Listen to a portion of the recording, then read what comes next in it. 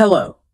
Welcome. You are about to embark on a deep dive with us, exploring a topic that is, well, absolutely fundamental to human life. It really is. It connects us to history, culture, drives these massive global systems. It impacts the planet in pretty profound ways. That's right. Today, we're taking a comprehensive look at food and nutrition. It might seem straightforward because, we all eat. We do. But you dig just a little beneath the surface and wow. Yeah, you find incredible layers of complexity, huge significance. It touches on everything from personal well-being right through to international policy. Exactly. Understanding food and nutrition, it goes way beyond just knowing what maybe you should or shouldn't eat. Oh, absolutely. It's about grasping how what's on our plate affects our actual health day to day. And how it shapes our cultural identities, too. Yeah. Fuels these enormous global economies. And profoundly influences the environment around us. It's foundational. Foundational to our lives and the world we live in. And for you, our listener, especially if you're maybe focusing on improving your English for something like the IELTS exam, this particular topic is incredibly high yield. It really is. It pops up all the time, doesn't it?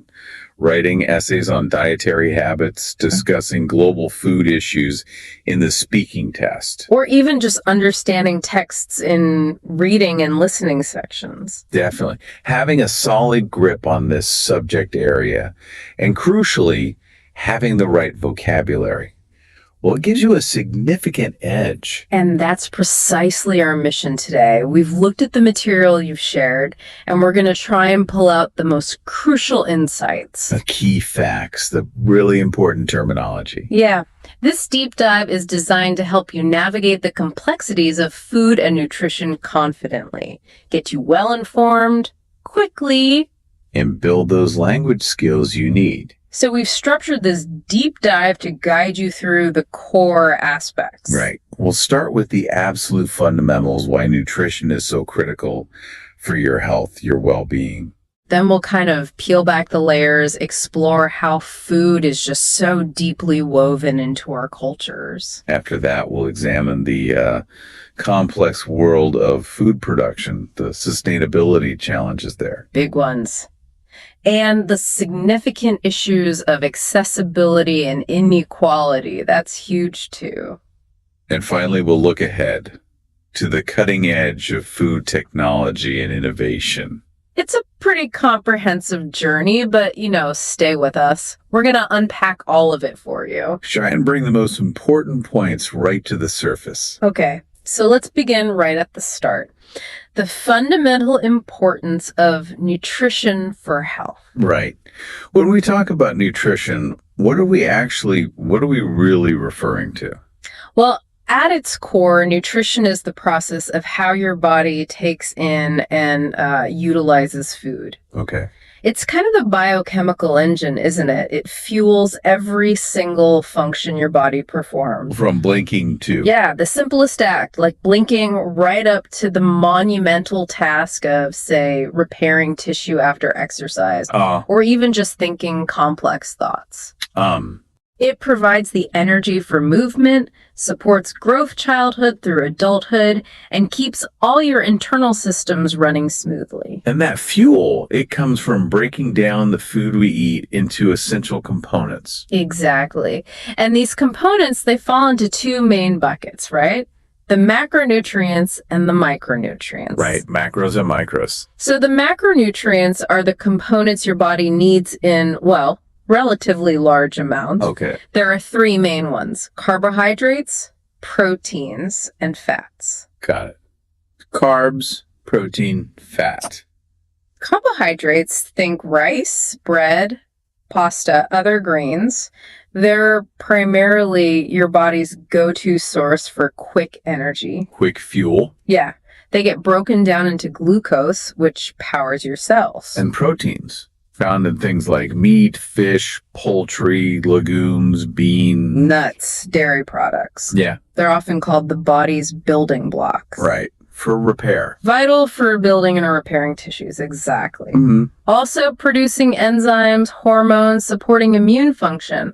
Think of them as essential for structure and function, really, throughout your body. Okay. And then there's fats. Avocados, nuts, seeds, olive oil. Butter, oils from plants or animals. Mm. Yeah. Fats often get viewed negatively, don't they? They really do. But they're crucial for a whole range of functions. They provide a concentrated source of energy. Ah, right. More than carbs or protein. Yeah, per gram. They're essential for absorbing certain vitamins, the fat-soluble ones, play a key role in brain health and development. Brain health, interesting. And they're components of cell membranes. But, and this is important, the material really points out the type of fat and the amount consumed that's really important for long-term health. Absolutely. Not all fats are created equal, right? No. And moderation seems key. Definitely. So beyond the macros, we have the micronutrients, vitamins and mineral. Right. Needed in much smaller quantities, Yeah. but they are incredibly powerful, critical for, well, pretty much every bodily process. You see their impact most clearly when they're missing, don't you? Totally. Like lack of vitamin C, you get that from citrus fruits, berries, some veggies. And historically, that caused scurvy. Exactly. That debilitating disease that affected sailors on long voyages, remember, no access to fresh stuff. Yeah, awful. Or iron, found in spinach, red meat, fortified cereals. A deficiency there is the most common nutritional deficiency globally. Leads to anemia. Which means fatigue, weakness. Because your red blood cells can't carry enough oxygen. Basically, vitamins and minerals enable countless biochemical reactions. They prevent these deficiency diseases. They're like the vital cogs in the machine. That's a great way to put it. Now, for you, preparing for something like IELTS, being able to discuss this with precise language, huge advantage. Instead of just vague terms, you can talk about the importance of dietary fiber. Which aids digestion, helps manage blood sugar. Or antioxidants, those compounds in fruits and vegetables that help protect your cells from damage. From free radicals, yeah. Or you could discuss caloric intake, total energy consumed versus caloric expenditure, the energy your body uses. Using this specific topic-related vocabulary, it doesn't just show you know the stuff. No, it seriously boosts your lexical resource score in the exam. Shows a robust command of language beyond just everyday chat. Moves you from general conversation to, like, informed discussion. Definitely. Okay, so let's connect this essential understanding of nutrition to a major global challenge highlighted in the material. The rise of lifestyle diseases. Oh, yes. Our increasingly modern way of life. More sedentary jobs, more sitting around. And a heavier reliance on processed, calorie-dense foods. It's directly fueled an explosion in non-communicable diseases, NCDs. Right. These are chronic conditions. Not contagious, but often linked directly to diet and lifestyle. We're talking things like obesity, Type 2 diabetes. cardiovascular diseases, heart attacks, strokes. The material makes a very clear link. It does. Diets high in saturated fats, trans fats, refined sugars, staple ingredients, and so much fast food and convenience snacks. They lead to excessive weight gain, disrupted metabolic function. And damage to the circulatory system over time. The statistics are quite alarming, aren't they? They really are. Global health reports say worldwide obesity rates have more than tripled since 1975. Tripled. Wow. And by 2020, a staggering figure. Over 1.9 billion adults classified as overweight, hundreds of millions of those being obese. That's not just a personal issue. That's a massive public health crisis, straining healthcare systems everywhere. Absolutely. But contrast that stark picture with the evidence supporting diets rich in whole, unprocessed foods. Right. Lots of fresh fruits, vegetables, whole grains, lean proteins, healthy fats. These dietary patterns are consistently shown to dramatically reduce the risk of developing these NCDs. And the material points to the Mediterranean diet as a prime example. Yeah, the Mediterranean diet is fascinating. It's less a strict diet and more a traditional eating pattern, right? Exactly. From countries bordering the Mediterranean Sea, it features olive oil heavily as the main fat source. Daily consumption of veggies, fruits, whole grains, beans, nuts, seeds. Moderate amounts of fish and poultry, lower amounts of red meat and sweets. And it often includes social eating, physical activity. It's a whole lifestyle package, really. And the research linking this pattern to better cardiovascular health, reduced risk of type 2 diabetes, increased longevity. It's very compelling. It really is.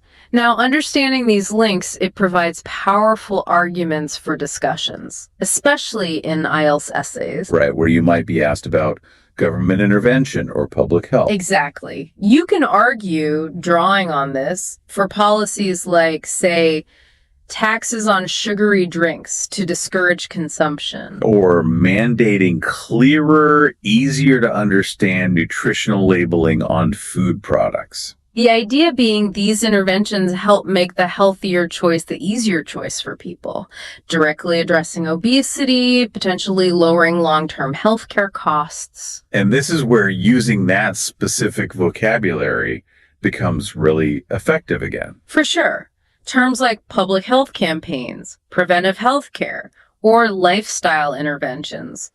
They show you can discuss potential solutions with precision. Imagine an essay question about the government's role in health. You can deploy these concepts effectively. Talk about promoting healthier habits, maybe subsidizing access to nutritious food. Okay, so moving slightly from those established guidelines. The past few years have seen a huge increase in talk around various emerging dietary trends. Oh yeah. The material mentions a few big ones. Veganism, the keto diet, intermittent fasting. Veganism, for many, it's driven by ethics, right? Animal welfare, environmental concerns. Plus perceived health benefits. It involves completely eliminating all animal products. No meat, fish, dairy, eggs, even honey. Relies solely on plant-based sources.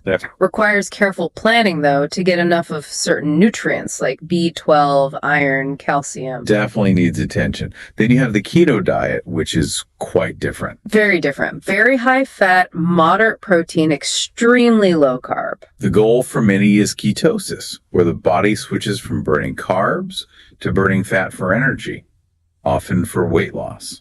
But it's restrictive. Needs careful monitoring to avoid nutrient deficiencies or other health issues. True. And then there's intermittent fasting.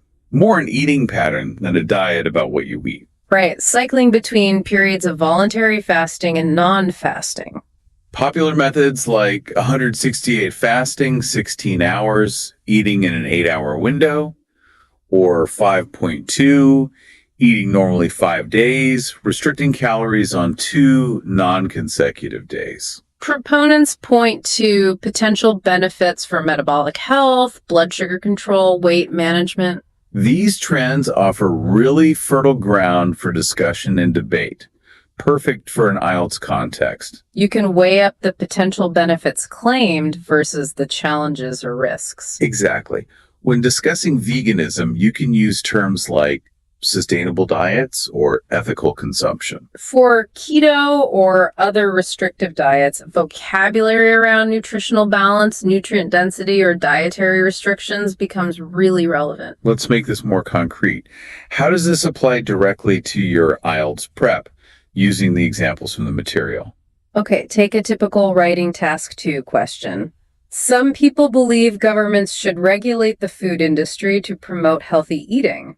To what extent do you agree or disagree? Okay. Drawing on the arguments suggested, you build a balanced response. On one side, argue for regulation. Cite the public health crisis, obesity, NCDs we discussed. Use examples like the sugar tax idea or mandatory clear labeling. The argument is, market forces alone aren't enough for public health.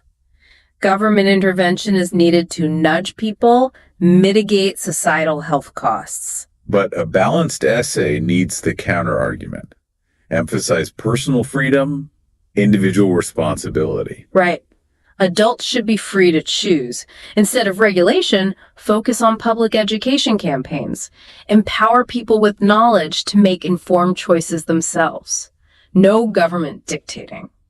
So a high-scoring essay presents both views clearly, supports them with ideas from the material health benefits of regulation versus personal liberty, power of education. Then conclude with a nuanced position.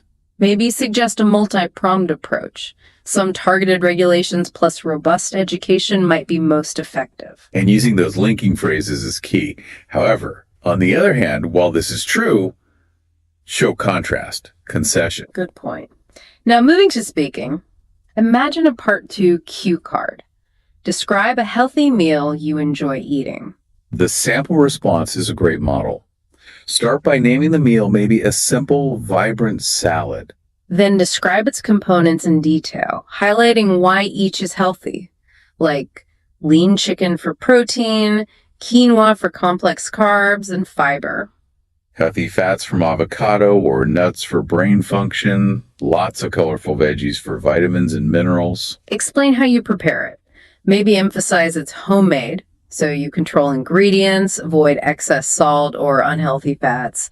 Mention fresh, local, organic, maybe. Crucially, explain why you enjoy it beyond just taste. Does it make you feel energized, satisfied, supports health goals? That level of specific description, linking food to nutrition and lifestyle, shows fluency and elaboration skills. Then in Part 3, the examiner might ask something more analytical, like, why do some people prefer unhealthy foods? This needs thinking about factors beyond just health knowledge. The material suggests focusing on convenience, palatability, socioeconomic factors. Explain that unhealthy foods, especially fast food, processed snacks, are incredibly convenient.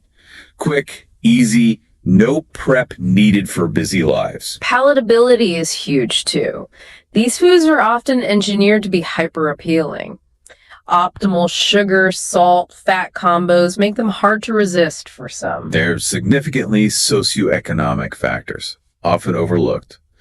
Unhealthy, calorie-dense foods are frequently cheaper than fresh produce, lean meats, whole grains. So for people facing financial constraints, these less nutritious options are more accessible, more affordable, a necessity, not just a preference sometimes. You could even suggest potential solutions. Government initiatives subsidizing healthy foods, making fresh produce more available in underserved areas. See? By understanding these underlying reasons, you move beyond a simple answer. You give a much more nuanced, insightful response. Shows critical thinking. Okay, this naturally leads us to our next big area, food and cultural identity. Food isn't just biological necessity, is it? Not at all. It's deeply intertwined with who we are, where we come from, our collective histories. It really acts as a powerful cultural symbol. Traditional dishes aren't random. They reflect history, values, religion, environment, climate, local ingredients. Think about Japanese sushi. The precision, the artistry. It speaks to a culture valuing detail, aesthetics, connection to the sea. Or the incredible diversity of Indian curries, the complex spices, vast regional variations. Reflects history, trade, diverse landscapes, centuries of culinary evolution tied to local identity. Or Mexican cuisine, the centrality of corn. Tortillas, tamales. Maize cultivation goes back thousands of years. Bedrock of ancient civilizations. These dishes carry that legacy, connect modern Mexicans to their ancestral past. Being able to discuss this, maybe describe a traditional dish from your background using terms like culinary heritage, gastronomic traditions, cultural symbolism, adds wonderful depth. Shows fluency and cultural awareness, connecting abstract concepts to concrete examples. But this rich tapestry of traditions is facing big impacts from globalization. The material highlights a kind of dual effect.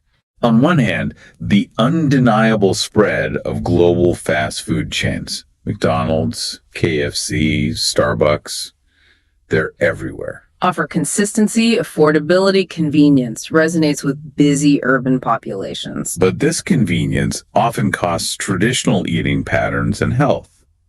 The material mentions China's rise of Western fast food contributing to decline in traditional rice-based meals. Shift towards diets higher in processed stuff, sugar, unhealthy fats, mirrors health issues seen elsewhere, can lead to homogenization, weakening local practices. Yet globalization also fosters vibrant culinary exchange. Fusion cuisine emerges. Right. Chefs, home cooks, blending ingredients, techniques, flavors from different traditions, creating something new. The sushi burrito example sounds novel, but represents a broader trend.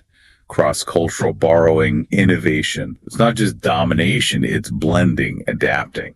So you have this fascinating tension. Globalization can mean cultural homogenization, same brands everywhere, diluting unique traditions. But it can also mean cultural enrichment. Exciting new flavors, mixing culinary ideas, makes for a really interesting, complex topic for an IELTS essay. Explore both sides. And recognizing the risk of losing unique heritage, there are efforts globally to preserve these traditions. Yeah, initiatives like culinary festivals showcasing regional dishes, slow food movements emphasizing traditional methods, local ingredients. Publishing heritage cookbooks, too, recording recipes before they're lost, keeping skills alive for future generations. And it's increasingly recognized globally. UNESCO, for example, has recognized cuisines like French gastronomy, traditional Mexican cuisine, as intangible cultural heritage. Like historical sites or crafts, highlights food knowledge as a valuable cultural asset worth preserving. Discussing these efforts shows awareness of global cultural dynamics, value of diversity, using terms like indigenous cuisines, culinary diversity, cultural preservation, makes your language more precise, sophisticated. Okay, let's apply this. IELTS writing task 2. Globalization has led to the spread of fast food affecting traditional diets. Is this a positive or negative development? Right. Balanced discussion. Positive side. Acknowledge benefits like affordability, convenience from fast food, especially for urbanizing populations. Maybe you mentioned wider availability of global cuisines as cultural exchange. But dedicate significant space to the negatives. Health issues, obesity, diabetes, erosion of traditional practices, loss of unique recipes, weakening cultural identity tied to food. Conclude by weighing points, maybe suggesting mitigating actions. Promote local food, support traditional markets, incorporate traditional cooking in education, show critical analysis, propose solutions. Or speaking part 3, how has food culture changed in your country over the past few decades? Contrast traditional versus modern.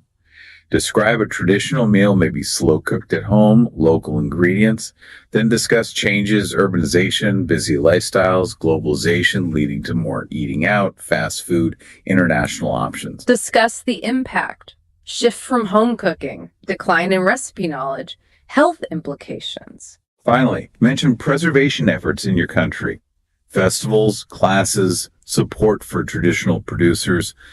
Shows analysis of trends, causes, effects, cultural dynamics. Okay, shifting gears now. Let's look at where our food actually comes from, food production, and the huge challenge of making it sustainable. Modern agriculture has changed dramatically, driven by feeding a growing population. The dominant model is often called industrial agriculture.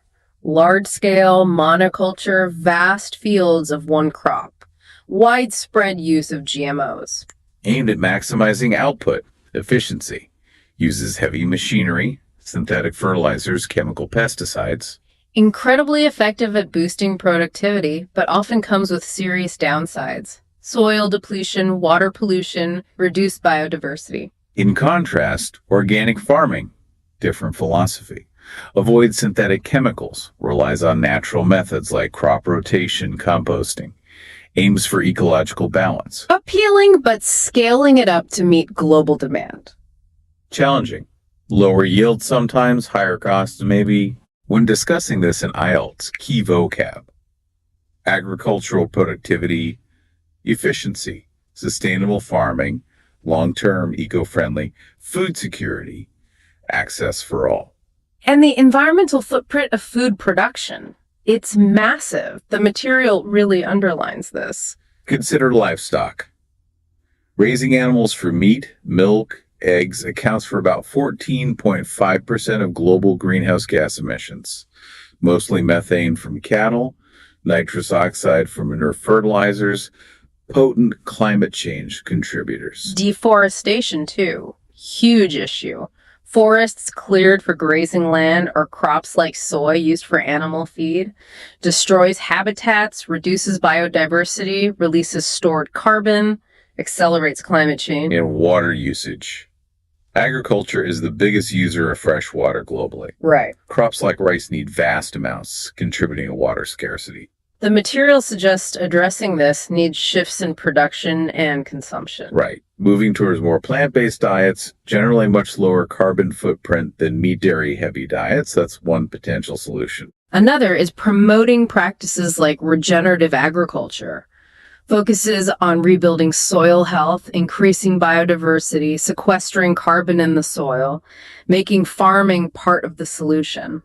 These points are vital for discussing sustainability. Vocabulary like carbon footprint, ecological balance, sustainable practices, essential tools. You might be asked about the environmental impact of diet or farming. Beyond environmental issues, there are important ethical considerations too. Animal welfare in intensive farming, labor conditions for agricultural workers. Yeah, factory farms often have animals in extremely confined conditions, prioritizing profit over well-being. Raises ethical questions for consumers. Moral responsibility debates. And labor conditions. Farm work is often tough, poorly paid. Exploitation, especially for migrant workers or in developing countries. Initiatives like fair trade certification try to address this, ensure fair wages, safe conditions, tackling historical inequalities in global supply chains. These ethical layers add nuance to discussions. Okay, let's think IELTS writing again. Task 2. Some people believe reducing meat consumption is essential for environmental sustainability. Discuss both views and give your opinion. Balanced argument needed. Argue for reducing meat consumption. Environmental benefits, greenhouse gases, deforestation, water use. Shifting to plant-based diets lowers personal impact. But present the alternative. Meat is significant in many cultures, traditions. Livestock industry, crucial economically, providing livelihoods globally. Radical shift faces cultural, economic hurdles, hard in the short term. Conclude acknowledging benefits of reduction, but also social economic realities. Maybe argue for promoting sustainable livestock practices, reducing food waste, making plant-based options more accessible, affordable as complementary strategies. Makes sense. And in speaking part 1, simpler question, do you think people should change their eating habits for the environment? Could respond positively. Reference carbon footprint, resource use. Yes, I think it's important eating less meat or choosing local produce can help reduce our carbon footprint. Maybe add a thought on education, helping people make sustainable choices. Okay, moving from how food's grown. Let's turn to a critical issue of social justice: food accessibility and inequality. Despite huge advances in production, disparities in access remain a major global challenge. It's deeply troubling. Even with abundant food, over 800 million people globally suffer from food insecurity. No consistent, reliable access to enough safe, nutritious food. Particularly severe in regions like sub-Saharan Africa, parts of Asia, high vulnerability. Causes are complex, interacting. Chronic poverty is primary limits ability to afford food. Conflict, political instability disrupt production, damage infrastructure, displace people, cut off supplies. And increasingly, climate change. More extreme weather, droughts, floods, heat waves causing crop failures, unpredictable yields. This stark reality contrasts sharply with affluent nations, where food waste is a huge problem. Right. Estimates suggest around 30% of all food produced globally is lost or wasted annually, much of it in wealthier countries at consumer retail level, while millions elsewhere lack enough. Profound disconnect, distribution issue. When discussing these disparities in IELTS, key vocab: malnutrition, lack of proper nutrition; food deserts, areas with limited access to healthy options, often low income; equitable distribution, fair allocation. Addressing this needs a range of solutions working together. The material suggests subsidizing staple crops like rice, wheat in vulnerable regions makes basics affordable. Improving supply chain logistics, better roads, storage, transport, gets food from farms to markets efficiently. Supporting community gardens, local food initiatives empowers communities to produce some of their own food. While international aid and food banks offer crucial emergency relief, they're often short-term fixes. Right. Long-term strategies are paramount. Investing in local agriculture in food insecure regions, giving farmers resources, training, infrastructure to boost productivity, resilience, helping communities build sustainable food systems. In IELTS responses proposing solutions, you can use terms showing deeper understanding. Food sovereignty, rights of people to healthy, culturally appropriate food via sustainable methods, define their own systems. Agricultural resilience ability of farming systems to withstand shocks like climate change.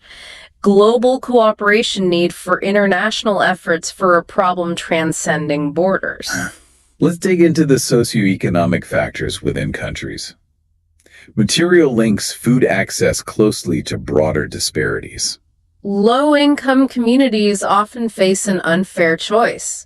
Financial constraints mean relying on cheaper, calorie-dense, low-nutrient foods because they're affordable, accessible. This directly contributes to higher rates of diet-related health issues, obesity, diabetes in these populations, a cycle of poor health linked to poverty. Worsened by urban food deserts. Geographic areas, often poorer neighborhoods or rural spots, with limited access to supermarkets selling fresh, healthy food. People there often travel far, rely on convenience stores, fast food outlets offering processed, unhealthy choices, makes a nutritious diet incredibly difficult, expensive. Discussing these factors shows sophisticated awareness. Food issues aren't just about farming or choice, they're embedded in larger social economic systems, systemic inequality. Let's link this to IELTS.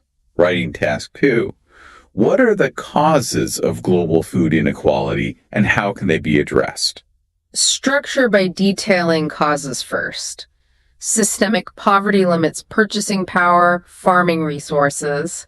Inefficient distribution prevents food reaching needy, even if supply exists. Climate challenges, droughts. Floods disproportionately affect vulnerable farmers. Then propose solutions. Subsidize agriculture in developing nations. Invest in infrastructure, roads, storage. Crucially, tackle food waste in affluent countries, frees up resources, reduces pressure. Mention aid, but emphasize sustainable investment in local capacity. Okay. And speaking part 3, why do some countries have more food than others? Explain contributing factors. Economic development, wealthier nations invest in tech, infrastructure, research, higher productivity, better storage, transport. Political stability, conflict disrupts farming, distribution. Climate conditions, natural fertility, weather patterns matter, though tech helps. Elaborate. Wealthier nations have advanced practices, efficient supply chains, can import food. Poorer nations may lack infrastructure, tech, stability more vulnerable. Aid helps, but building local capacity, resilience is key for long-term security. Right. Our final major section looks ahead. Food technology and innovation. Technology's impact on how we produce, process, consume food is growing profoundly. Some truly transformative tech emerging. Material highlights lab-grown meat, vertical farming, precision agriculture. Lab-grown meat, or cultured meat, produced from animal cells in a lab, bypasses raising, slaughtering animals. Huge potential for reducing environmental impact, lower emissions, land water use. But faces challenges. Cost effectiveness for mass production, and consumer acceptance concept is still new, maybe a bit strange for many. Vertical farming, growing crops in stacked layers, controlled indoor environments, often urban, maximizes space, uses much less water, hydroponics, aeroponics, year-round production. But needs significant energy for lighting, climate control, can be expensive. Precision agriculture. Uses drones, sensors, GPS, AI to collect data on crop soil. Allows farmers to optimize resources. Water, fertilizer, pesticides applying only where needed. Increases efficiency, improves yields, reduces waste, minimizes environmental impact compared to traditional methods. Discussing these in IELTS, precise terms help. Biotechnology, like cell cultivation. Sustainable production. Methods not depleting resources. Broader term food tech shows familiarity. But success isn't just about tech capability. Consumer perceptions, building trust are huge. Acceptance of innovations like GMOs or newer synthetic lab foods varies hugely. Public concerns often center on safety. Are they healthy long-term? Taste and texture, too, do they match traditional foods? And ethical concerns, are they natural, morally acceptable? Big hurdles. Overcoming skepticism needs transparency. Clear, honest labeling about production is essential for informed choice. Public education explaining the science, benefits, addressing concerns directly is crucial. Discussing consumer behavior with terms like public perception, ethical concerns, technological adoption adds depth to arguments about the future of food. Looking even further ahead, more futuristic prospects. 3D printed food? Blockchain for supply chain transparency. 3D printed food. Specialized printers, food inks, create items layer by layer. Potential for customized nutrition, specific textures, using alternative proteins like insects, algae. Blockchain. Known for crypto, but explored for food supply chains. Immutable, decentralized ledger tracks food farm to consumer. Could improve traceability, food safety, identifying contamination sources quickly, give verified origin info. Fascinating topics for exploring futuristic ideas in IELTS. Use phrases like innovative solutions, food system resilience, ability to withstand disruptions, technological integration to discuss how these might address future challenges feeding growing populations sustainably, ensuring global food safety. Let's practice. IELTS writing task 2. To what extent should technology be used to solve food production challenges? Acknowledge benefits first. Vertical farming, lab-grown meat offers solutions for increasing supply, reducing environmental footprint, address scarcity, resource depletion, precision ag improves efficiency, sustainability. But present challenges. High initial costs less accessible for small farmers, developing regions, public skepticism, ethical concerns are significant hurdles to adoption. Conclude with balance.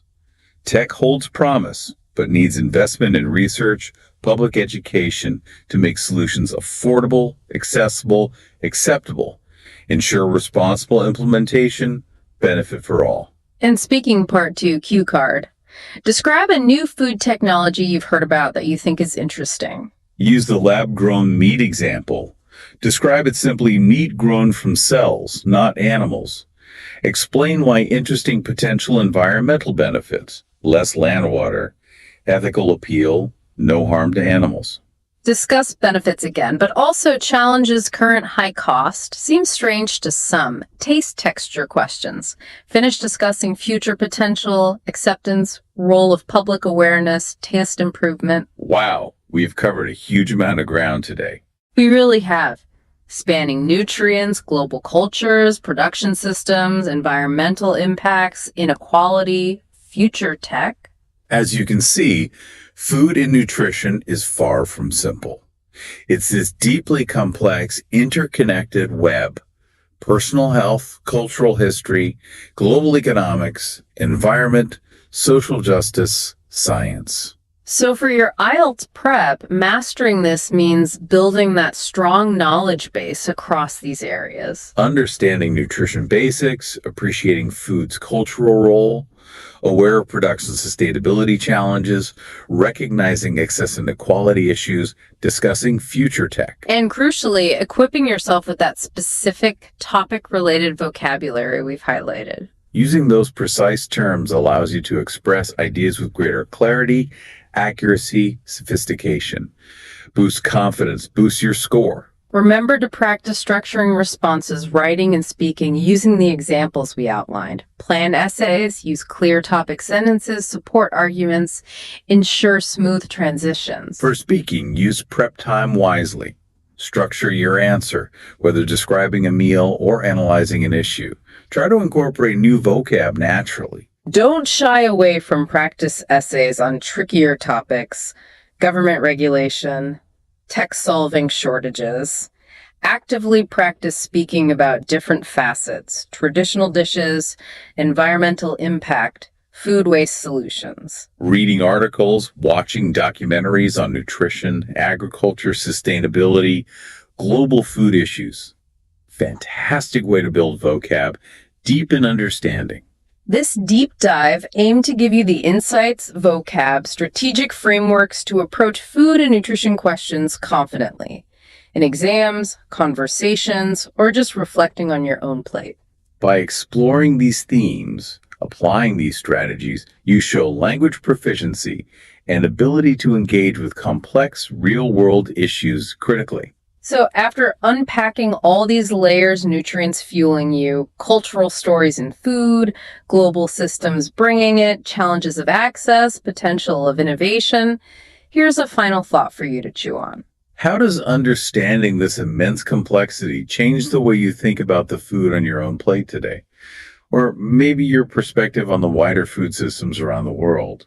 Ask yourself, which aspect, health impact, cultural connection, environmental footprint, access and inequality, future tech do you find most compelling? Or perhaps, which aspect do you think is most in need of change or innovation in the world today? It's definitely a lot to think about. Hopefully this deep dive has provided valuable insights and tools. Thank you so much for joining us on this extensive exploration of food and nutrition. Yes, thank you. We hope it has been incredibly valuable for you. If you found this deep dive helpful, please make sure to like, share, and subscribe to this YouTube channel. Your support really helps us create more content like this to help you learn English. Hello, welcome to the Learn English Lab. Welcome to a deep dive that takes us right into the heart of modern life, something that occupies so much of our time, energy, and thought. Work and career. It's a topic that's absolutely central to the human experience, isn't it?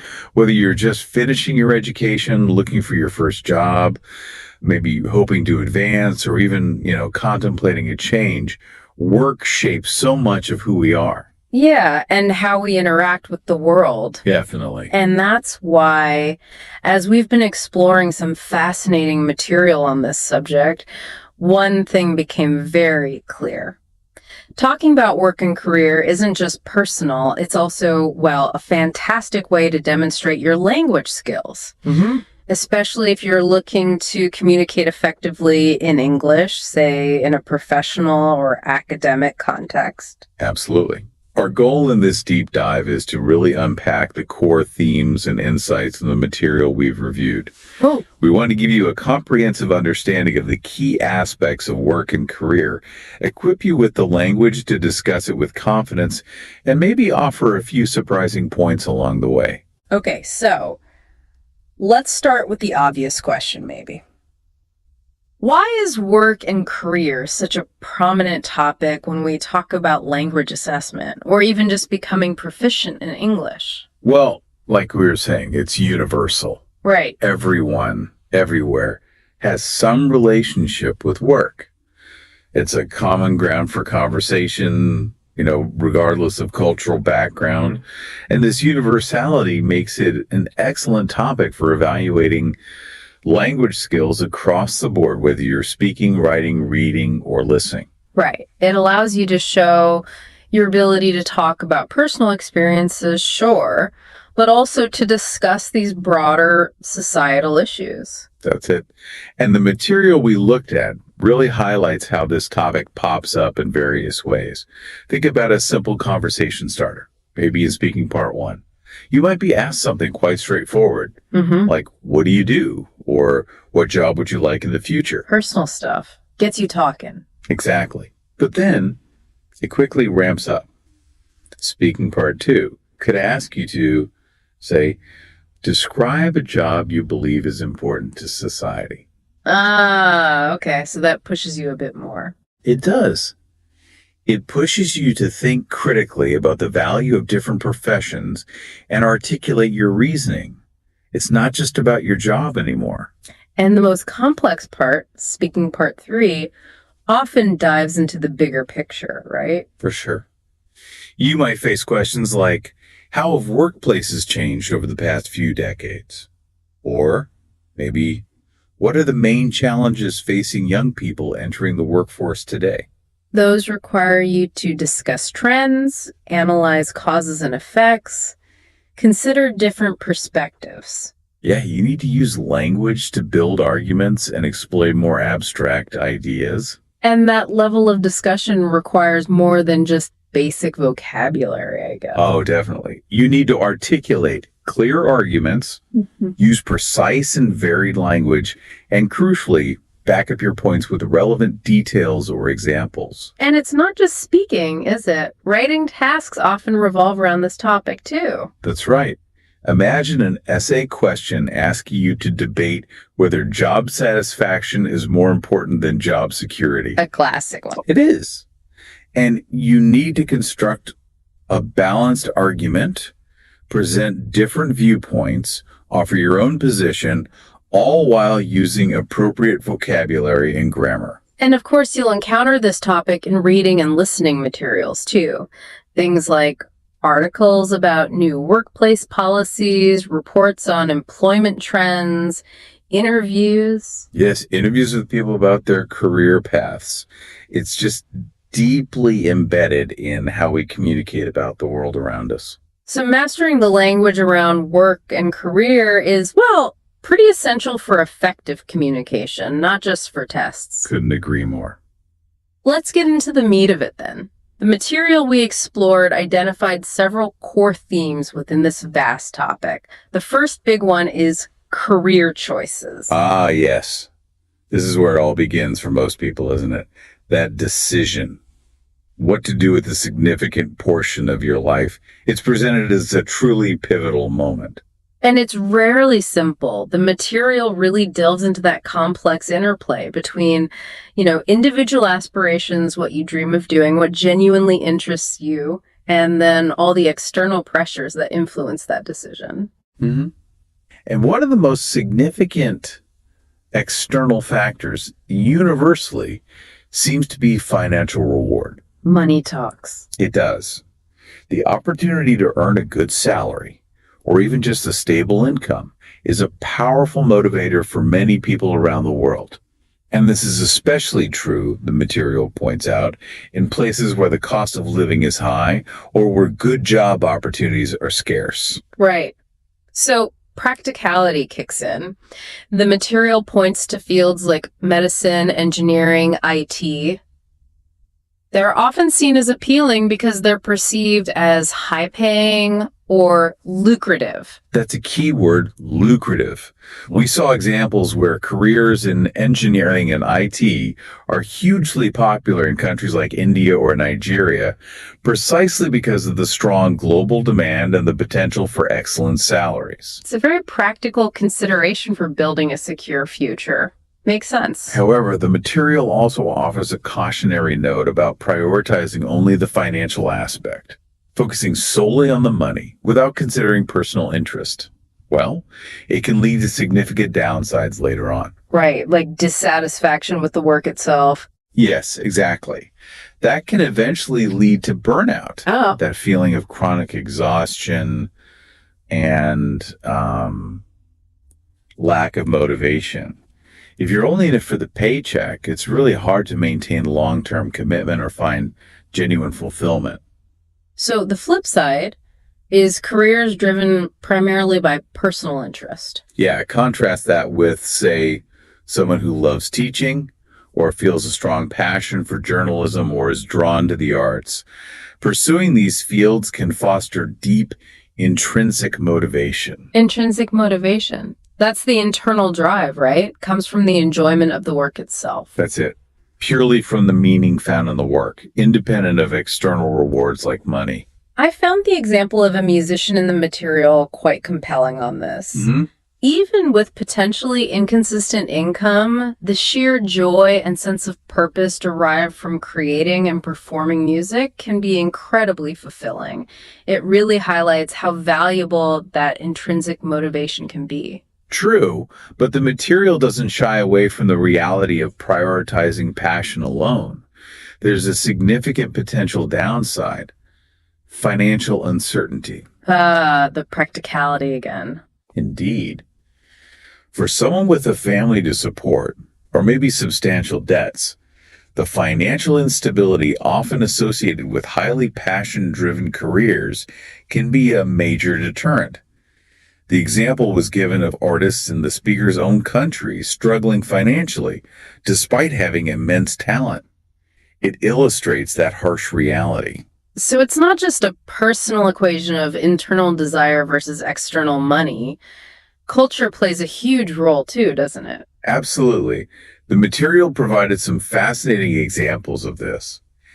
In some collectivist societies like Japan or South Korea, there can be strong societal pressure to pursue careers seen as prestigious or stable. Prestigious, meaning highly respected. Yes, often linked to specific large corporations or government roles. The family's honor or security might influence the choice more than individual preference in those contexts. Whereas in more individualistic cultures, maybe like the UK or the USA, the emphasis tends to be more on personal freedom and choosing a path that aligns with individual interests and values. Is that fair? Generally, yes, though of course there's variation everywhere. But the material suggests the ideal approach often lies in finding a balance. A balance between aligning your personal interests and aptitudes with the practical considerations of the job market and your financial needs. Finding that sweet spot where what you enjoy doing meets what you can do well and what the world values and is willing to pay for. You got it. The example of someone passionate about technology pursuing user experience design was great. It combines creativity and problem solving with a clearly defined and growing market demand. That makes sense. And the material noted that support systems can make a big difference here. Governments, educational institutions, they can help people make more balanced choices. How so? By offering comprehensive career counseling, exposing students to a wide range of professions, providing scholarships or support for fields that might not be traditionally seen as prestigious, but are vital or align with individual talents. So, making informed choices, armed with good advice and understanding both your internal desires and the external realities seems key. That's the core message. We touched on some important vocabulary there: lucrative, intrinsic motivation, burnout, practicality, and prestigious. Useful words. Excellent terms for discussing this theme. And it's a decision, as you said, many listeners have likely faced themselves or watched friends and family navigate. Which brings us smoothly to another fundamental tension in the working world: job satisfaction versus job security. This is presented as a constantly recurring dilemma. It really is. Once you have a job, what do you prioritize? Do you stay in a secure but maybe, unfulfilling role, or do you take a risk for something you think you'll love more? Let's define those a bit. The material helps here. Job satisfaction. That's about the personal fulfillment you get from work. Yes, exactly.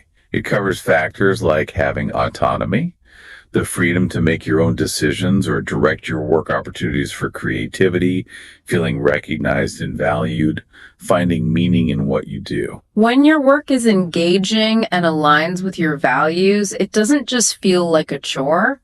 Right. It can significantly boost your motivation, improve your mental well-being, make you more productive. The examples highlighted were creative roles like writing or graphic design. They can offer immense satisfaction. But maybe come with less stability compared to other jobs. Potentially, yes. Job security, conversely, is all about having a steady income and feeling protected against potential job loss. Maybe due to economic downturns or company issues. It's about predictability and stability. Stability, another key term.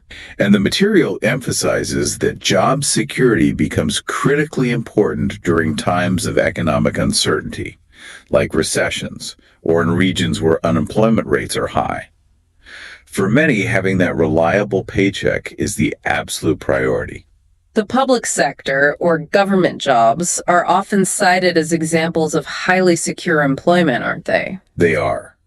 The material mentioned that in India, millions apply for a relatively small number of public sector roles every year. That really underlines just how much people value that stability. Wow, millions. That's intense. And the preference for one over the other satisfaction or security is heavily shaped by the broader context. How so? Well, in developed nations with strong social safety nets, think Sweden or Canada, where unemployment benefits and support systems are relatively robust, individuals might feel more comfortable prioritizing job satisfaction. They know there's a fallback if things don't work out. I see. But in developing economies with limited welfare systems, the material notes that job security is almost always the dominant concern. Losing a job there might mean no income, no health insurance, very limited government assistance. Stability becomes paramount. Age and life stage also play a significant role, right? Absolutely. Someone young, just starting out, might be more willing to take risks for a job they're passionate about, maybe even accepting lower pay initially for the experience or potential fulfillment. Whereas someone older, perhaps supporting a family or nearing retirement, might prioritize a stable, secure job, even if it's not their dream role, just to ensure financial predictability. Makes sense. And the rise of the gig economy, which we'll definitely discuss more later, complicates this further. How does that fit in? Well, it offers flexibility, a form of autonomy, maybe for workers like freelance writers or delivery drivers. But it often comes with income volatility. Volatility, meaning it can change rapidly, unpredictably. Yes, exactly. And often a lack of traditional job security benefits like health insurance or paid leave. And then there's the specter of automation looming over everything. Indeed. The material points out that as automation impacts more jobs, the very definition of security changes. It might shift from long-term employment with one company to having adaptable skills that make you secure across different roles or industries. So pushing people towards roles needing adaptability rather than just routine tasks. That seems to be the trend. Okay, key vocabulary for this theme: autonomy, stability, monotonous, which means repetitive or boring, may be linked to low satisfaction, volatility, and engagement, like feeling actively involved in your work. Good summary. So, thinking about your own situation, or perhaps the experiences of people you know, which seems to be prioritized more. Is it that job satisfaction or the peace of mind that comes with security? It's a tough balance. It really is. And this naturally leads us to another pressing issue in the modern working world: work-life balance. The material we reviewed highlights this as a critical concern. Yeah, you hear about this constantly. Burnout, stress. Exactly. Due to increasing levels of stress and the impact on employee health and ultimately overall productivity, it feels like something many people struggle with globally. What are some of the key factors contributing to this imbalance, according to the material? Well, it points to several modern work patterns. Long working hours are common in many industries, often coupled with high expectations for performance and output. And the constant connectivity. That's a big one. The cultural shift towards being always on. Technology again. The material described its dual role here. It did. On one hand, technology has been a huge enabler of flexibility, particularly through the rise of remote work. People could potentially work from anywhere, fitting professional lives around personal needs to some extent. Which sounds great, but the downside is significant. Very. It has dramatically blurred the boundaries between work and personal life. With smartphones, constant internet access, the expectation in many roles is that you are always available, checking emails, responding to messages outside of traditional working hours. Yeah, that always-on culture. The material offered examples corporate professionals frequently working overtime to meet tight deadlines, which inevitably leads to stress and potentially burnout. Constant notifications from work interrupting leisure time, making it hard to truly switch off and recharge. And it's not just the job itself, is it? Socioeconomic factors play a part too. Yes, particularly in urban areas. High living costs can force people to work multiple jobs or take on excessive overtime simply to afford rent and basic necessities. This drastically reduces the time available for family, hobbies, or just rest. And cultural attitudes towards work are hugely influential as well. Hugely. We saw contrasting examples. Japan's well-known strong work ethic, while driving economic output, has that tragic consequence of karoshi death from overwork. A stark illustration of extreme imbalance. It is. On the other side, you have Scandinavian nations like Denmark, often cited as prioritizing a healthier balance, promoting shorter work weeks, providing generous paid leave and parental leave policies. And the material suggests these approaches can lead to higher levels of employee well-being and even increased productivity in the long run. That's the argument, yes. Well-being being overall health and happiness. It underscores that this isn't just an individual problem. It's shaped by company culture, national policies, societal norms. And the gig economy, does that help or hinder balance? It's complicated. Again, it offers flexibility, which can be good. But the unpredictable nature of income and lack of paid time off or other entitlements can make it difficult for freelancers to take breaks or manage their time effectively.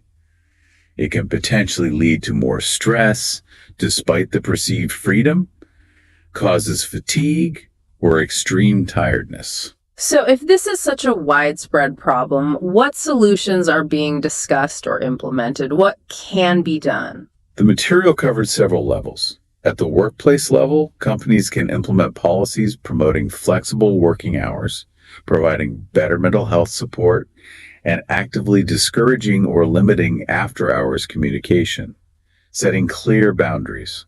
Boundaries limits to protect time or energy. The example of some Scandinavian companies trialing 6-hour workdays was interesting. Yes, with reported positive outcomes for both employees and the business. Governments also have a role through regulations. Like France's right to disconnect law. That's a notable example, yes. giving employees the right to ignore work emails outside of working hours, aiming to protect personal time. And individuals themselves, what can they do? Individuals can take proactive steps, though it can be challenging depending on the work environment. Setting personal boundaries, like designating specific tech-free time each day, or consciously not checking work email over the weekend, is crucial for maintaining mental space. Easier said than done sometimes, but important. Definitely. Key vocabulary here: well-being, flexible, fatigue, entitlements, and boundaries. How do you personally feel about your work-life balance, or the balance you see around you? It's something for everyone to think about. Are there small changes you or workplaces you're familiar with could consider? That constant negotiation. Picking up on the theme of technology's impact, our fourth core area is specifically the impact of technology and automation.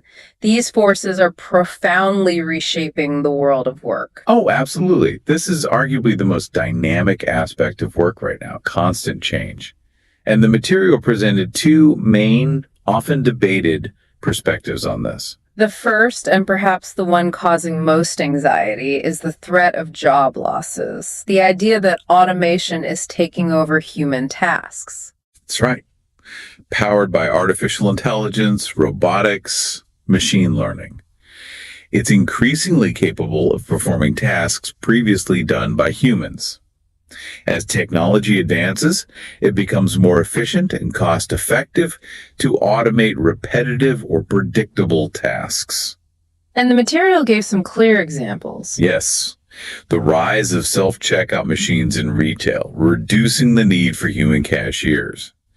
AI-powered chatbots handling customer service inquiries, potentially displacing call center workers. Advanced robots taking over assembly line roles in manufacturing, think automotive production, where robots perform complex welding and assembly. Job displacement. Displacement, replacing workers. And the potential negative impact is felt more acutely in certain regions. It seems so.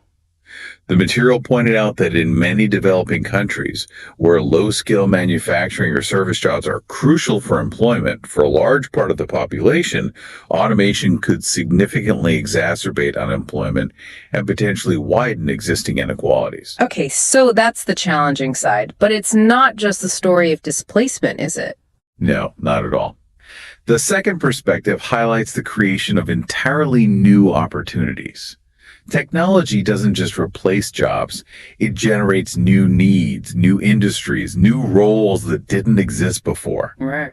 Innovation drives this. That's where it gets exciting. The material noted the surging demand for professionals in fields directly related to developing and managing this technology. Yeah, roles like data scientists, cybersecurity experts, software developers, AI specialists, they're growing rapidly. And beyond the tech sector itself. Technology enables jobs in burgeoning areas like sustainable industries, renewable energy, green technology, climate science, which rely heavily on technological innovation. And as we touched on with work-life balance, technology is a key enabler of remote work and global collaboration. Definitely. This allows companies to tap into a much wider, more diverse talent pool from anywhere in the world, not just their immediate geographical location. Like those platforms connecting freelancers globally, Upwork and others. Excellent examples. We saw the example mentioned of freelancers in the Philippines providing specialized design or writing services to clients in the USA. This cross-border work is facilitated entirely by technology. It can boost income and opportunities for individuals while giving clients access to a wider range of skills. So the overall impact seems to hinge on adaptation. Is that the key takeaway? That's it. Both workers and institutions need to adapt. For individuals, this means a strong emphasis on upskilling or reskilling. Upskilling, learning new skills. Yes, learning new skills that are complementary to technology rather than competing with it. Skills in areas like coding, data analysis, digital marketing, complex problem solving that AI can't easily replicate. These are becoming highly valuable. Retraining is another key term here. And educational institutions and governments play a vital role in this retraining. Absolutely critical. They need to provide accessible and relevant retraining programs for workers whose jobs are at risk, investing in STEM education early on, promoting lifelong learning initiatives. These are crucial. The material highlighted Singapore's Skills Future initiative as a model. Yes, as a way to support continuous learning throughout a person's career. Okay, vocabulary for this section. Automation, upskill, displacement, innovation, and retraining. Got it. Thinking about your own field or potential career path, how do you anticipate technology changing it in the coming years? It feels like a question everyone needs to consider. It really does. Constant evolution. Moving on, Theme 5 broadly covers workplace trends.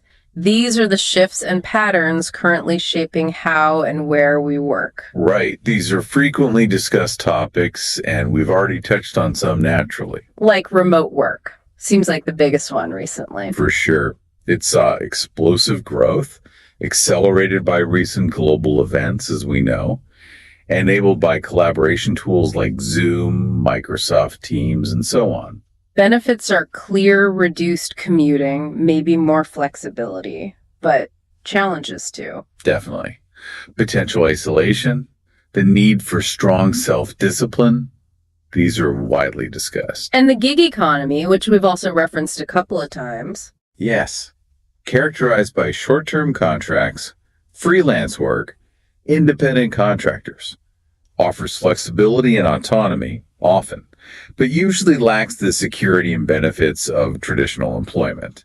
Think Uber, Fiverr, that kind of platform. Another significant trend mentioned was the increasing focus on diversity and inclusion within companies. That's a big one. The material points out that businesses are recognizing the value of having employees from varied backgrounds, experiences, perspectives. It's seen as driving innovation, better reflecting the customer base. Though the material also noted that achieving true inclusion requires more than just intention. Yes, it means actively identifying and addressing unconscious bias, those prejudices we might not even know we have that might still exist in hiring, promotion, daily interactions. Right. And we're seeing broader, flexible work arrangements gaining serious traction, getting more popular. Yes, traction is the right word. Things like compressed work weeks, hybrid models mixing office and remote work, and even trials of shorter work weeks. The example of trials in Iceland was fascinating, showing that moving to a 4-day work week actually led to increased productivity and improved employee satisfaction. It was compelling, wasn't it? Yeah. It challenges that long-held assumption that more hours automatically equal more output. Okay, vocabulary check. Remote work, gig economy, inclusion, traction, and bias. Covered. Which of these emerging trends do you find most impactful, or maybe the most interesting to think about how they might shape the future of work? That's a tough one. They're all interconnected in many ways. True. Okay, our sixth theme is foundational, education and career development. The material highlights education as a critical determinant of career success. Yes, shaping not just skills, but also opportunities and overall employability throughout one's working life. This often sparks that debate, doesn't it? What's more important, a university degree or practical hands-on experience? It does. And the material explores the value of both. A university degree is often seen as providing specialized knowledge, developing crucial critical thinking and analytical skills, and it serves as a vital credential. A credential, a formal qualification proving competence. Right. And for many professional fields, medicine, law, engineering, academia, a specific degree is an absolute prerequisite, something required beforehand.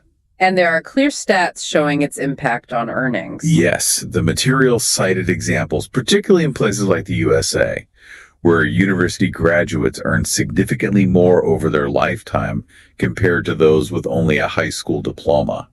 It clearly opens doors. But practical experience is presented as equally, if not sometimes more, valuable, especially in certain industries. Indeed, particularly in industries where hands-on skills and real-world problem solving are paramount.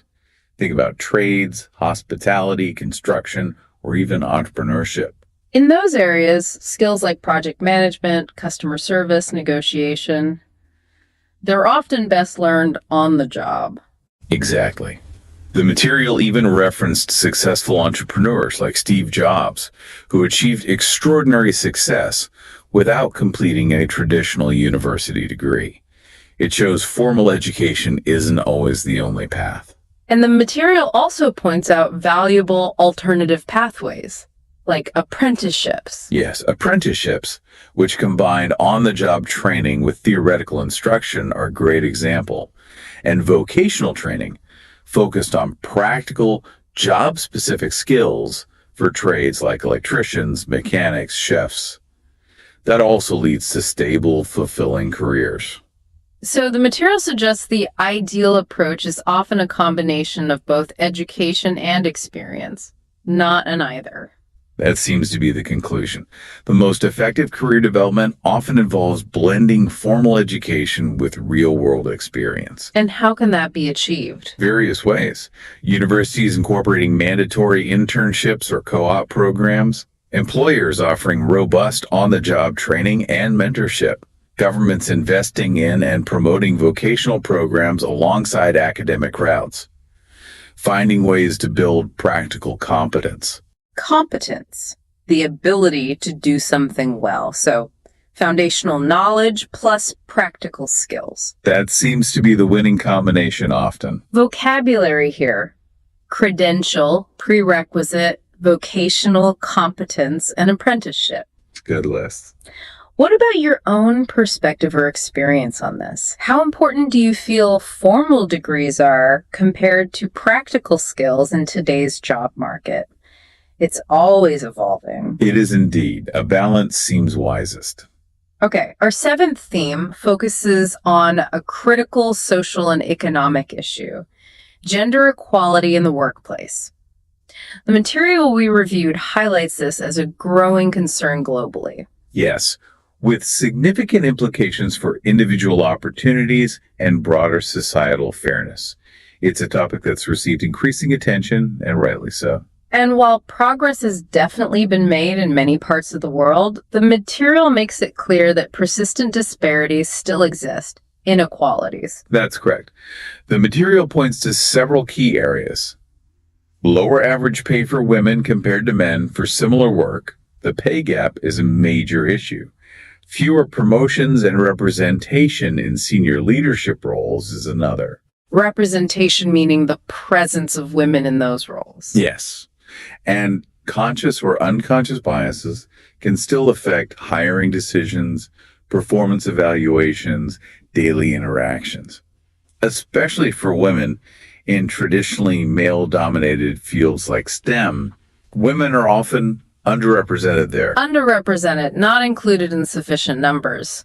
The global statistic mentioned was quite stark, wasn't it? Women earning about 82 cents for every dollar earned by men globally? It is stark. It really crystallizes the extent of the pay gap on a worldwide scale. What are the contributing factors? They seem complex. Very complex. They include historical cultural norms, sometimes positioning men as primary breadwinners. And while this is changing, caregiving responsibilities, raising children, caring for elderly parents, still disproportionately fall on women. Which can disrupt career progression. It can, or make it harder to take on demanding roles. So what are some of the proposed solutions or actions being taken to promote greater equality? The material outlines several approaches. Enforcing equal pay laws is fundamental. Promoting women into leadership positions. through initiatives like targeted hiring, mentorship programs where experienced professionals guide less experienced ones, and ensuring women aren't underrepresented in management and decision making. The example of Norway's mandatory boardroom gender quotas was mentioned. Yes, as one policy approach that significantly increased female representation in corporate leadership. And the material noted positive trends in the speaker's own country, with tech companies actively encouraging women in STEM. Company policies like flexible work and parental leave for both parents also seem important. Crucial. They help distribute caregiving responsibilities more equally, and diversity training is also highlighted to help address those unconscious biases. Okay, vocabulary.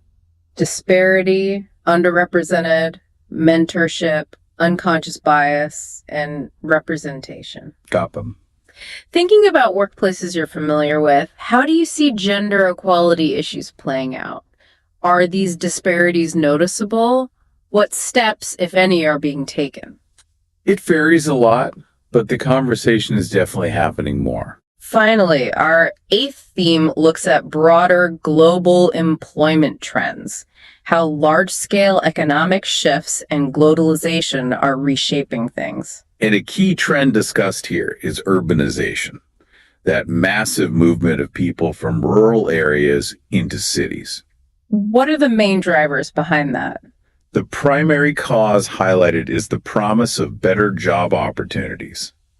Cities are typically centers of economic activity, technology, finance, services offering more jobs and often higher salaries compared to rural areas. And what are the effects of this rapid influx on the cities themselves, good and bad? Both. On the positive side, it can boost economic growth by providing a large workforce, but it puts enormous strain on urban infrastructure. Infrastructure, roads, housing, transport, hospitals. Exactly. This often leads to severe overcrowding, housing shortages, increased traffic, and sometimes higher unemployment if jobs don't keep pace with the migration. And rural areas are left grappling with the consequences of people leaving. Yes. They can face significant labor shortages, particularly affecting agriculture and local businesses.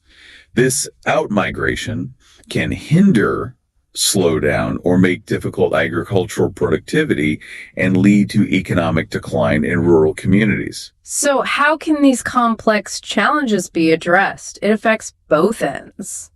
The material suggests multifaceted approaches.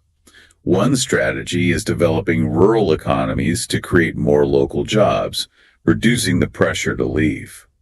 Investing in agriculture, promoting rural tourism, supporting small businesses. The example of India's rural development programs was mentioned. Yes, aiming to boost employment in villages. Improving urban infrastructure is also crucial, of course, to cope with population growth. And interestingly, remote work could play a role here too. Potentially, yes. By allowing individuals to access urban-based jobs while staying in rural communities, it could help reduce the need for physical migration, easing the strain on cities, helping rural areas retain skills. Vocabulary, urbanization, infrastructure, migration, overcrowding, and hinder. A good set for discussing these large-scale trends. Have you witnessed or experienced similar trends of people moving from smaller towns or rural areas to cities in your own region?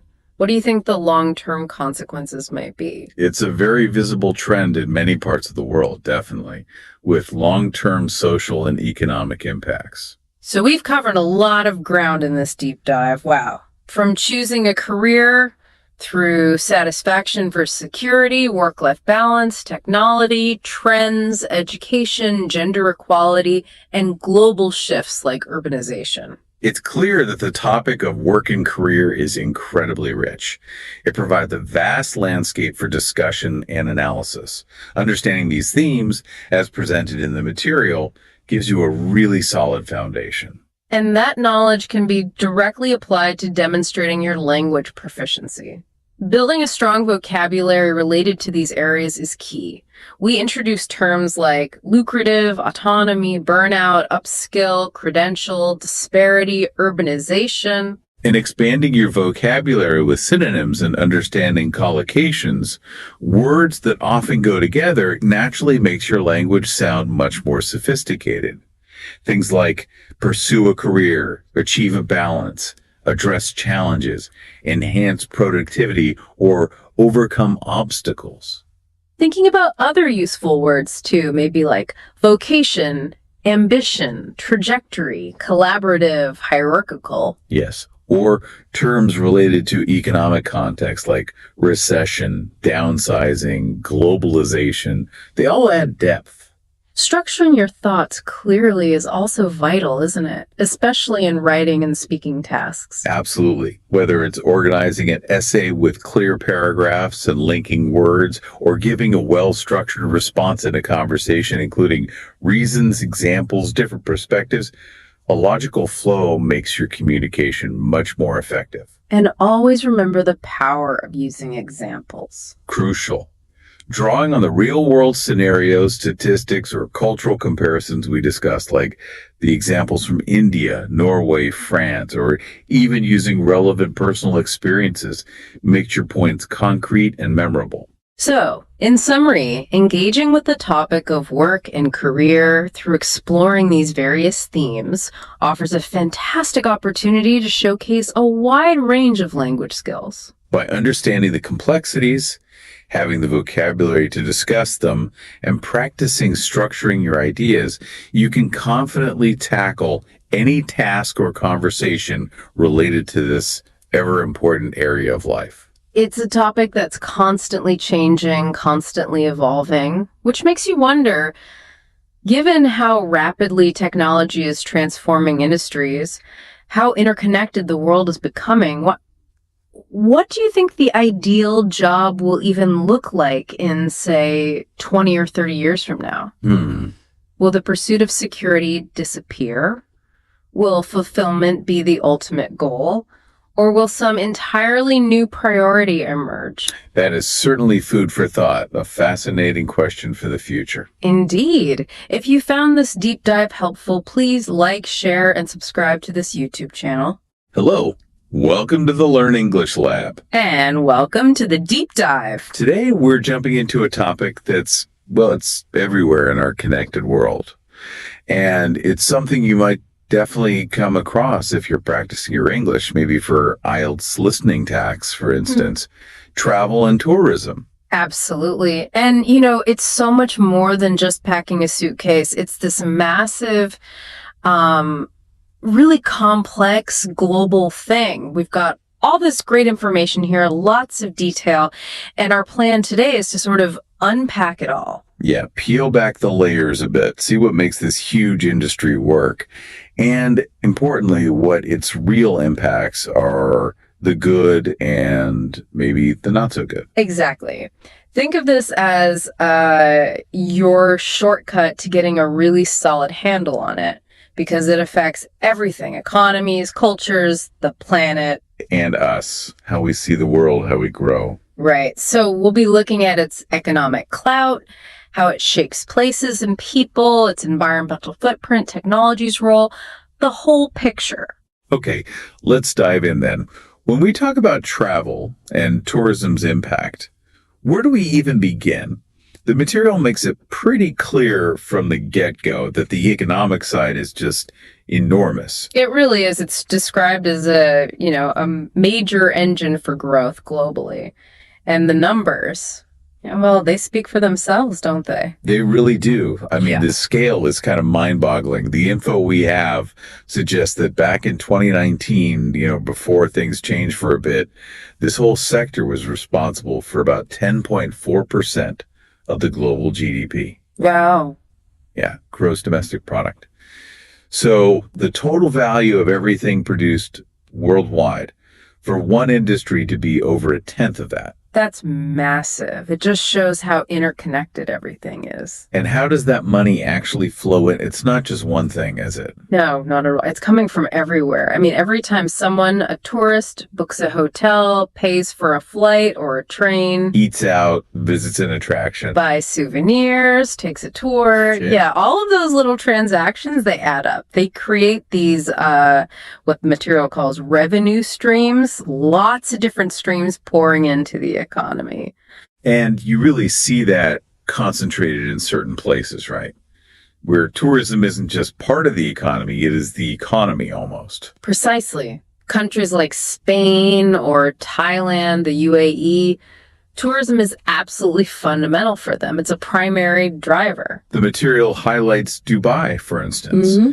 It links its whole tourism boom to those iconic landmarks. Like the Burj Khalifa isn't just, a skyscraper. It's a magnet. Exactly. It pulls in visitors, and then this huge hospitality sector springs up around it. Hotels, restaurants, entertainment.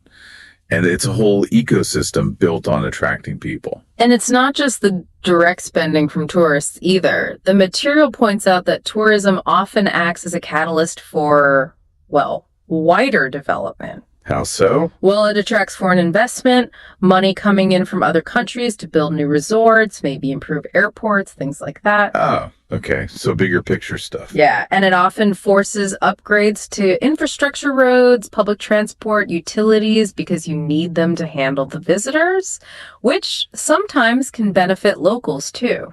Right. So it's drawing in serious capital, not just pocket money from tourists. Definitely. It's about generating significant income, bringing in foreign exchange earnings, that's money from other countries, and ideally helping a place diversify its economy.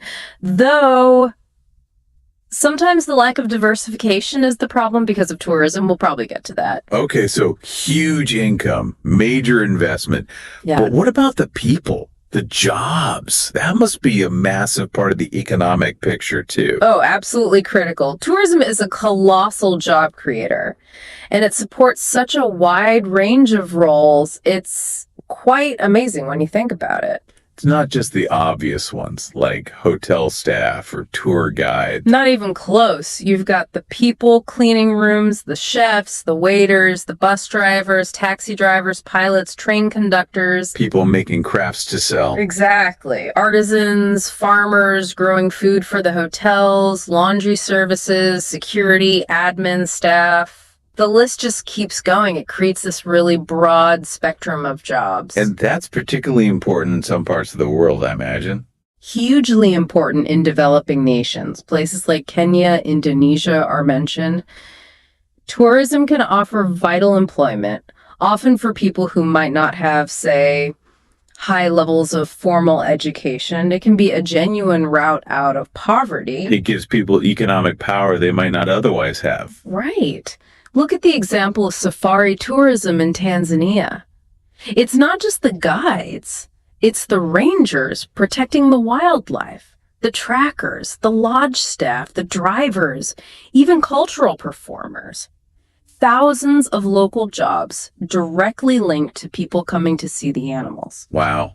So it provides income, skills, helps people support themselves. Yeah, we talk about job creation, economic empowerment, supporting local entrepreneurship, but it's worth remembering, as the material points out, a lot of these jobs can be seasonal.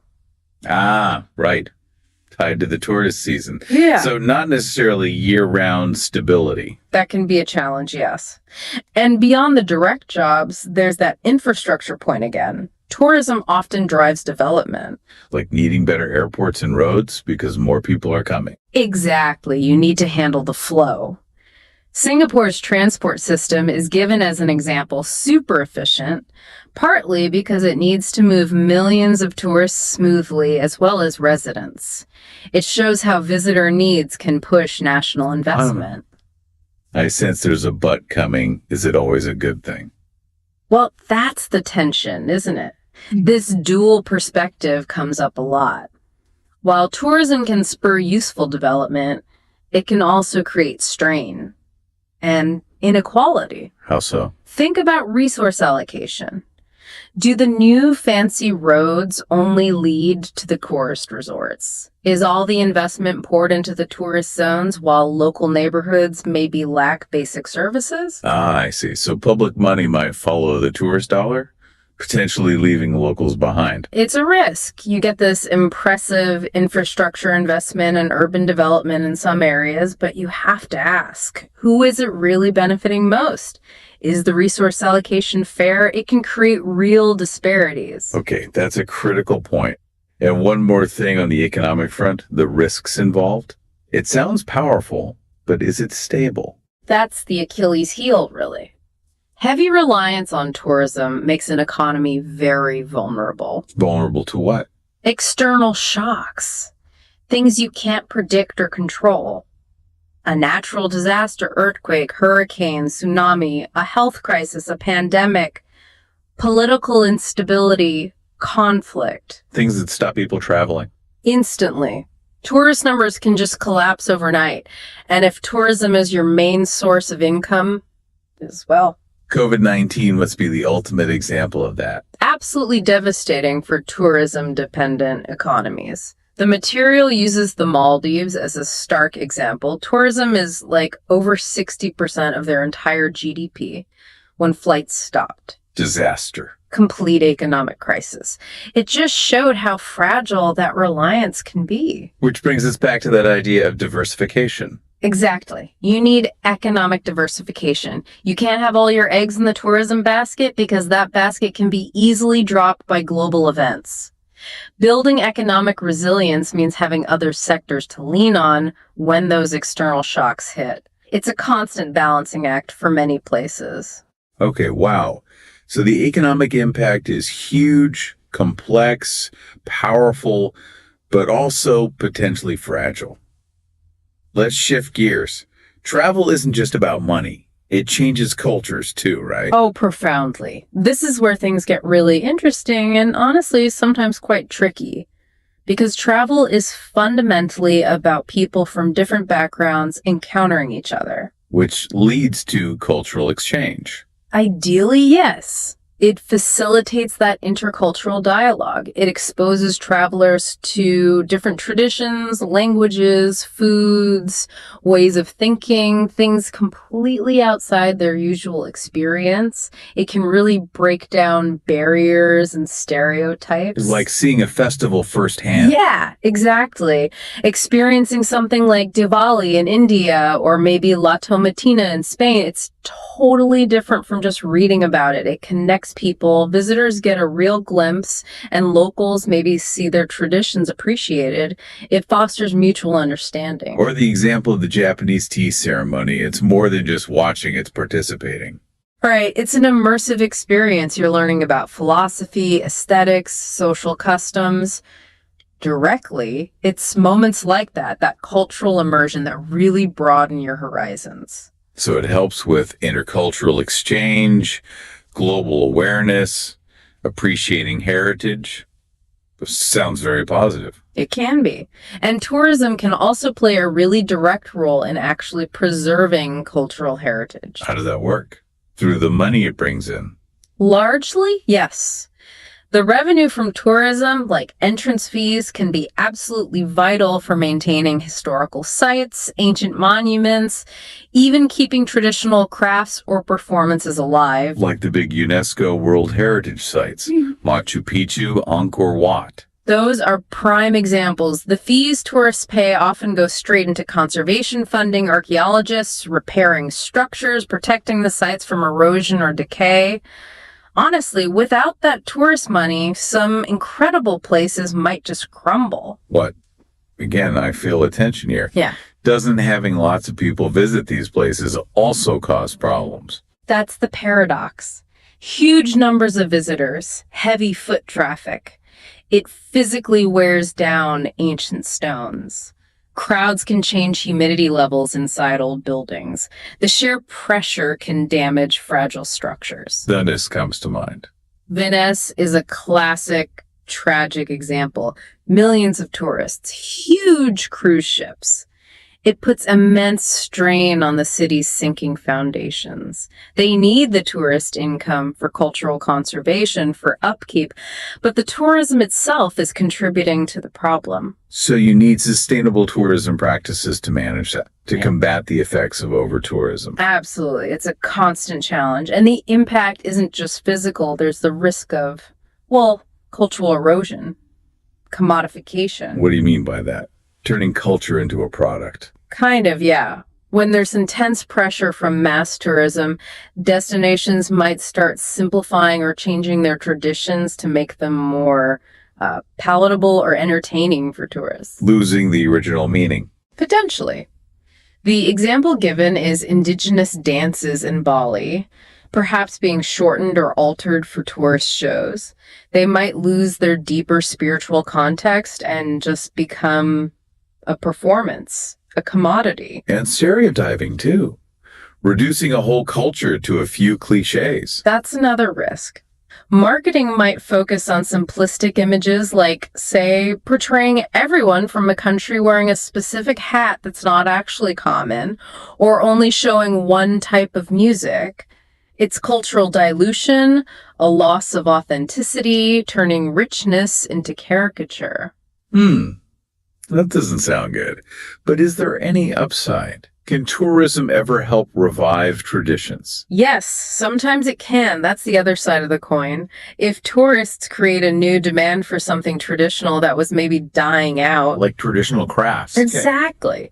The material mentions traditional weaving in Guatemala.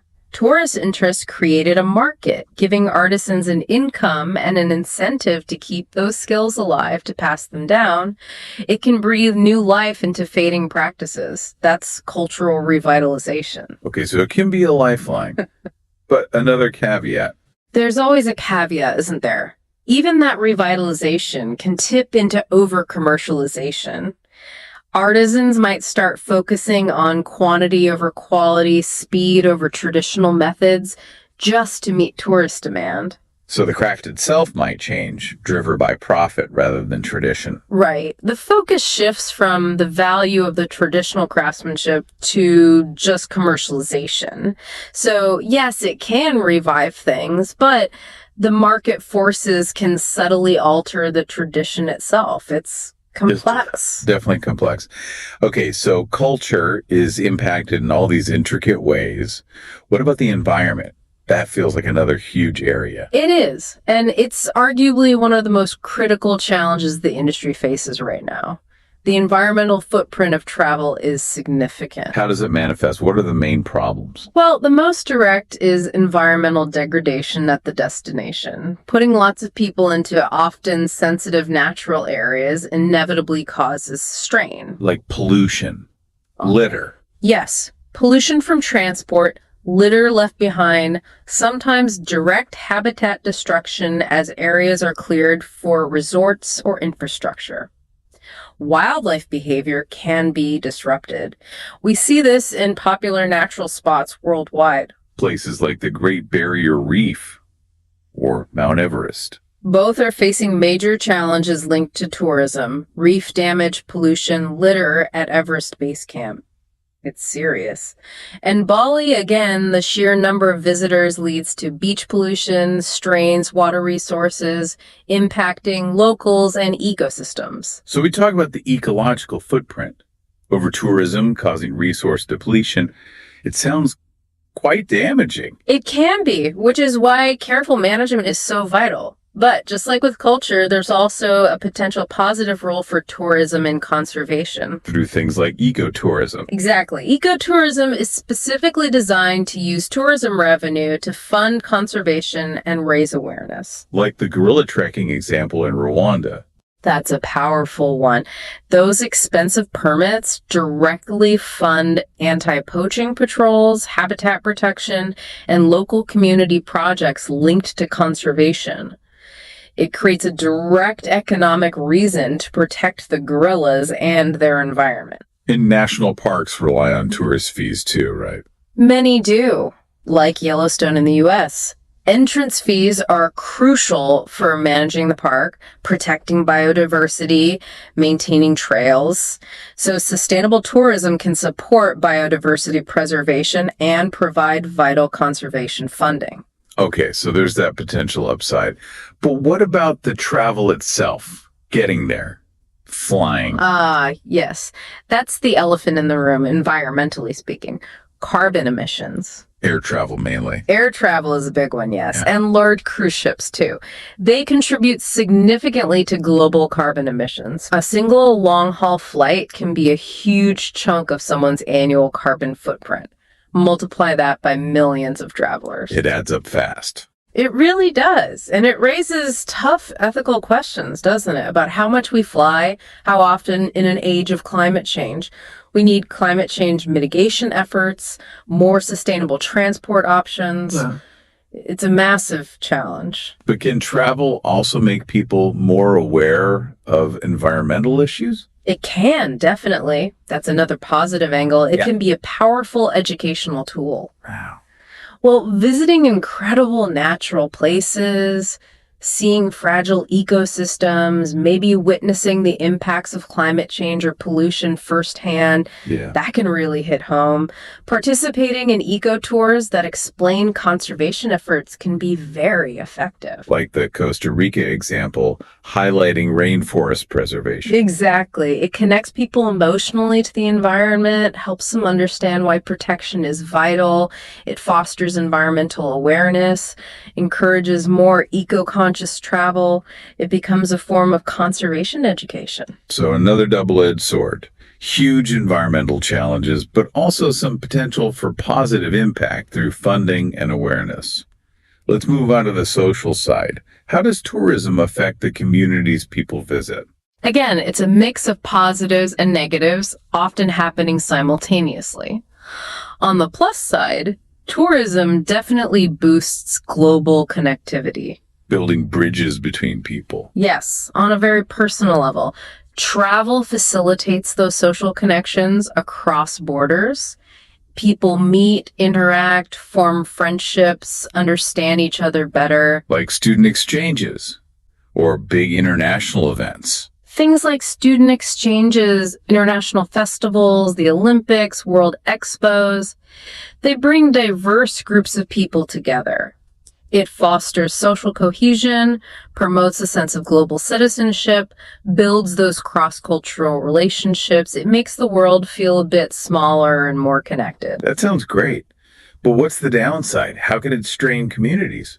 Well, simply having huge numbers of temporary visitors pour into a place, especially residential areas, can be very disruptive for locals. Noise, crowding, traffic congestion, yes. But also, critically, it often drives up the cost of living, especially housing. Like in places such as Venice or Barcelona, where apartments get turned into tourist rentals. Exactly. The material mentions the impact of short-term rentals.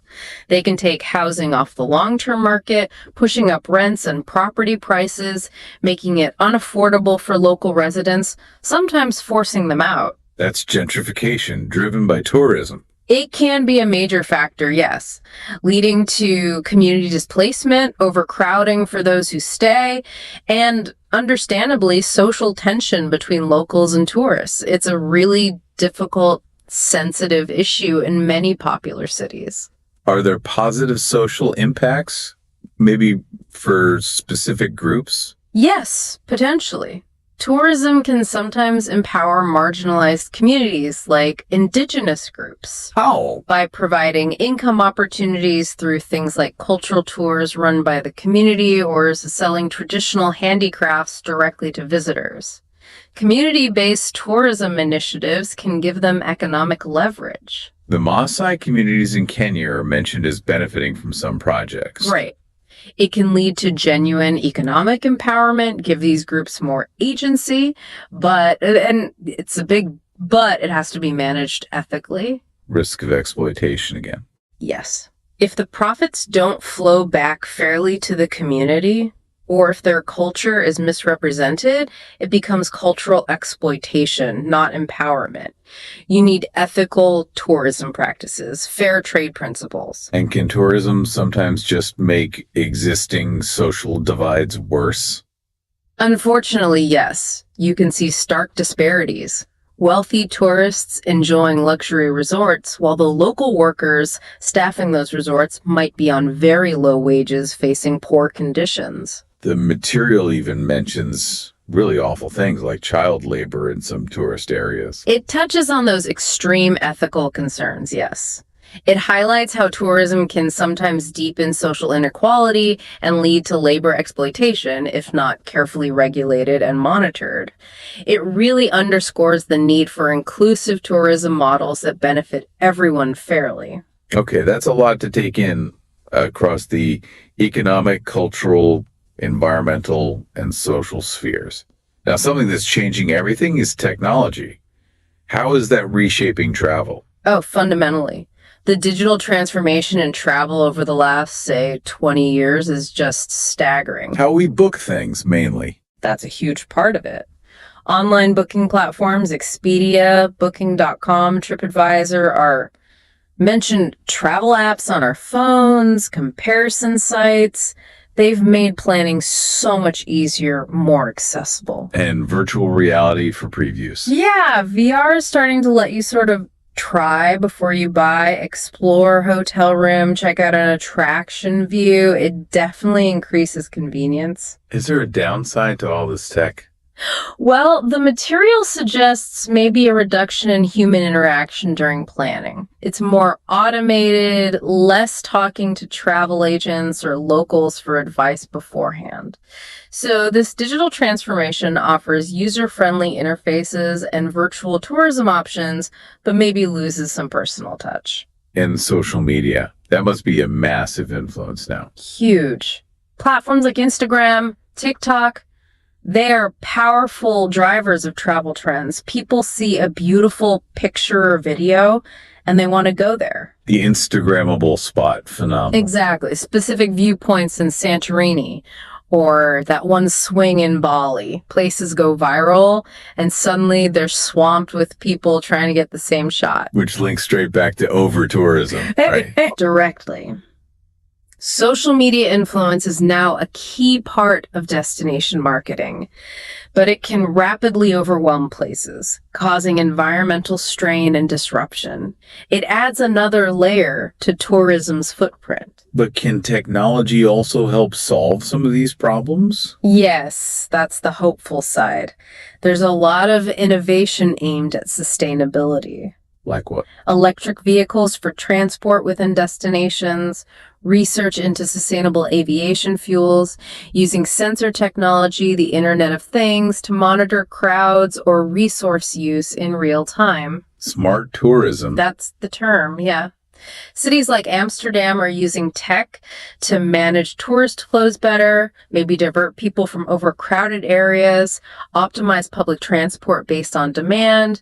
Using green technology and data for better crowd management could really help. And artificial intelligence, where does that fit in? AI is being used more and more for personalization. Like chatbots answering questions. Chatbots, yes, but also sophisticated algorithms that analyze your past trips, your searches, your preferences, and then suggest tailored itineraries or activities just for you. Sounds efficient.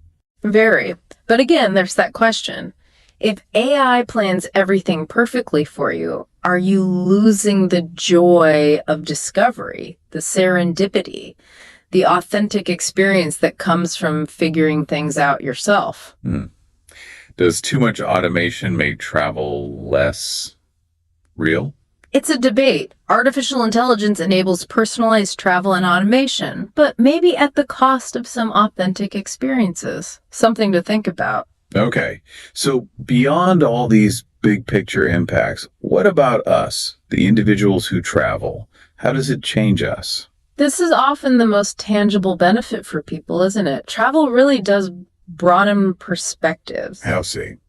By challenging our assumptions. Exactly. It directly confronts stereotypes you might have. Experiencing different cultures, different ways of life, different values firsthand. It just naturally makes you more open-minded, more empathetic. Living abroad or even just navigating a completely unfamiliar place builds adaptability. Like the examples of backpacking in Southeast Asia or visiting India, seeing different ways people live. Yes, it exposes you to different community structures, different ideas about resilience or spirituality, things you might never encounter otherwise.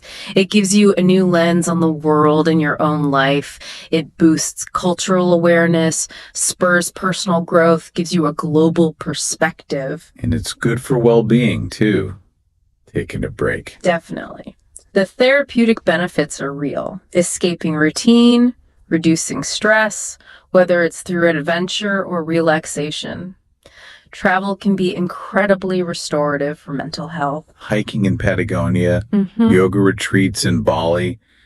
Those examples sound pretty good for well-being. They do. It's about enhancing well-being, maybe finding some self-discovery, building mental resilience.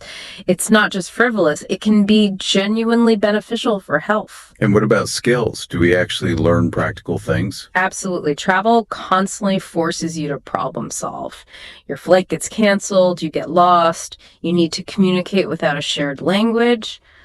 You have to adapt and figure things out. Builds confidence. Hugely.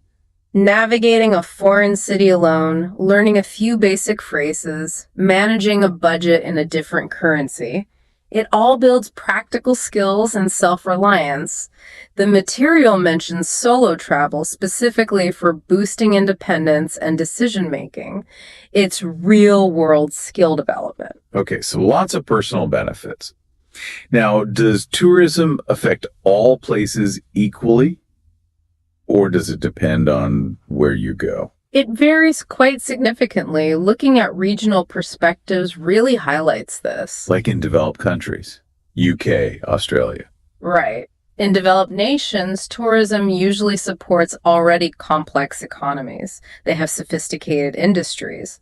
Their biggest challenge is often managing the success dealing with over-tourism in popular spots. So places like London using congestion charges to manage traffic, which includes tourist traffic. Exactly. It's often about tourist management, urban planning, trying to maintain quality of life alongside a busy tourism sector within a relatively stable economy. And developing nations, Vietnam, Nepal. For them, tourism is often much more central to basic economic growth, job creation, poverty reduction.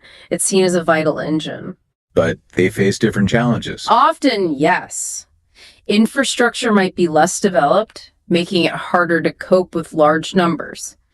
Environmental regulations might be weaker.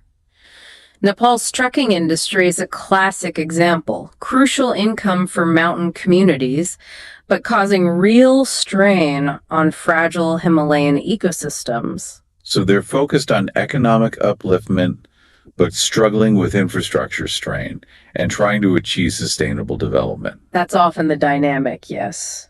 Balancing growth with protection is harder with fewer resources. And then there are island nations, Maldives, Fiji.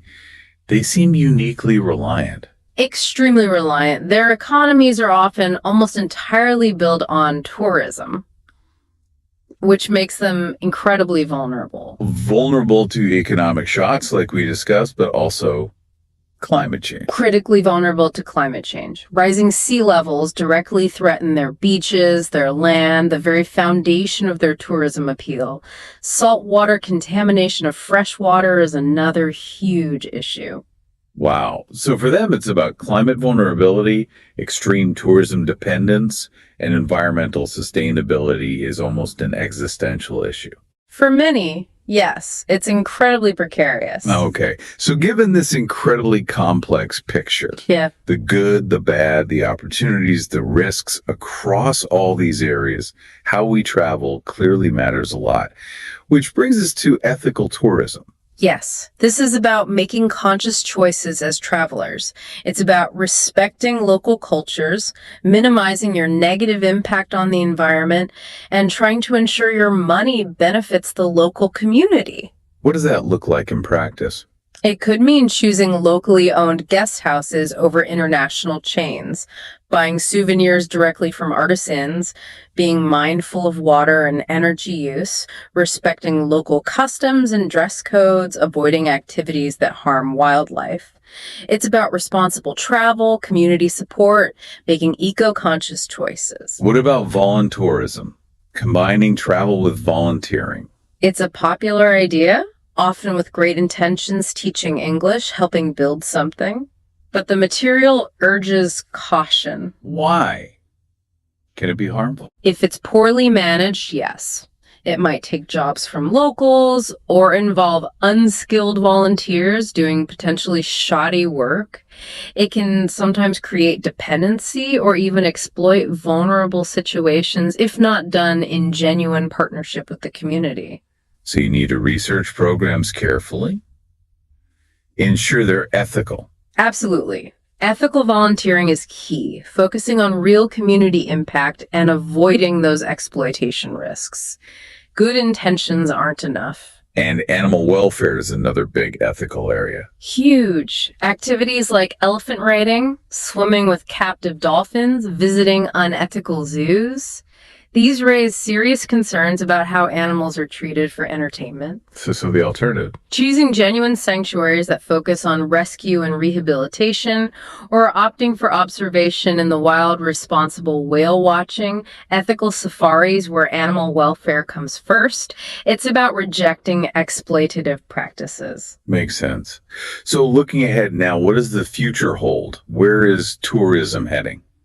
The overwhelming message from the material is that sustainability has to be the future. It's not optional anymore. It's essential for the industry's long-term health. So more focus on eco-friendly practices, green certifications, carbon neutrality. All of that.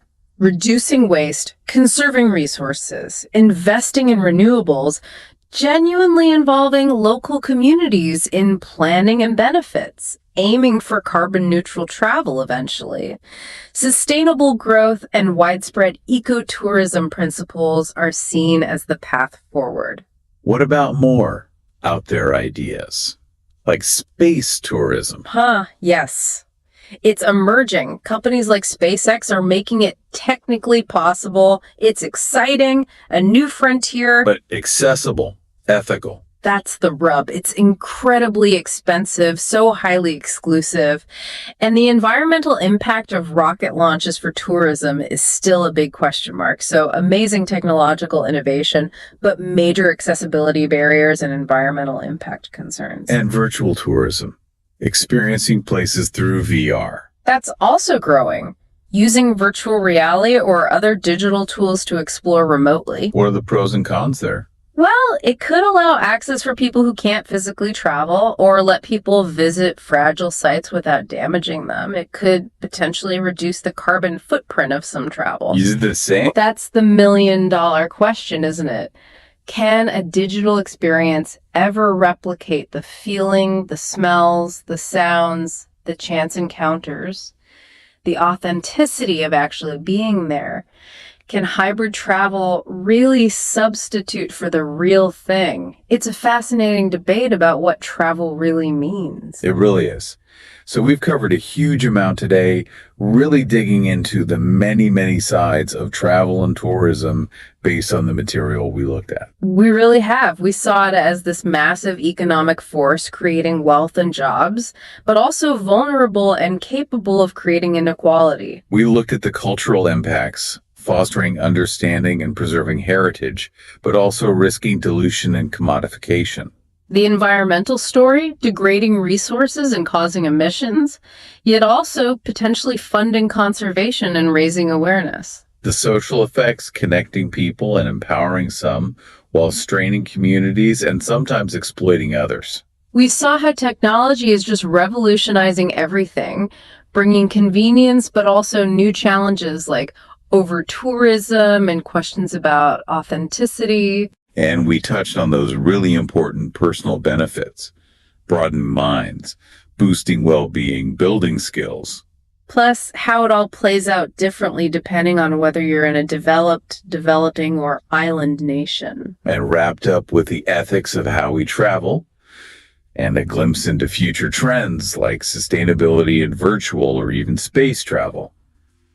Understanding all these pieces gives you a much clearer, more complete picture of what travel and tourism really entails. Definitely. It's so much more complex than just going on holiday. So thinking about everything we've discussed, all these complex impacts, maybe the big question isn't just, should we travel anymore? Perhaps it's more like, how can we travel in a way that genuinely benefits everyone and everything involved, both now and for the future? That's a really powerful thought to end on. It puts the responsibility on us, doesn't it? It does. Something for all of us to think about. Well, that brings us to the end of this deep dive. If you found this discussion helpful or interesting, especially for your English learning, please do be sure to like, share, and subscribe to this YouTube channel. Thanks for joining us. Hello. Welcome to the Learn English Lab. Today, we're really going to dig into something complex. It's a deep dive focused on IELTS listening practice, specifically globalization and the economy. That's right. It's a huge topic, and we've gathered some, pretty insightful material on it. Globalization. It's this whole process, isn't it? Increasing connections between countries. Yeah, through trade, investment, technology spreading like wildfire, even cultural exchange. It all ties together. It does. And our focus here is really how all that interconnectedness shapes the global economy. It feels incredibly relevant. You see it everywhere. What's on the shelves, job market news. Understanding this stuff isn't just academic. It's, pretty vital. Especially if you need to discuss or write about economic trends, maybe for IELTS or just, to understand the world better. Right. So our mission today. Simple, really. We want to pull out the key insights from the information we have, get a handle on the nuances, and give you a solid grasp of how globalization really impacts economies. Kind of a shortcut to getting informed on this big subject based just on what we've looked at for this dive. Exactly. No fluff, just the core ideas and examples. Okay, let's jump in then. The starting point, the core concept the material gives us is that globalization equals increasing interconnectedness. Right. It's more than just countries trading goods. It's money flowing across borders easier than ever, tech connecting everyone almost instantly, cultures mixing. And the key takeaway is that this isn't just some small shift. The material frames it as something that has fundamentally transformed the global economy. That word transformed is crucial. It changes the whole landscape for businesses, for workers, for you as a consumer. Everything operates differently now, the scale, the speed. It sets the stage for everything else we'll talk about. And the information kind of breaks it down, starting with the potential positives, the economic benefits. Indeed. And one of the biggest ones, mentioned right off the bat, is expanded trade. More access to markets. How does that work exactly? Well, globalization has really focused on reducing those old obstacles, things that made trading across borders difficult and expensive, like tariffs, taxes on imports. Or quotas, limiting how much you can bring in. Exactly. By lowering those, you make trade easier, cheaper, and so naturally, more of it happens. And it seems like international organizations and agreements are key players here. Yeah. Like the WTO, the World Trade Organization. Absolutely.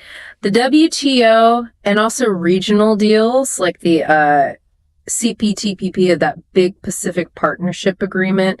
They create the rules, the framework. They sort of smooth the path for goods and services to flow between countries. That's a good way to put it. They provide predictability, structure. Businesses know what to expect, more or less. Is there a good example of this in action? Yeah, the material highlights Vietnam's textile sector. It's apparently flourished, grown hugely because it gained access to export markets like the US and Europe. Ah, so they could sell their textiles to millions more customers. Precisely. And that ability to export became a major driver, a real engine for Vietnam's overall economic growth. That makes sense. Yeah. If you suddenly have a massive new market open up, tariff-free or with lower tariffs, that's a game changer. It really is. And the underlying economic idea here, highlighted in the info, is comparative advantage. Okay, comparative advantage. Remind us briefly. Sure. It's not just about being the absolute best at making something. It's about being able to produce it at a lower opportunity cost than another country. Opportunity cost. Yeah. What you give up to make something else. Exactly. So even if, say, the US is better at making both computers and shirts than Vietnam, maybe the US is way better at computers, but only slightly better at shirts. Okay. Vietnam might be not as good at computers, but maybe their disadvantage in making shirts is much smaller. So the US has the comparative advantage in computers. And Vietnam has the comparative advantage in shirts, even if they aren't the world's absolute best shirt maker. Right. Because the US gives up less potential computer production to make shirts than Vietnam does, and Vietnam gives up less potential, well, something else, to make shirts. So countries should focus on where their relative advantage is biggest or disadvantage is smallest. That's the idea. Specialize in what you're relatively best at, where your opportunity cost is lowest, and then trade.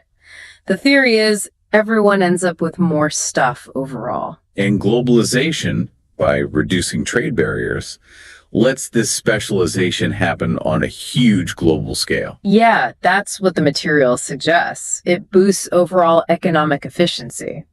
For Vietnam, that advantage was clearly in textiles, letting them become a major global competitor. It's fascinating how removing a simple tariff can reshape what whole countries focus on. So practically, how does that specialization work? Does everyone just switch jobs? Well, not overnight, but over time, a country's resources like its workers, its investment money, even its land, tend to flow towards those industries where it's most competitive globally. So in Vietnam, more investment and more people started working in textiles and clothing. Right. They build up expertise, get really efficient, achieve that scale needed to compete.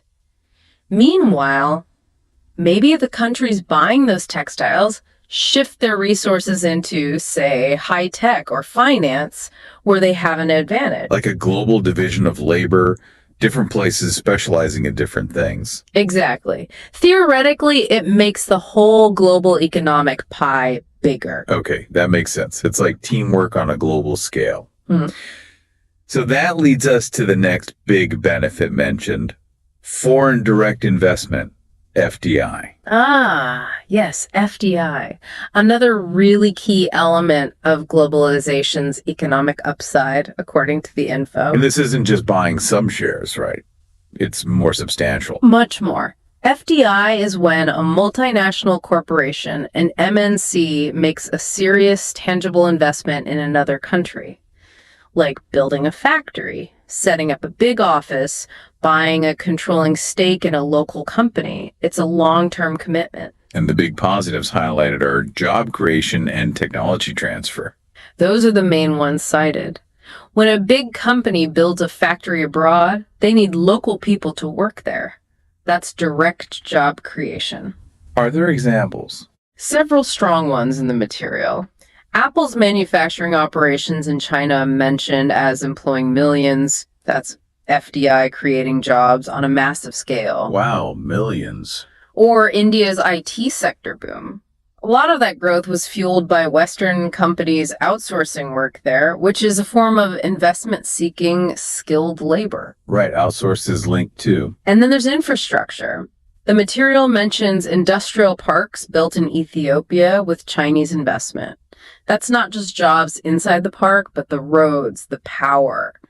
It helps the whole area. Those are powerful examples of job creation.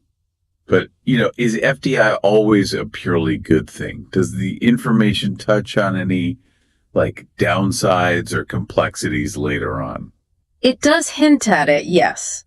While this section focuses on benefits, later points bring up nuances. For instance, what kind of jobs are created? Are they high skill or mostly low skill assembly? Good question. And technology transfer, is it the latest tech or older processes?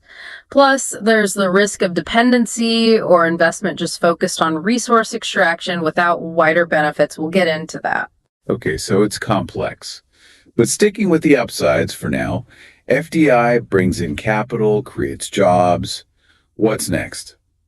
Consumer benefits and economies of scale. This is where globalization probably feels most real for people day to day.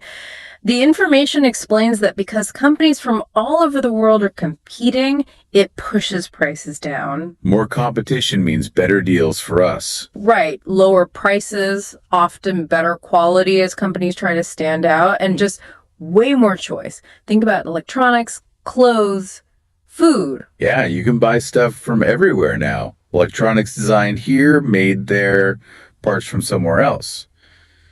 Often cheaper than they used to be. Coffee from Brazil, right here. Exactly. And the key concept behind the affordability is economies of scale. Right. The bigger you get, the cheaper it is to make each individual item. Pretty much. If a company can sell to the whole world, not just one country, its production volume can be enormous. So they buy raw materials cheaper in bulk, run factories more efficiently, spread fixed costs like R&D over millions of units. Yes. And those cost savings can then theoretically be passed on to you, the consumer, as lower prices. Is there an example for this? The classic one mentioned is a giant retailer like Walmart.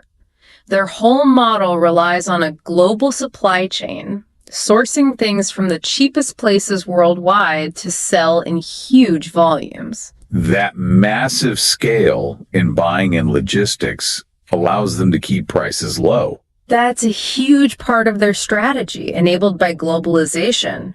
It makes a lot of goods more affordable for average shoppers. It really does change the shopping landscape. Thinking about it, how has your own experience changed over the years because of this? Oh, dramatically. I remember when certain things were just unavailable or considered real luxuries because they were imported and expensive. Now the variety is just astounding. You walk into a store or go online and the world's products are there. True. But you mentioned earlier this competition can be tough on local businesses, right? Absolutely. That's one of the major downsides we'll discuss. This intense global competition has casualties too. A definite trade-off. Okay, the last benefit listed in this section. Job creation again, but also labor mobility. Right. So, beyond FDI creating jobs, the simple act of exporting creates jobs in those export-focused industries. The material points again to Bangladesh's garment sector. Employing millions, primarily making clothes for export. Exactly. If your country becomes a global hub for something, it can mean a lot of jobs. But globalization also makes it easier for people to move for work. Skilled workers moving to countries where their expertise is needed. Yes. The examples provided are things like Indian engineers working in Silicon Valley or nurses from the Philippines helping fill healthcare shortages in places like the UK. People moving to where the jobs match their skills. And there's a huge economic consequence of that movement beyond just the jobs themselves, remittances. The money sent back home by workers abroad. Crucial for many economies. Yeah. The info highlights the Philippines receiving over $30 billion a year from its citizens working overseas. 30 billion. That's massive. What does that money do? It's a vital lifeline.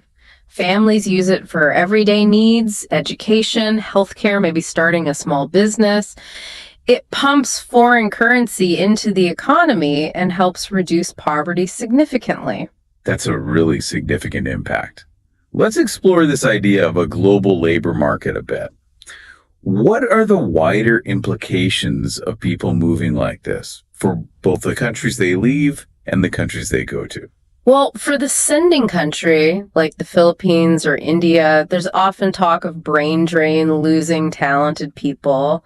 But as those remittance numbers show, the money coming back can be a huge economic plus, maybe even outweighing the loss of that person's direct labor in the country.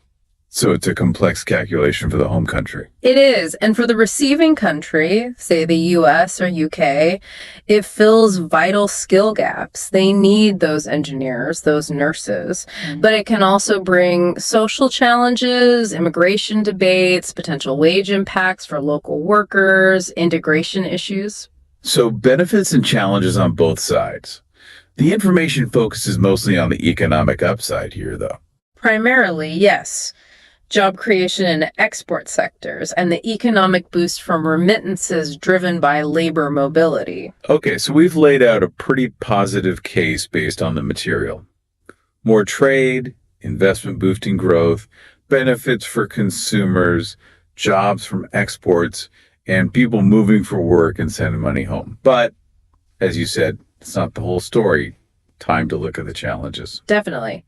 The information is quite clear that globalization has significant downsides too. And the first big one tackled is widening economic inequality. How does globalization make inequality worse? The core idea presented is that the benefits aren't spread evenly. Wealthier nations and big multinational corporations often gain the most. And within countries, certain groups can be left behind. Like low-skilled workers in developed countries. Yes, that's a key point. They can face job losses when companies move production to countries with lower wages, outsourcing. The example always used is the U.S. Rust Belt, right? Manufacturing jobs disappearing as factories move to, say, Mexico or China. That's a textbook example cited in the material. It shows that direct impact, lower costs elsewhere, leading to job losses at home. But the inequality isn't just between rich and poor countries. It happens within countries too. Absolutely. The material uses India as an example, highlighting a growing divide between urban and rural areas. Cities connected to the global IT and service economy boom, while rural areas relying on traditional agriculture might lag behind. So the gap widens inside the country itself. Exactly.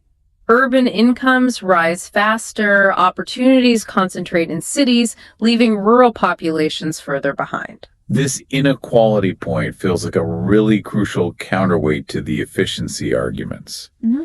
How does that drive for global efficiency sometimes clash so directly with spreading the wealth more fairly? Well, think about what efficiency means in this context. It means finding the lowest cost production, the highest return on investment. That naturally pulls jobs and capital towards places with lower wages or concentrates high-value work in already advanced hubs. Which is great for company profits and often leads to cheaper goods globally. Right, those are real benefits. But the system doesn't automatically redirect those gains to the person who lost their factory job or the farmer in the lagging rural area. The rewards flow to certain skills, certain locations, owners of capital, unless governments actively step in with policies to redistribute or support those left behind. Efficiency and equity can definitely pull in opposite directions. That's a critical distinction. Oh. Next challenge, the erosion of local economies. This one hits close to home for many communities. The information explains how small local businesses often really struggle to compete against giant MNCs. Because the big guys have economies of scale, global brands. Exactly. They can often sell things cheaper than a local shop can even buy them for, and they have huge marketing power. The examples given are quite stark. Local shops in Africa finding it hard when a huge chain like Carrefour arrives. It's a tough battle. And it's not just retail. Traditional industries face pressure too. Think about local artisans, maybe making handicrafts in India. They struggle against cheap, mass-produced alternatives flooding the market. Precisely. It becomes harder to make a living from traditional skills when standardized, lower-cost global products are readily available. It makes you wonder, is there any way for these local economies to survive? Or even find a way to thrive alongside these global giants? And what do we actually lose when they disappear? The information doesn't really offer easy solutions. Survival often means finding a niche, unique products, high quality cultural value, personalized service, community connection, things the big chains can't easily replicate. The loss. It's more than just jobs, isn't it? Oh, definitely. It's the character of a place, traditional skills vanishing, community ties weakening. Local businesses often keep money circulating locally. When profits go to a global HQ, that local economic energy dissipates. The reminder that economics, society, and culture are all intertwined. Okay, another big challenge. Economic vulnerability. Global crises spreading faster. Yes, this is a direct result of being so interconnected. When economies rely heavily on each other for trade and finance, a shock in one place can ripple outwards much more quickly and severely. The 2008 financial crisis is the classic example, starting in the U.S. housing market. Exactly.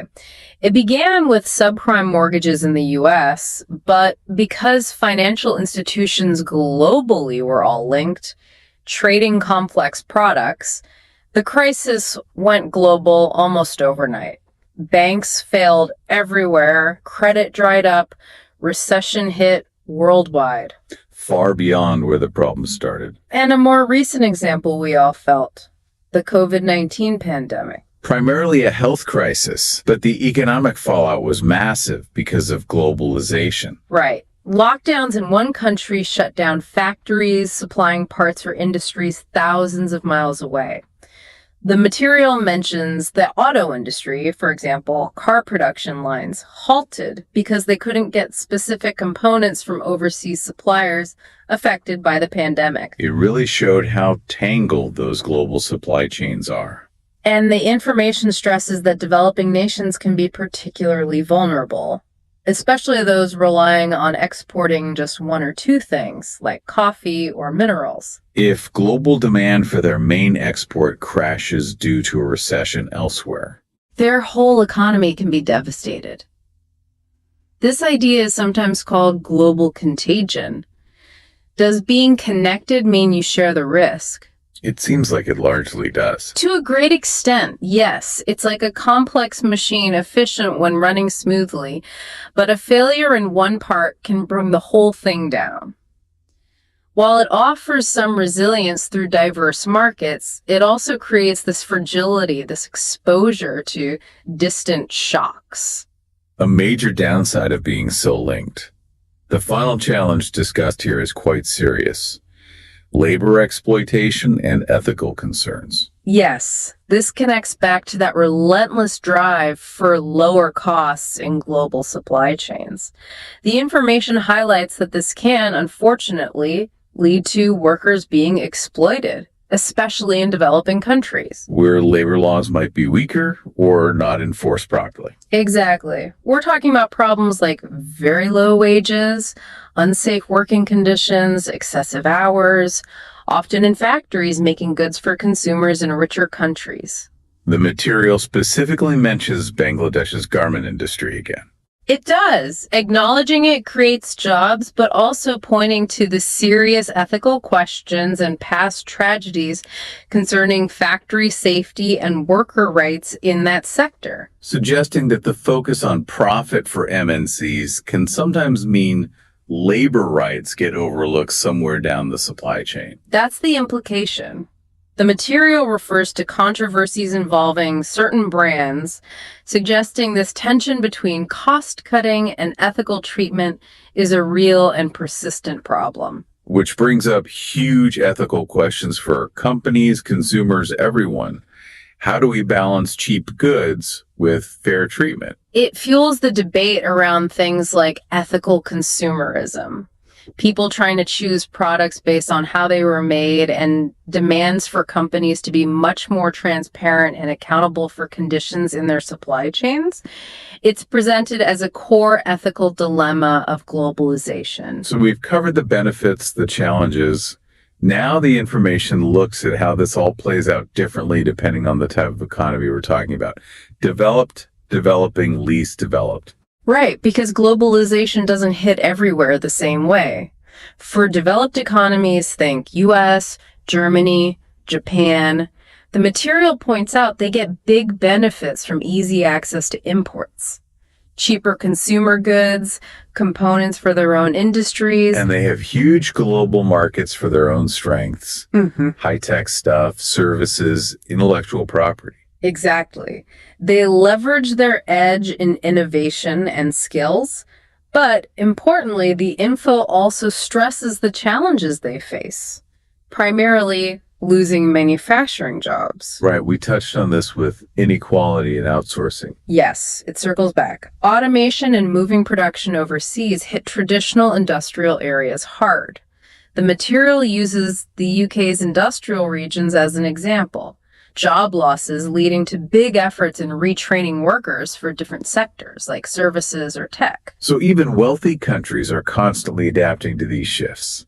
How do they manage that transition away from manufacturing effectively? The material doesn't give a magic formula, but mentioning retraining suggests a big focus on education, skills development, fostering innovation, trying to equip the workforce for the jobs where the country does have a competitive edge globally. It's about navigating a major economic restructuring. Okay, then developing economies like China and India, the transformation there has been massive, according to the info. Absolutely dramatic. China's story is presented as export-led growth on an unprecedented scale. Becoming the world's factory lifted it to become a global economic superpower incredibly quickly. And India's path was more through the service sector. Yes, fueled by global outsourcing, becoming a huge hub for IT services, call centers, business process operations for companies worldwide. Huge success stories in terms of growth and poverty reduction. But the material flags challenges there too. Definitely. It's not portrayed as entirely positive. Significant environmental costs are mentioned, like severe air pollution in cities like Beijing from all that industry. And labor exploitation issues, as we discussed, remain a concern in some sectors. What are the potential long-term issues with that kind of super fast, sometimes unbalanced growth? The information suggests that relying so heavily on one-engine exports for China, services for India creates vulnerabilities if global demand shifts. Environmental damage has long-term health and economic costs. Plus, rapid urbanization and change create social stresses. Balancing growth with sustainability and equity becomes the next big challenge. And finally, the least developed economies, LDCs. Places like Zambia or Haiti mentioned. They face a unique set of issues. Very much so. While globalization could bring benefits like FDI or aid, the risks highlighted are significant. One is the debt trap danger. Taking on big loans for projects, maybe from foreign powers, and then struggling to repay. Exactly. Especially if the projects don't deliver the expected economic boost, or the loan terms are tough. It can cripple a country financially. Sri Lanka's recent issues are sometimes cited in this context. So investment comes in, but it might create more problems down the line. It's a risk. Another major one mentioned is resource exploitation. LDCs often have valuable natural resources. Globalization increases demand, attracting foreign companies to extract them. But the risk is the wealth flows out, leaving little benefit locally. That's the concern. Resources get extracted, maybe with environmental damage, but the profits go overseas, and the country doesn't see broad-based development from its own natural wealth. It really highlights how vulnerable LDCs can be. How can globalization be shaped to actually help these countries more reliably? By pointing out these risks, debt traps, unfair resource deals, the information implicitly suggests the need for fairer international practices. More transparency, support for LDCs to negotiate better deals, investment focused on genuine development, not just extraction. It suggests the current system can be disadvantageous without conscious efforts to make it fairer. Okay, a very varied picture across different economies. Now let's bring in technology more directly, the digital thread. Technology is presented as a core driver of modern globalization. It's what enables the speed and efficiency we see today. Instant communication, complex supply chains managed in real time. Things like e-commerce platforms, Amazon, Alibaba, connecting buyers and sellers globally. Exactly. And digital payment systems like PayPal making international transactions so much simpler and faster than old banking methods. They break down geographical barriers. Completely. The material gives a neat example. Small businesses in Kenya using mobile money apps like M-Pesa to trade internationally. Technology empowering even small players. It feels like digital tech hasn't just increased the scale, but massively increased the pace of globalization compared to, say, 50 years ago. Oh, exponentially faster. Think about coordinating production across continents before the internet faxes slow mail. Now, design changes are instant, supply chains monitored live, money moves in seconds. It's compressed time and space for economic activity. But there's always a but with globalization, isn't there? The digital divide. Yes, a critical counterpoint raised in the material. Unequal access to technology, internet, devices, skills creates this divide. Meaning some countries or regions just can't plug into these tech-driven benefits. Precisely. It limits their ability to participate fully. India is used as an example again. Cities might be fully digital, while rural areas lack basic internet access. And that stops people in those rural areas from accessing global e-commerce, online education, digital job markets. Exactly. It hinders their economic participation and reinforces existing inequalities. This digital divide seems like it could seriously lock in disadvantages. What are the economic consequences if you're stuck on the wrong side? It means being shut out of major growth sectors. New jobs, new business models are heavily digital. Without access, individuals and regions miss out on these opportunities, potentially widening the gap between the connected and the unconnected world. It's another layer of inequality. So tech is both the engine and potentially a new barrier. Let's shift to the environment now, the ecological footprint.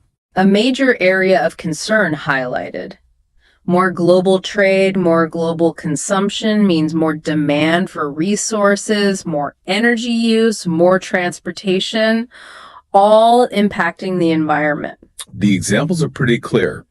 Global shipping burning massive amounts of fuel, contributing to emissions. Huge contributor. And global demand driving land use changes. Deforestation, like in Brazil, linked to rising global demand for things like soy and beef. Clearing forests for farms and ranches. It highlights a fundamental conflict, doesn't it?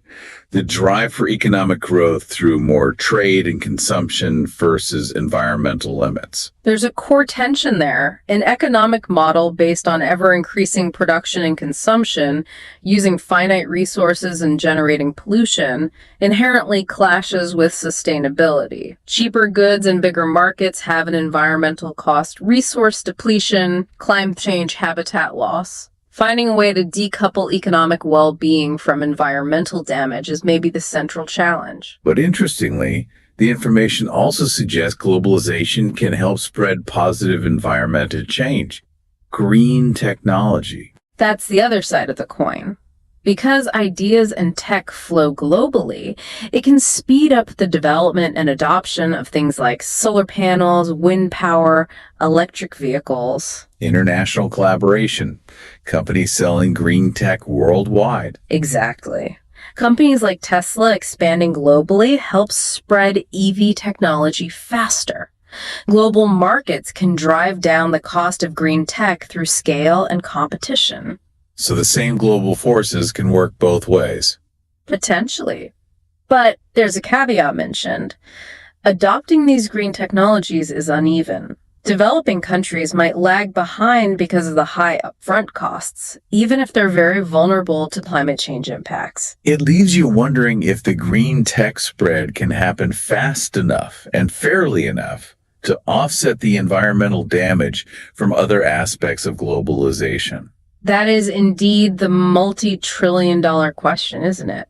The information presents both sides, suggesting the outcome isn't fixed. It depends on choices we make. Okay, moving towards the end, let's look at social and cultural impacts that have economic dimensions.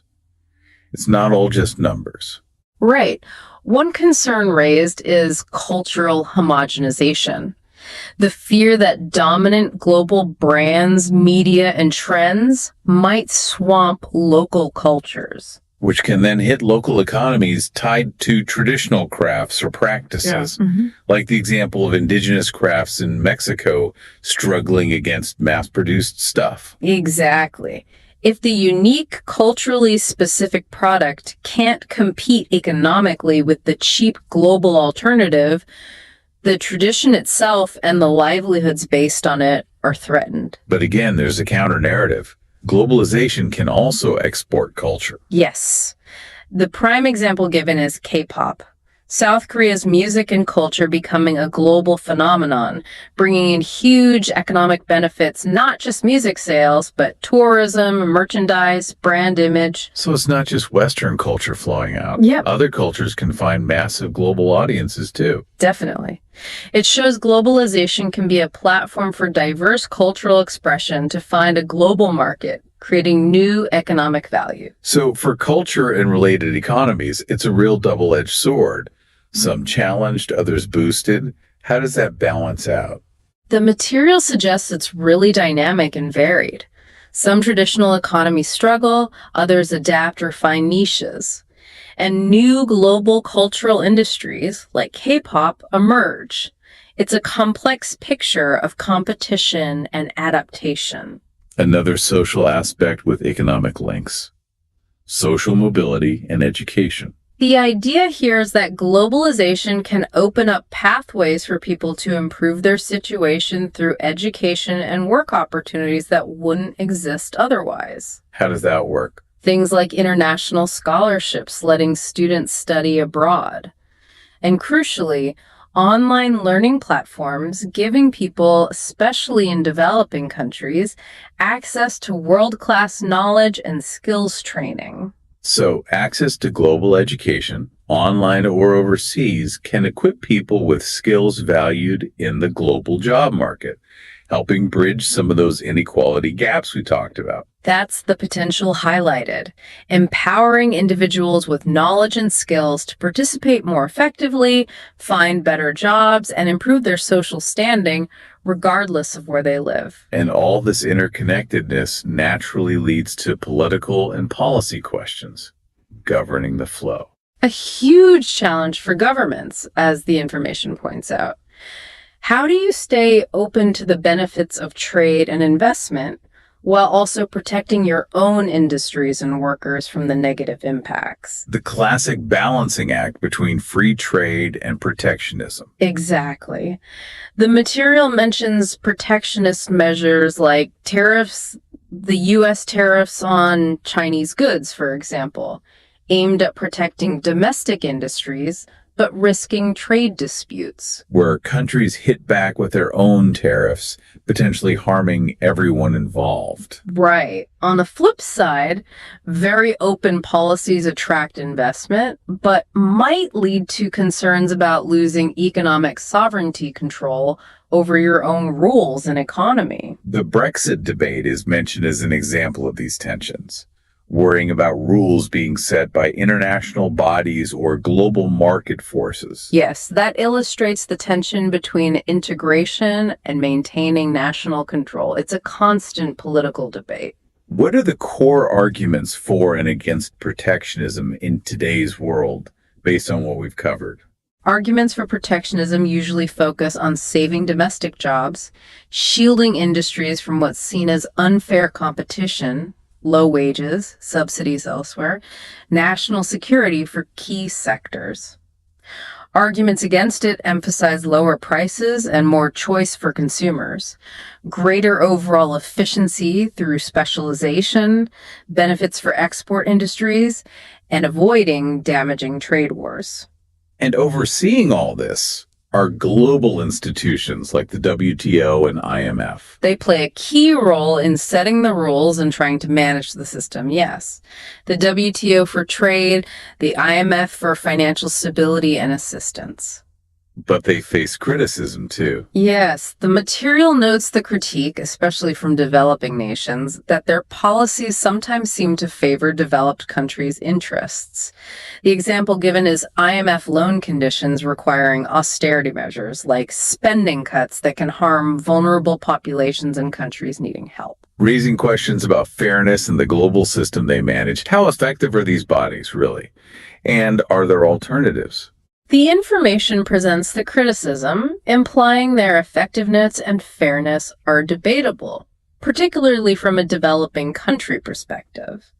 It doesn't spell out alternatives, but the critique suggests a need for reforms or different approaches that give more weight to equity and the specific needs of less powerful nations. We've certainly covered a lot of ground.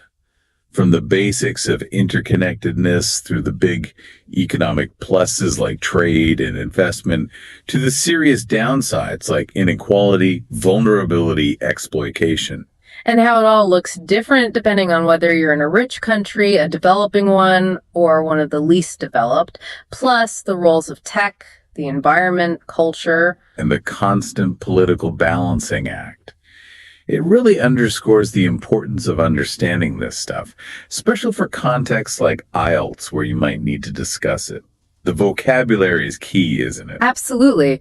Terms like trade liberalization, FDI, remittances, socioeconomic disparity, sustainable development, protectionism, knowing what they mean is crucial. And using real-world examples makes it all stick. The material highlighted several good ones. Yeah, like China's Belt and Road showing investment, but also debt risks. The 2008 crisis showing interdependence and how things spread. Bangladesh's garment sector jobs versus exploitation, a real-world dilemma. And Brexit globalization versus sovereignty.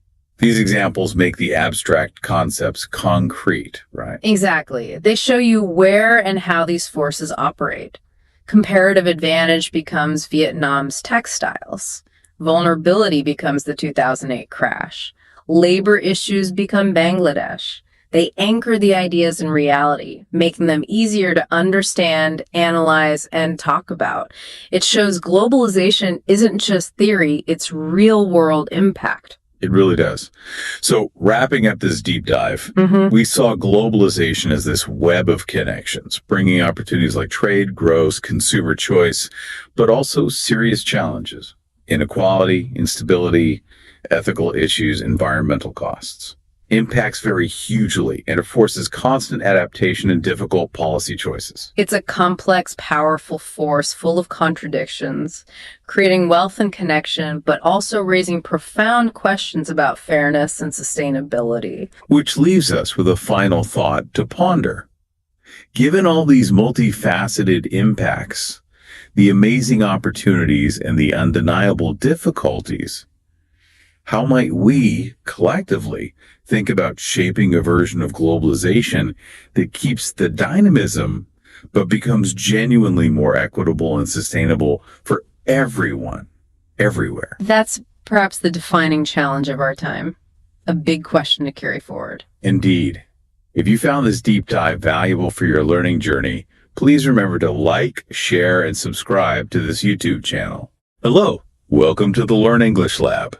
Welcome to a deep dive into a topic that, well, fundamentally shapes our modern world, technology and innovation. It's really more than just a buzzword, isn't it? It's the engine driving change across, well, pretty much every aspect of life, work, and how we connect. And for anyone looking to deepen their understanding, maybe expand their knowledge base, or even sharpen skills for challenges like communication exams, where being well informed is key. Really getting to grips with this topic is incredibly valuable. That's absolutely right. Thinking about technology, it goes far beyond just the latest apps or gadgets you carry around. It's this pervasive, really powerful force that has propelled human development forward, sometimes in obvious ways, sometimes more subtly, and navigating the complexities of today's world, maybe even anticipating what's coming tomorrow. It really requires a solid grasp of this subject, understanding its roots, its reach, and the big questions it raises. And that's exactly what we're setting out to do in this deep dive.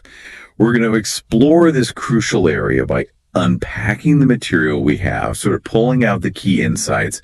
We'll look at the journey technology has taken, its, profound effects on society and the economy, and maybe where innovation might be heading. So where do we even begin this exploration? Let's maybe start right at the beginning, tracing technology's path through time. Sounds like a good plan. The story of human technology is, well, it's as old as humanity itself, really. Our material shows us that the earliest truly significant steps happened way back in prehistoric and ancient times.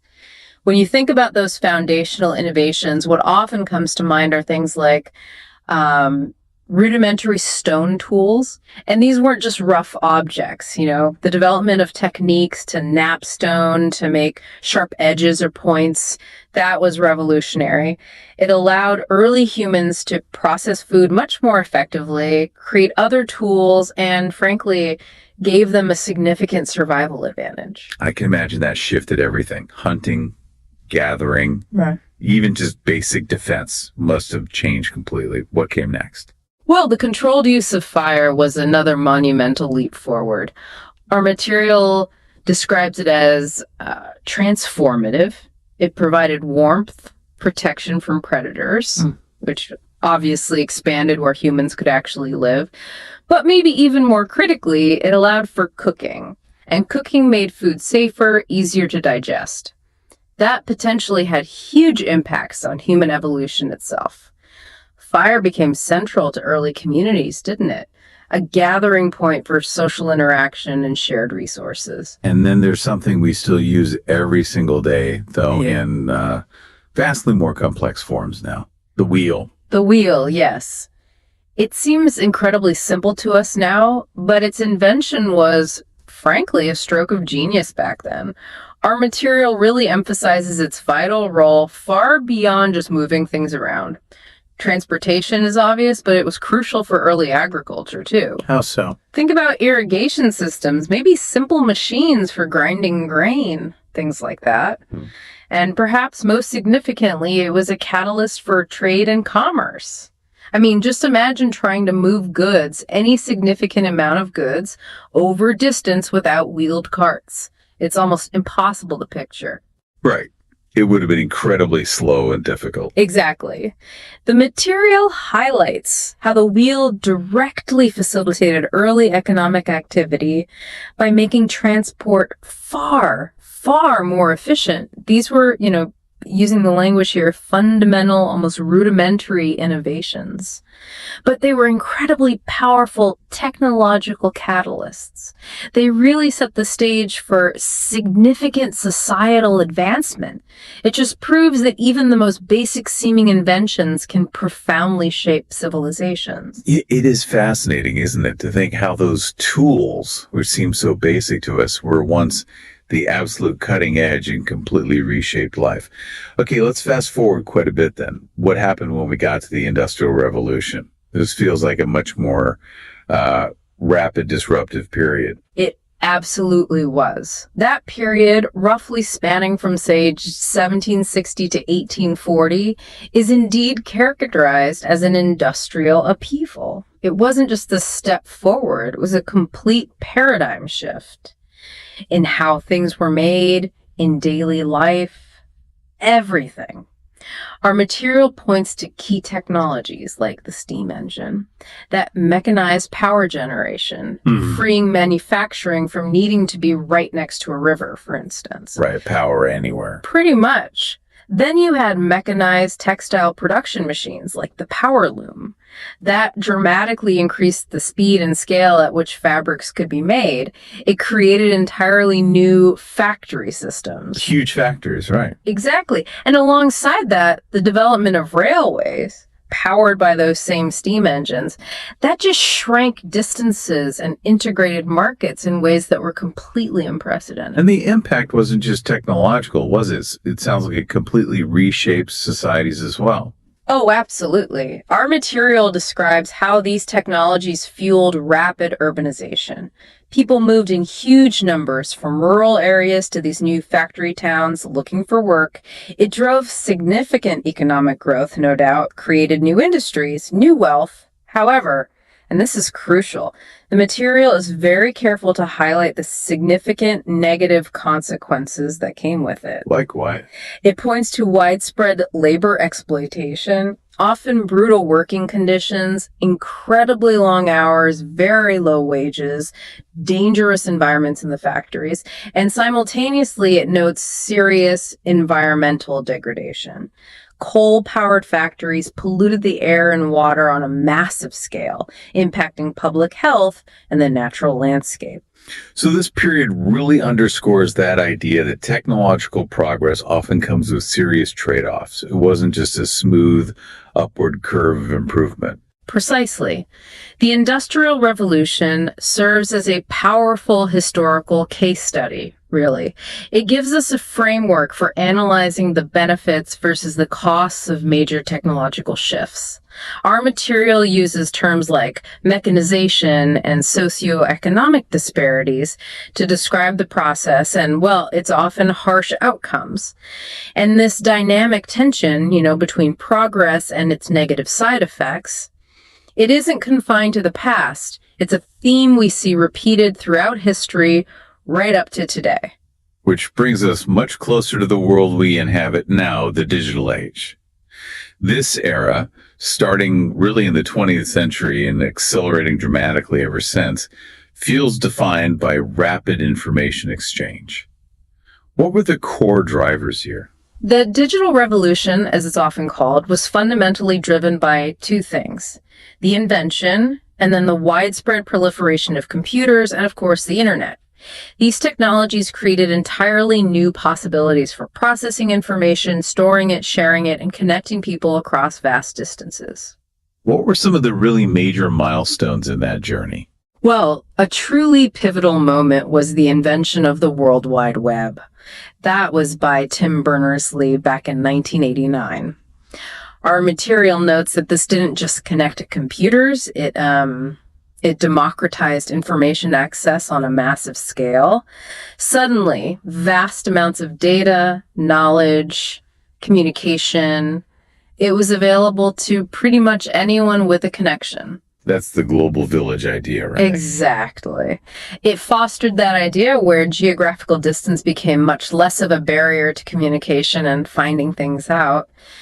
Then later on, you have the introduction of the smartphone, perhaps best exemplified by the original iPhone launch in 2007. That made powerful computing and internet connectivity intensely personal and, well, ubiquitous. Everywhere.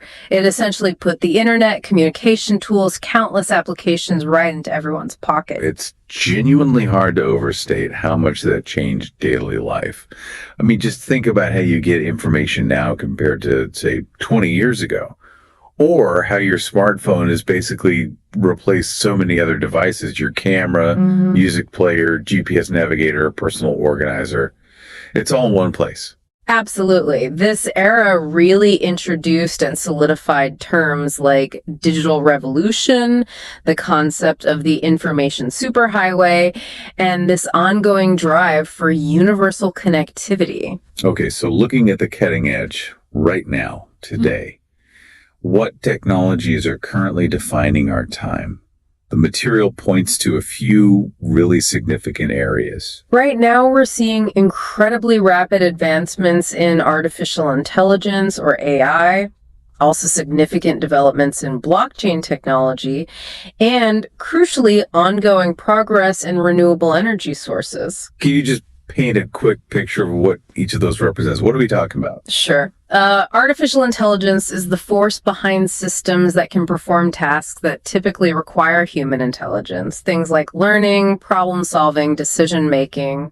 We see it in virtual assistants like Siri or Alexa, recommendation engines on Netflix or Amazon, and increasingly in really complex systems like those being developed for autonomous vehicles. Okay. And blockchain. Blockchain is that distributed ledger technology. It provides a secure and transparent way to record transactions across multiple computers. It's most famous for underpinning cryptocurrencies like Bitcoin, ensuring data integrity without needing a central bank or authority. Got it. And renewable energy. Renewable energy tech, things like solar panels and wind turbines, they're focused on harnessing natural resources, sunlight, wind, to generate power sustainably, which is, of course, absolutely critical for tackling climate change. It definitely seems like these contemporary technologies are deeply linked to either solving major global challenges like climate change or creating entirely new structures for finance and information, like with blockchain and AI. They are indeed. They represent the forefront of what we'd call cutting-edge innovation. Renewable energy offers sustainable solutions. AI and blockchain are often described as disruptive technologies because they have the potential to fundamentally alter existing industries and business models, shake things up. The material includes a specific case study looking at the evolution of artificial intelligence. Maybe we can delve into that history a bit more. Yes, it's fascinating, actually. AI's theoretical foundations were laid surprisingly early. We're talking back in the 1950s with pioneers like Alan Turing. He was exploring the very idea of whether machines could think. These were very abstract concepts back then, rooted in the nascent capabilities of early computing.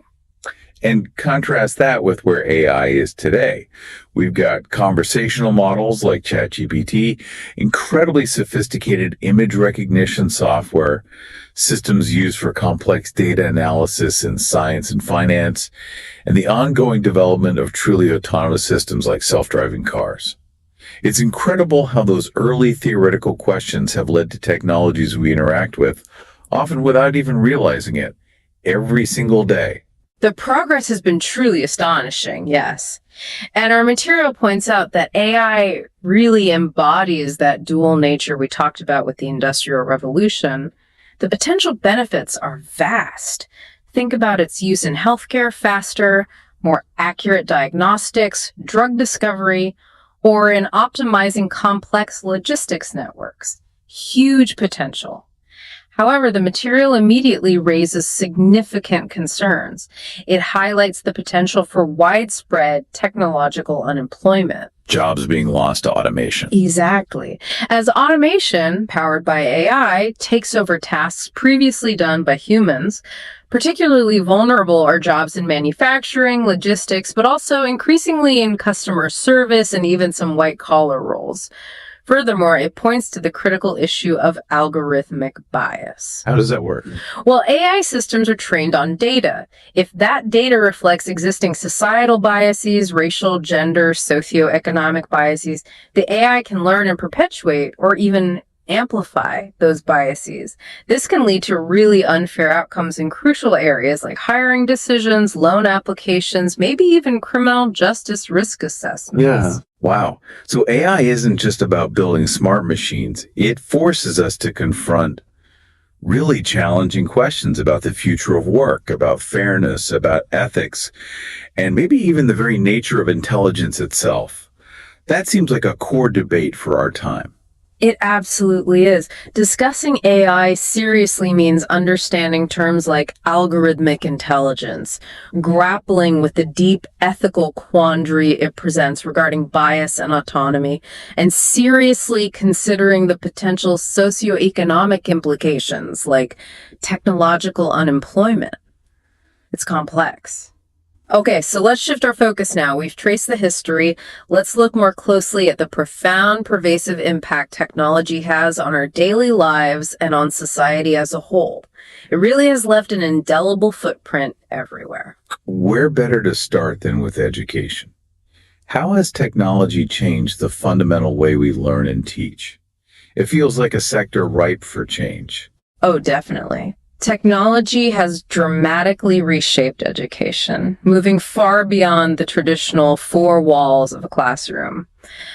Our material highlights the rise of e-learning platforms. Examples like Coursera or Khan Academy, which offer online courses, often from top universities, available to anyone. And alongside that, there's the increasing prevalence of virtual classrooms, online learning tools, collaborative software. Making learning more flexible. More flexible, yes, and potentially much more accessible. That's the significant positive impact noted.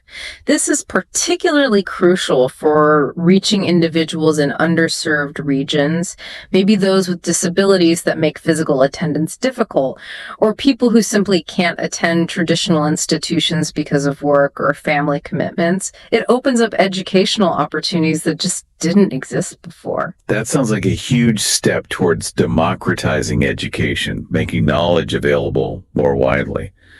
But you mentioned accessibility. Does technology solve that completely? Or are there still barriers? Not entirely, no.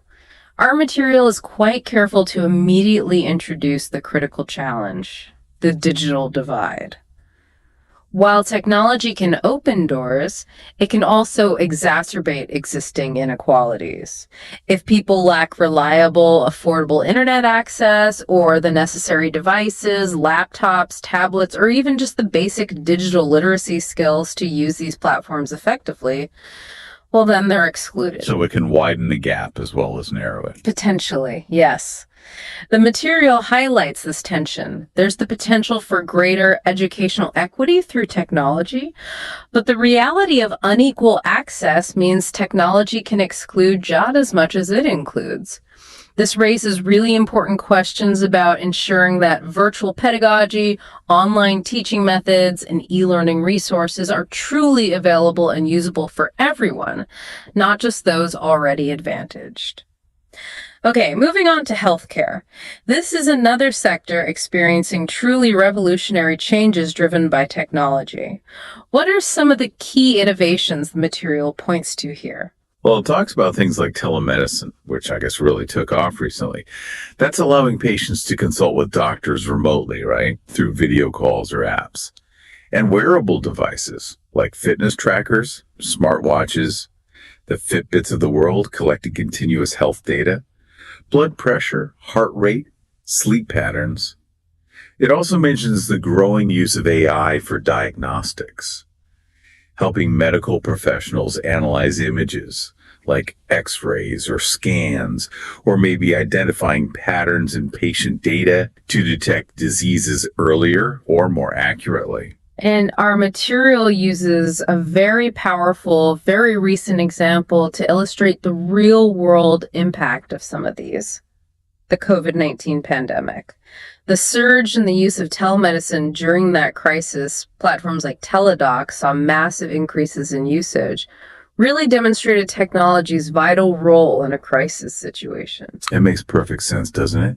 Telemedicine became a critical tool for providing safe medical consultations without the risk of spreading the virus. That was essential for protecting both patients and healthcare workers, especially early on. And it must have helped alleviate some of the immense pressure on hospitals and clinics when they were overwhelmed. Precisely.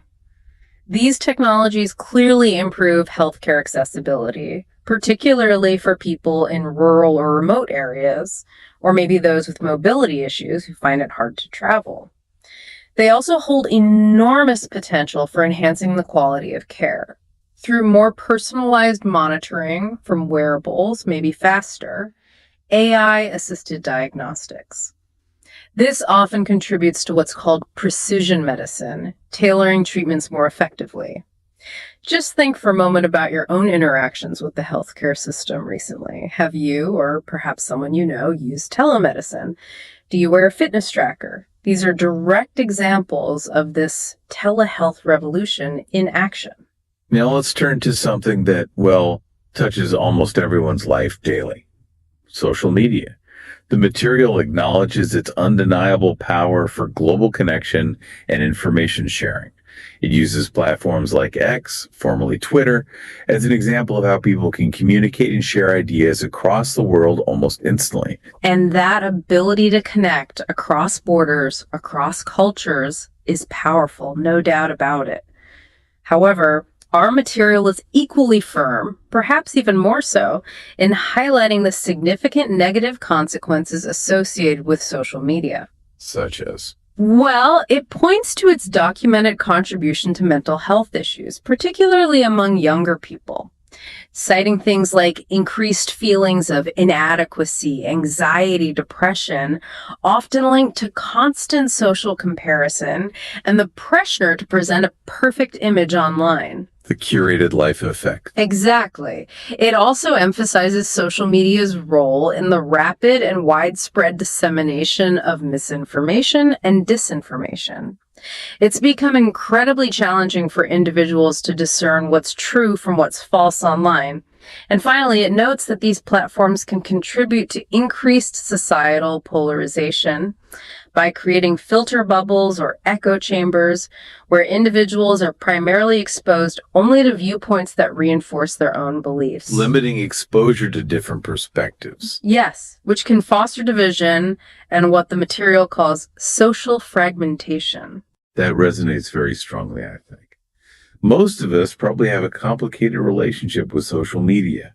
We experience the benefits of connection, staying in touch, finding communities, but also feel the downsides like information overload or seeing angry, divisive content. The material even touches on the idea of a digital detox as a sort of conscious response to feeling overwhelmed by it all. It does, and it really prompts a significant question for society, doesn't it? Ultimately, does this technology enhance our social connections, bring us closer together despite distance, or does it fundamentally weaken our relationships by promoting more superficial interactions and contributing to societal divisions? It's a complex trade-off, and the answer is probably still unfolding. Okay, let's look at the economy. Technology is acting as a powerful and often quite disruptive force here. Our material details how automation and AI are fundamentally reshaping labor markets. On the one hand, they are creating entirely new job categories, often requiring advanced technical skills, think data scientists, AI specialists, cybersecurity analysts. But on the other hand, they're simultaneously displacing workers in traditional industries. We see this clearly in manufacturing and logistics, but increasingly also in some service sectors, even roles involving routine cognitive tasks. And the material points to the rise of the gig economy as a prime illustration of this shift, doesn't it? Platforms like Uber or delivery apps. These enable flexible work opportunities, allowing people to use technology to find short-term tasks or freelance projects, often bypassing traditional employment structures entirely. That's a very clear example of how technology platforms can create entirely new work structures and business models almost overnight. Now, the gig economy offers potential benefits, flexibility, lower barriers to entry for some work, but it also raises serious concerns about job security, the lack of traditional employee benefits like health insurance or paid leave, and sometimes wage instability for workers. This is all part of the broader economic disruption driven by technology. And it brings back that concern we touched on earlier about technological unemployment, where skills mismatch or direct job displacement creates significant challenges for the workforce and society to manage. Let's maybe circle back to the telemedicine example again, but specifically as a case study focusing on its rapid acceleration during the COVID-19 pandemic, because our material gives it quite a bit of prominence. As we touched on, platforms like Teladoc saw just massive increases in usage starting in early 2020. And that was absolutely vital, wasn't it? For enabling safe healthcare access during those initial, very uncertain phases of the pandemic. Yeah. It reduced the burden on physical healthcare facilities and minimized infection risks for everyone involved. Absolutely. It was a clear demonstration of technology providing healthcare resilience in a crisis. It acted as a powerful digital intervention during a global emergency. However, and this is the critical counterpoint our material makes, this period, while showcasing the clear benefits of telemedicine, also starkly exposed and even amplified existing access inequity. Meaning that many vulnerable populations, you might think of the elderly, low-income families, people in remote rural areas, they often lack the necessary reliable broadband internet access or the right devices or even just the digital literacy needed to actually use these telemedicine options effectively. I see. So the crisis accelerated the adoption of a potentially beneficial technology, but in doing so, it also shone a really harsh light on the digital divide. It showed how unevenly the benefits of technology are actually distributed in society. Precisely. It's a powerful illustration of how technology's implementation, especially in critical sectors like healthcare, absolutely must be accompanied by concerted efforts to ensure equitable access. Otherwise, you risk worsening the very disparities you might hope technology could help solve. Okay, so technology evolving at such a, breathtaking pace and having such widespread effects across society, economy, healthcare, it seems absolutely essential that we spend some time considering the ethical and environmental questions it forces us to confront. It's not just about what technology can do, but what it should do, right? And what the consequences are. That's a crucial point, yes. And one major area of concern highlighted in our material is privacy and data security. This comes up again and again. While technologies like AI-powered surveillance systems or facial recognition software can offer potential benefits maybe for public safety, crime prevention, or even just convenience, they also pose significant risks to individual privacy. The sheer ability to collect, analyze, and track vast amounts of personal data creates new vulnerabilities and power imbalances. And our material provides a very pointed, very well-known example of this vulnerability. The 2018 Facebook Cambridge Analytica scandal. That event really served as a stark global reminder of how personal data, collected often implicitly by technology platforms, could be harvested and misused without users' full understanding or explicit consent. And it impacted everything from political processes to just individual trust in these platforms. Exactly. And events like that have fueled widespread calls globally for stronger regulations governing data collection, how data is used, and data security standards. The discussion really centers around concepts like data privacy, the inherent risks of algorithmic bias within surveillance technologies leading to unfair targeting of certain groups, for example, and the challenging ethical balance involved in what's sometimes called ethical surveillance. Where do we draw the line between legitimate security benefits and unacceptable intrusions on personal freedom and privacy? How do we find that balance in an increasingly digitally monitored world? It's a question societies everywhere are still grappling with. Now, moving to a completely different but equally complex frontier, genetic engineering and bioethics. Technologies like CRISPR gene editing offer astonishing potential. The ability to potentially cure inherited diseases at their source by directly modifying DNA. It's revolutionary. That sounds incredibly promising from a health perspective. Absolutely. Curing genetic diseases would be amazing. But I know from the material that this area also raises really significant ethical concerns, doesn't it? It certainly does.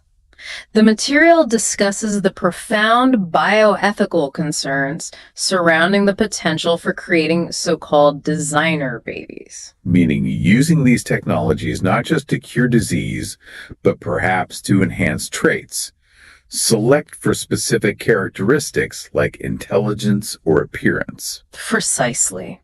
That raises huge questions about equity, human diversity, the potential for unforeseen long-term consequences, and what it even means to be human. There's also the very real concern about potential inequality in access. If these powerful gene therapies become available, who gets to benefit? Will they be limited to the wealthy, potentially creating a new biological form of disparity between the enhanced and the unenhanced? So the very ability to edit life itself brings up these deep, fundamental questions about the moral implications of, well, playing with fundamental biological processes and ensuring fairness in who gets access to these powerful tools. Exactly. It forces a really necessary conversation about the need for careful regulation, societal debate, and clear ethical boundaries around genetic manipulation. How do you, the listener, feel about the idea of humans having the power to alter genes in inheritable ways? It's a question that challenges deeply held beliefs and values. Okay, let's shift gears again and look at technology's relationship with the environment. There's a clear duality here as well. On the positive side, technologies like solar panels and wind turbines are absolutely essential, sustainable solutions in the fight against climate change.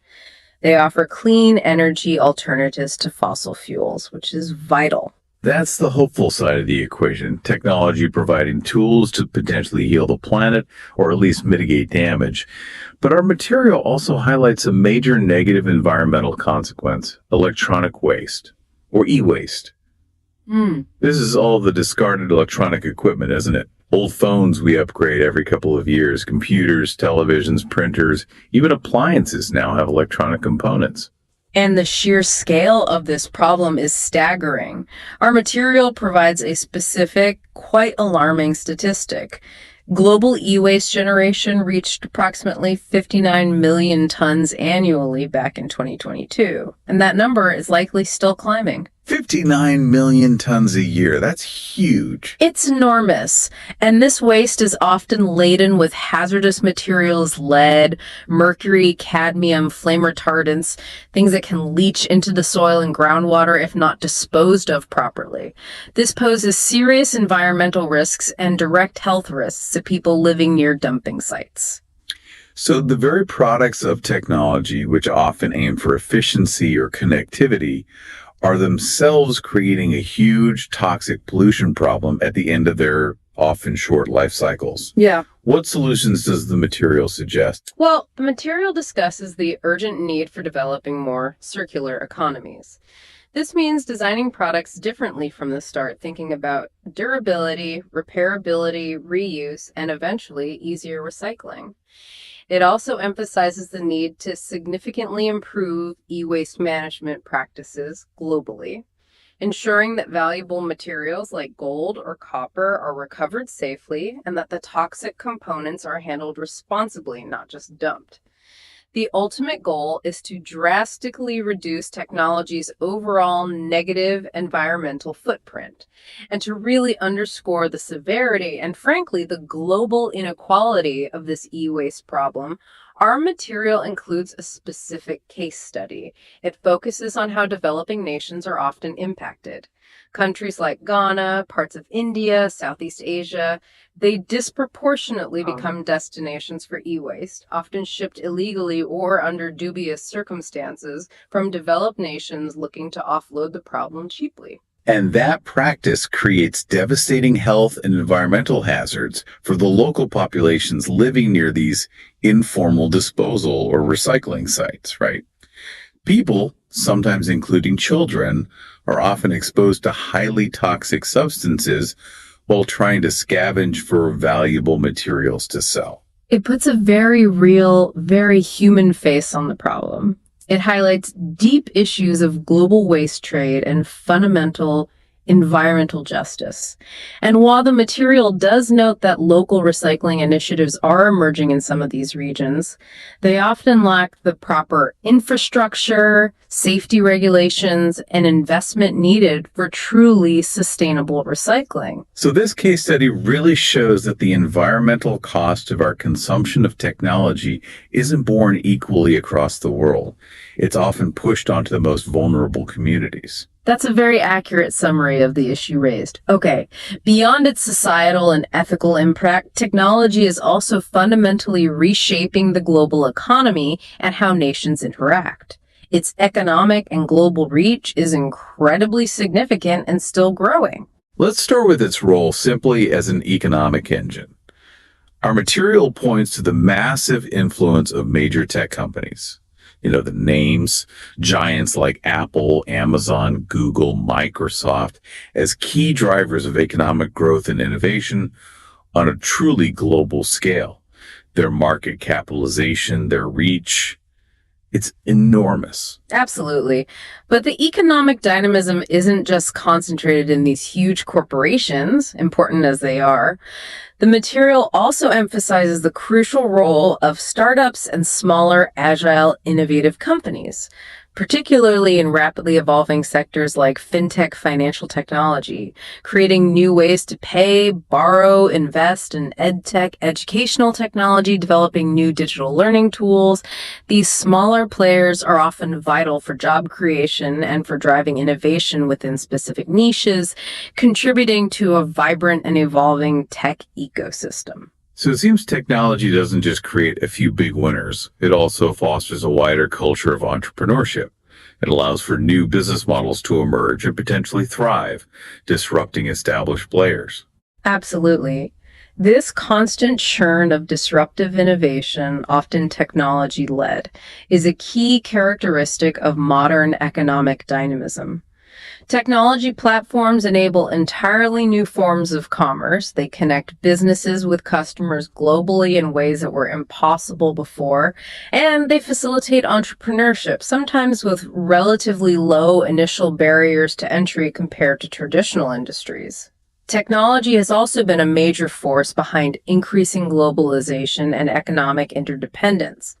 It facilitates cross-border communication, complex supply chain coordination, and international trade at speeds and scales never before possible. And our material gives a fantastic, often cited example of technology driving this kind of global connection and economic change, sometimes in unexpected places. M-Pesa in Kenya. Yes, M-Pesa. It's a truly remarkable story and a classic case study. Launched in Kenya way back in 2007 by Safaricom, M-Pesa is essentially a mobile phone-based money transfer, financing, and microfinancing service. Our material highlights how it absolutely revolutionized financial inclusion in Kenya and several other African countries. It enabled banking-like services via even the most basic mobile phones for millions of people who were previously completely unbanked or severely underbanked, particularly those in rural areas without access to physical bank branches. That's incredibly powerful. It allowed people to safely send and receive money just using SMS, pay bills remotely, access small loans, even manage savings, all through their phone, without needing a traditional bank account. The material mentions its significant positive impact, including studies suggesting it contributed to lifting many households out of poverty by providing secure and accessible financial tools. It's a prime example of how mobile economy solutions, enabled by relatively simple mobile technology, can have profound socioeconomic impacts in developing regions. It fostered financial empowerment for millions. Now, while the material does rightly note that, like any large-scale financial system, it faces ongoing challenges dealing with fraud attempts, ensuring network reliability, M-Pesa remains a widely successful and studied model for leveraging technology to bridge critical gaps in traditional infrastructure and drive digital inclusion. This technology didn't just connect people, it fundamentally integrated many of them into the formal economy for the first time. However, even with amazing success stories like M-Pesa, when we talk about global connectivity and the digital economy, we absolutely must acknowledge that the digital divide is still a very significant global issue. The disparities in access remain stark. Yes, the material provides a pretty sobering statistic on this point. It mentions that as recently as 2023, an estimated 37% of the entire global population was still offline. 37%. That's billions of people who are effectively excluded from participating fully in the digital economy, accessing online information and services, education, communication, everything we've been talking about. It really underscores that achieving genuine universal access and bridging this deep technological disparity is a major global challenge that requires ongoing effort and investment. The material does mention some ongoing initiatives aimed at addressing this gap, such as large-scale satellite internet projects designed specifically to reach remote or geographically challenging areas where laying physical fiber optic cable is impractical or prohibitively expensive. So there's a growing recognition, hopefully, that closing this digital gap isn't just about convenience or market expansion. It's fundamentally about equity, about ensuring everyone has the opportunity for digital empowerment and meaningful participation in our increasingly digital global society. That's certainly the goal, yes. Let's maybe take one of those initiatives, Starlink, as a specific case study for peering into the future possibilities and challenges of global internet access. Starlink, as you probably know, is the project led by SpaceX. It involves deploying a vast constellation of thousands of small satellites in low Earth orbit. The explicit goal, as noted in our material, is to provide high-speed, low-latency internet connectivity, particularly to underserved and remote regions all across the globe.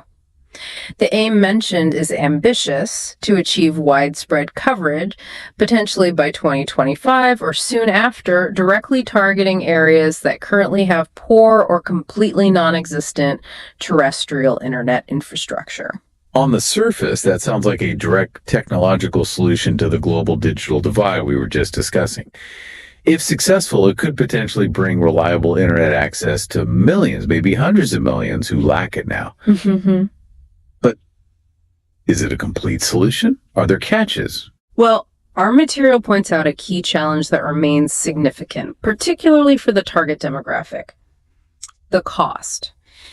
While the technology aims to provide the coverage, the monthly service fees, and the initial cost of the user terminal, the dish you need to connect, can still be a substantial financial barrier for many potential users in low-income regions or developing countries. These are precisely the populations who often need this access the most. So the technology for satellite connectivity exists and is being rapidly deployed, but making it genuinely affordable and thus achieving true digital inclusion for the world's poorest populations. Yeah. That's the next major hurdle to overcome. Exactly. This case study perfectly illustrates the immense potential of these global internet access technologies, but it also highlights that the challenges aren't purely technological. They are deeply economic and societal, requiring solutions that go beyond just launching more satellites. We need to think about affordability, subsidies, community access models, digital literacy training, the whole package. Okay, so before we wrap up this deep dive, let's try to ground all of this incredible history, the societal impacts, the ethical dilemmas, the future potential. Let's bring it back to our own daily lives. Yeah. How do these big trends actually manifest into the technology you, our listener, interact with every single day? And perhaps more importantly, what does understanding all this context mean for you as someone looking to learn, grow, and navigate this technologically saturated world? That's a great way to frame it. Let's think about that smartphone again, which you mentioned earlier, as a key part of the digital age. Our material aptly describes it as a multifunctional device, and frankly, that feels like a huge understatement now, doesn't it? Absolutely. It's arguably the single most impactful piece of personal technology for productivity and daily life in at least the last decade, maybe longer. It's not just a phone anymore. It's your email client, your calendar, your task manager, your note taker, your primary news source, your bank, your entertainment hub, your map and navigator, and increasingly a powerful gateway to learning and information. It's the ultimate example of ubiquitous technology. It offers immense digital convenience by consolidating countless tools and functions into one single handheld device that most people carry constantly. Just reflecting for a moment on how many different tasks you accomplish using your smartphone on any given day, that really drives home its pervasive impact on personal productivity and daily routines. And technology isn't just changing our personal devices, it's also transforming the places where many of us live our cities. Our material discusses the growing concept of smart cities, using Singapore as a prominent example often cited. These are urban environments that actively integrate technologies like the Internet of Things, IoT, which essentially connects everyday objects and infrastructure to the internet and artificial intelligence to try and optimize how the city functions. Optimize things like what, specifically? Well, managing traffic flow in real time based on sensor data, improving the efficiency and scheduling of public transportation, optimizing energy consumption in public buildings and streetlights, enhancing waste management collection routes, improving public safety through connected systems. The applications are broad. So that's technology shaping our physical environment on a large scale. The goal being to create more efficient, perhaps more responsive, and ideally more livable urban spaces through smart infrastructure driving urban innovation and maybe working towards more sustainable cities in the long run. And of course, we can't forget how technology has revolutionized how we entertain ourselves and spend our leisure time. Think about the massive shift from traditional broadcast or cable TV to streaming platforms like Netflix, Hulu, Disney Plus app, offering vast libraries of on-demand content whenever you want it. Or the emergence of completely new forms of entertainment like virtual reality, VR, and augmented reality, AR. Creating totally new kinds of immersive experiences through digital entertainment, moving beyond just passive viewing. Let's use virtual reality and gaming as a specific case study in leisure technology, since our material mentions devices like the Oculus Quest, now Meta Quest. These headsets, as you know, offer a deeply immersive technology experience. They allow players to feel like they've truly stepped inside digital worlds and can interact with them in ways that traditional flat screens simply can't replicate. It's a different level of engagement. That sounds like incredibly exciting gaming innovation, offering completely new ways to play and experience stories. But yeah, I suspect I know what's coming. Our material points out a familiar challenge we've seen elsewhere, doesn't it? It does indeed. The high cost. VR technology, while getting cheaper, is still relatively expensive compared to traditional gaming consoles or PCs. The headsets themselves potentially needing a powerful computer to run complex experiences. It limits its accessibility for many people. So once again, while the potential for these amazing immersive experiences is here, very real accessibility barriers related to cost prevent it from being a truly mainstream leisure activity enjoyed by everyone just yet. It's another reminder that even really cool, exciting new technologies face hurdles in widespread adoption beyond the early adopters. Now, maybe let's try to bring all of these threads together. We've looked at the history, the profound societal impacts, the complex ethical questions, the powerful economic forces, the global reach and disparities, the future possibilities, and these everyday applications. What does understanding all of this actually mean for you, the listener, as a learner trying to make sense of the world? That's the key question, isn't it? I think understanding these different facets isn't just about accumulating interesting facts or tech trivia.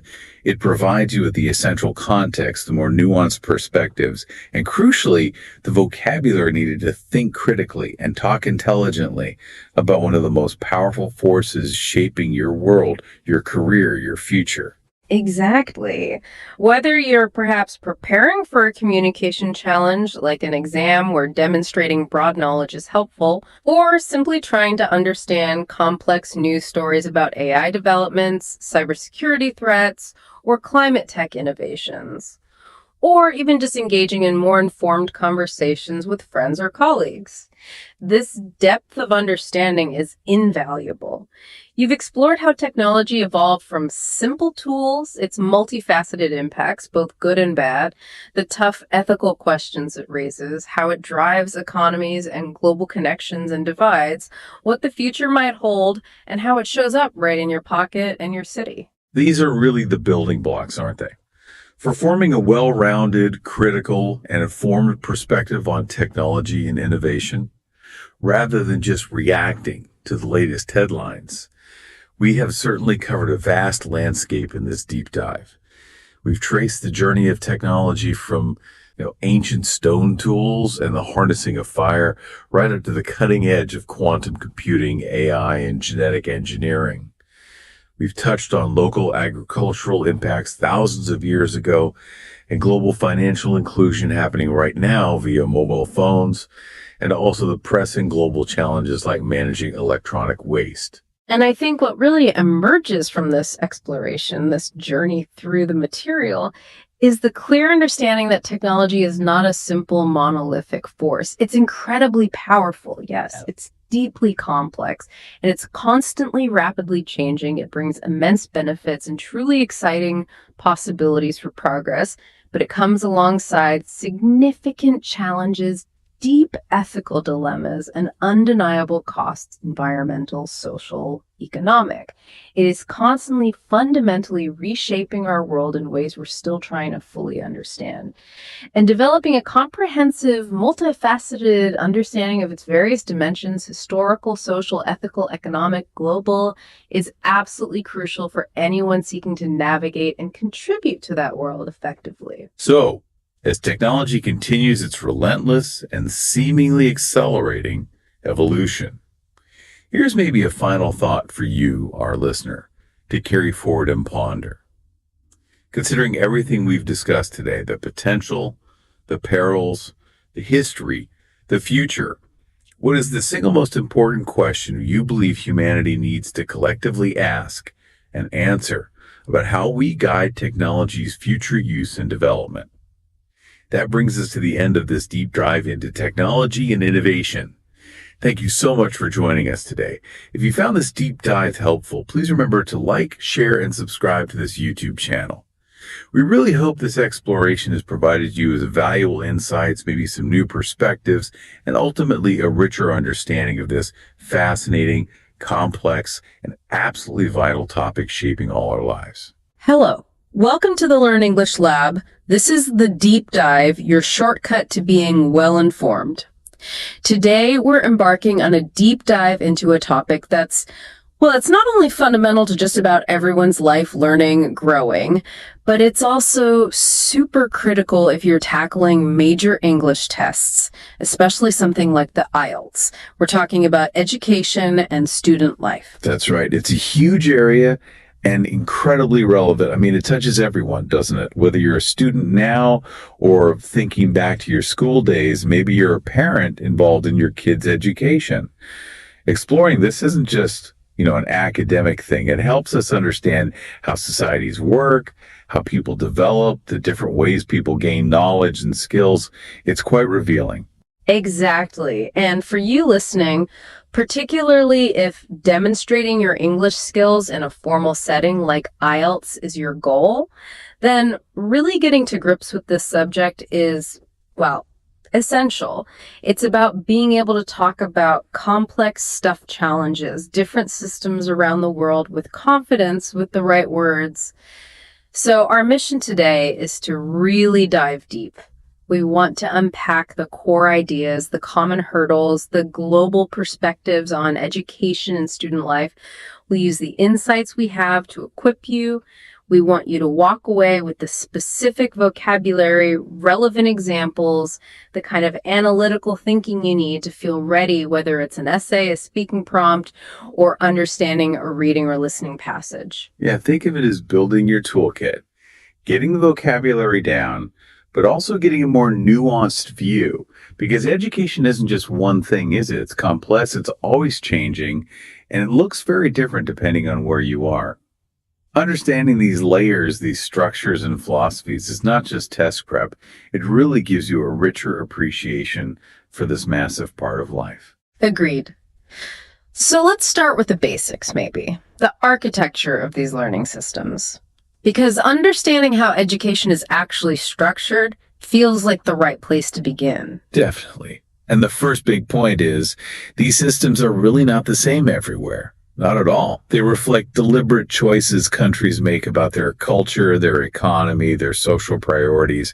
Recognizing these differences in structure is fundamental context. Right. So typically the journey kicks off with primary and secondary education. This is the foundation stage for most people, covering, say, ages 5 up to about 18. Primary school for the younger ones, maybe 5 to 11-ish. That's all about building those absolute bedrock skills. Literacy, reading and writing, numeracy, getting comfortable with numbers, maths, and starting to spark that initial critical thinking. Core subjects are pretty universal here, aren't they? Languages, math, some basic science, social studies, that sort of thing. But how kids move through these years, the milestones, that can vary a lot. Precisely. Let's look at some examples. The UK system, for instance, it organizes the primary years into key stages. Key stage 1, key stage 2. Then students move into secondary, and around age 16, they hit these major public exams, like the GCSEs. That's a big checkpoint. Okay. Compare that to the US system. It often follows a path like elementary school, then middle school, and then a 4-year high school program, usually ending with a diploma. Secondary education, say 12 to 18, that's where the curriculum usually gets broader. You build on the foundations, but you also start preparing students more directly for what's next, higher ed, or maybe joining the workforce. And that preparation for what comes next, that's where you see some really interesting differences emerge, even within secondary school itself. Germany is a great example here, isn't it? Students might get channeled into different tracks relatively early on. That's right.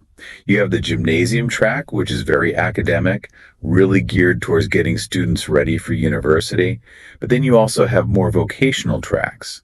These focus much more on practical skills, preparing students directly for trades or technical careers. So that structure itself reflects different societal ideas about what secondary school is for, right?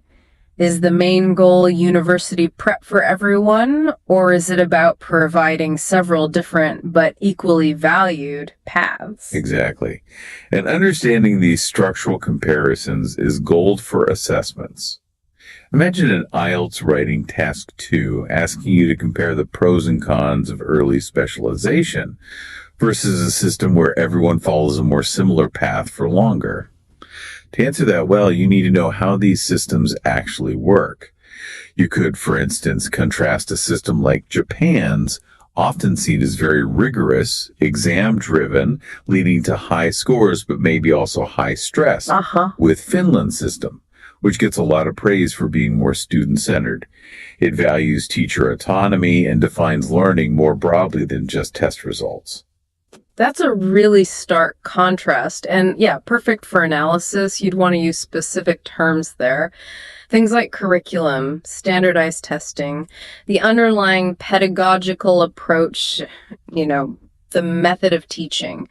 And comparing them, you'd use connecting words like whereas or in contrast. So you might say something like, Japan's focus on standardized testing drives high academic results, whereas Finland's more flexible curriculum and different pedagogical approach perhaps prioritizes holistic development and maybe reduces student pressure. And this vocabulary isn't just for writing. Yeah. In the speaking test, if you're asked about your own education, using terms like your formative years for primary school or describing your country's overall educational framework, it just adds a layer of precision. It shows you can think about education structurally, not just personally. It really does elevate how you talk about it. Maybe take a second now, if you're listening. Think about your own primary and secondary school. How would you describe its structure using some of these words? What were the main stages, the key subjects? Good exercise. Yeah. Okay, so moving beyond secondary school. For many people, the next big step is higher education. This is the realm of universities, colleges, specialized professional institutes. Here, students pursue degrees, bachelor's, master's, doctorates, going much deeper into specific fields: engineering, medicine, law, humanities, arts, the whole spectrum. And universities, they're centers of advanced learning specialization, but they also bring a major global challenge, particularly around cost. The rising price tag of tuition fees and just the general cost of living for students is a massive barrier for so many people. You see these figures. Some private universities in the US, tuition alone can be over $50,000 a year, and that's before rent, books, food. It's a huge hurdle, and it directly impacts access to education and equity. On the flip side, you have countries like Germany. They have a policy of offering higher education essentially for free or at very low cost, even for international students. Now, that's not just generosity, it's partly a strategy, right? To attract global talent, fill skill jobs. But this big difference in funding models really highlights different societal views. Is education a private investment you pay for, or a public good the state supports? In this whole debate, cost access funding comes up constantly in assessments. Yeah. You might get a reading passage analyzing university enrollment trends or different funding models. You'd need to pick out data, understand different viewpoints. Listening tasks could easily involve students talking about applying for financial aid, understanding loan terms, or remembering scholarship deadlines. It's everywhere. And it's a classic writing task 2 essay topic. Something like, should higher education be free for all? To tackle that effectively, you need a balanced argument. You absolutely discuss the benefits, promoting equal opportunities, breaking down socioeconomic barriers, maybe creating a more skilled workforce for the economy. But you also have to grapple with the challenges, the huge cost to the government, potential worries about maintaining quality if resources are stretched thin, maybe even the argument that making it free could devalue it somehow. This is where that specific vocabulary is crucial. Words like tuition fees, access to education, socioeconomic barriers, subsidizing education. Your conclusion could offer a more nuanced view, maybe suggesting tiered systems free or heavily subsidized for lower income students, or perhaps exploring other innovative funding ideas beyond just full state funding or high fees. Exactly. Showing you understand those different angles is key. And in speaking, if you're asked about a memorable university experience, maybe describe a challenging research project. You could use terms like academic rigor, mention how important the campus facilities like labs or libraries were, and explain how the whole thing broadened your perspective on your subject. Absolutely. Using the right language captures the specific nature of that higher ed experience. Now, it's also really important to remember that the path after secondary school isn't always university. Vocational training, apprenticeships, and increasingly online learning. These are super important alternatives. Precisely. These roads often have a strong focus on practical, hands-on skills that are directly applicable to specific jobs. Think electricians, plumbers, IT support technicians, nursing assistants, chefs. Some countries have really strong systems to this. Australia's TAFE institutes, for example, offer a huge range of vocational courses that are really well regarded by employers. And The rise of online platforms, Coursera, EDX, specialist skill platforms, has just blown open access to learning, hasn't it? You can pick up new skills, get certifications, even do full degrees online, often with a flexibility traditional places can't match. The pandemic really highlighted this, but the trend was already strong. Definitely. And you could easily encounter these alternatives in the tests. A listening task might feature two people debating whether to go to university or do an apprenticeship, weighing up the pros and cons. Or a writing task, too, could ask you to compare the value of vocational versus academic education in today's job market. Yeah, and you'd need to discuss things like immediate employability and the hands-on training from vocational routes versus maybe the broader career options or long-term adaptability that an academic degree might offer. You'd be using terms like career-oriented skills, skill acquisition, practical expertise, industry-relevant training. Quick tip for writing task 1, 2. If you get a chart showing, say, employment rates for academic versus vocational grads, being able to summarize that data using phrases like graduates with practical expertise showed higher initial employability is really effective. It really drives home that there are multiple valid pathways to success and contribution, and understanding how different societies value these pathways is key. Absolutely. So we've looked at the structures. Now let's shift focus a bit and get into the actual experience of being a student. Because let's face it, it's not always smooth sailing. Student life involves navigating some significant hurdles, academic, financial, social, emotional, and these challenges, they're very common topics in assessments, often requiring you to analyze causes, effects, and possible solutions. Let's start with one that feels almost universal these days: academic pressure. The competition seems intense everywhere for grades, for university places. It's often driven by those high-stakes exams, parental expectations, maybe just a societal focus on academic achievement above all else. Plus, the sheer academic workload can be immense. A really stark example often cited is South Korea. The pressure there is famously intense. Many students attend Hagwon. These are private after-school academies, often running late into the night, drilling for exams. This kind of relentless schedule, the constant focus on scores, it can unfortunately lead to really high levels of stress, anxiety, even burnout among young people. That example paints a vivid picture, and it's exactly the kind of thing you might read about or hear discussed in a test. Or it could be a direct writing task 2 question, right? Like, what are the main causes of rising academic pressure on students today, and what can schools or governments do to address it? Exactly. In an essay like that, you'd unpack the causes, the weight of those high-stakes exams, maybe a cultural emphasis linking grades to future success, perhaps curricula that are overloaded or inflexible. And for solutions, you could talk about embedding more mental health support within schools, maybe reforming assessment methods towards more holistic assessment, looking beyond just exam results to things like creativity or collaboration, or promoting a better work-life balance through encouraging extracurriculars. Vocabulary like exam stress, academic workload, burnout, mental health support, holistic assessment is essential there. And in speaking, if asked how students cope with pressure in your country, you could mention study groups, peer support, maybe counseling services, perhaps adding your own view that more focus on mental health is needed. Then there are the financial roadblocks. We touched on this with higher ed costs, but it's a major source of anxiety.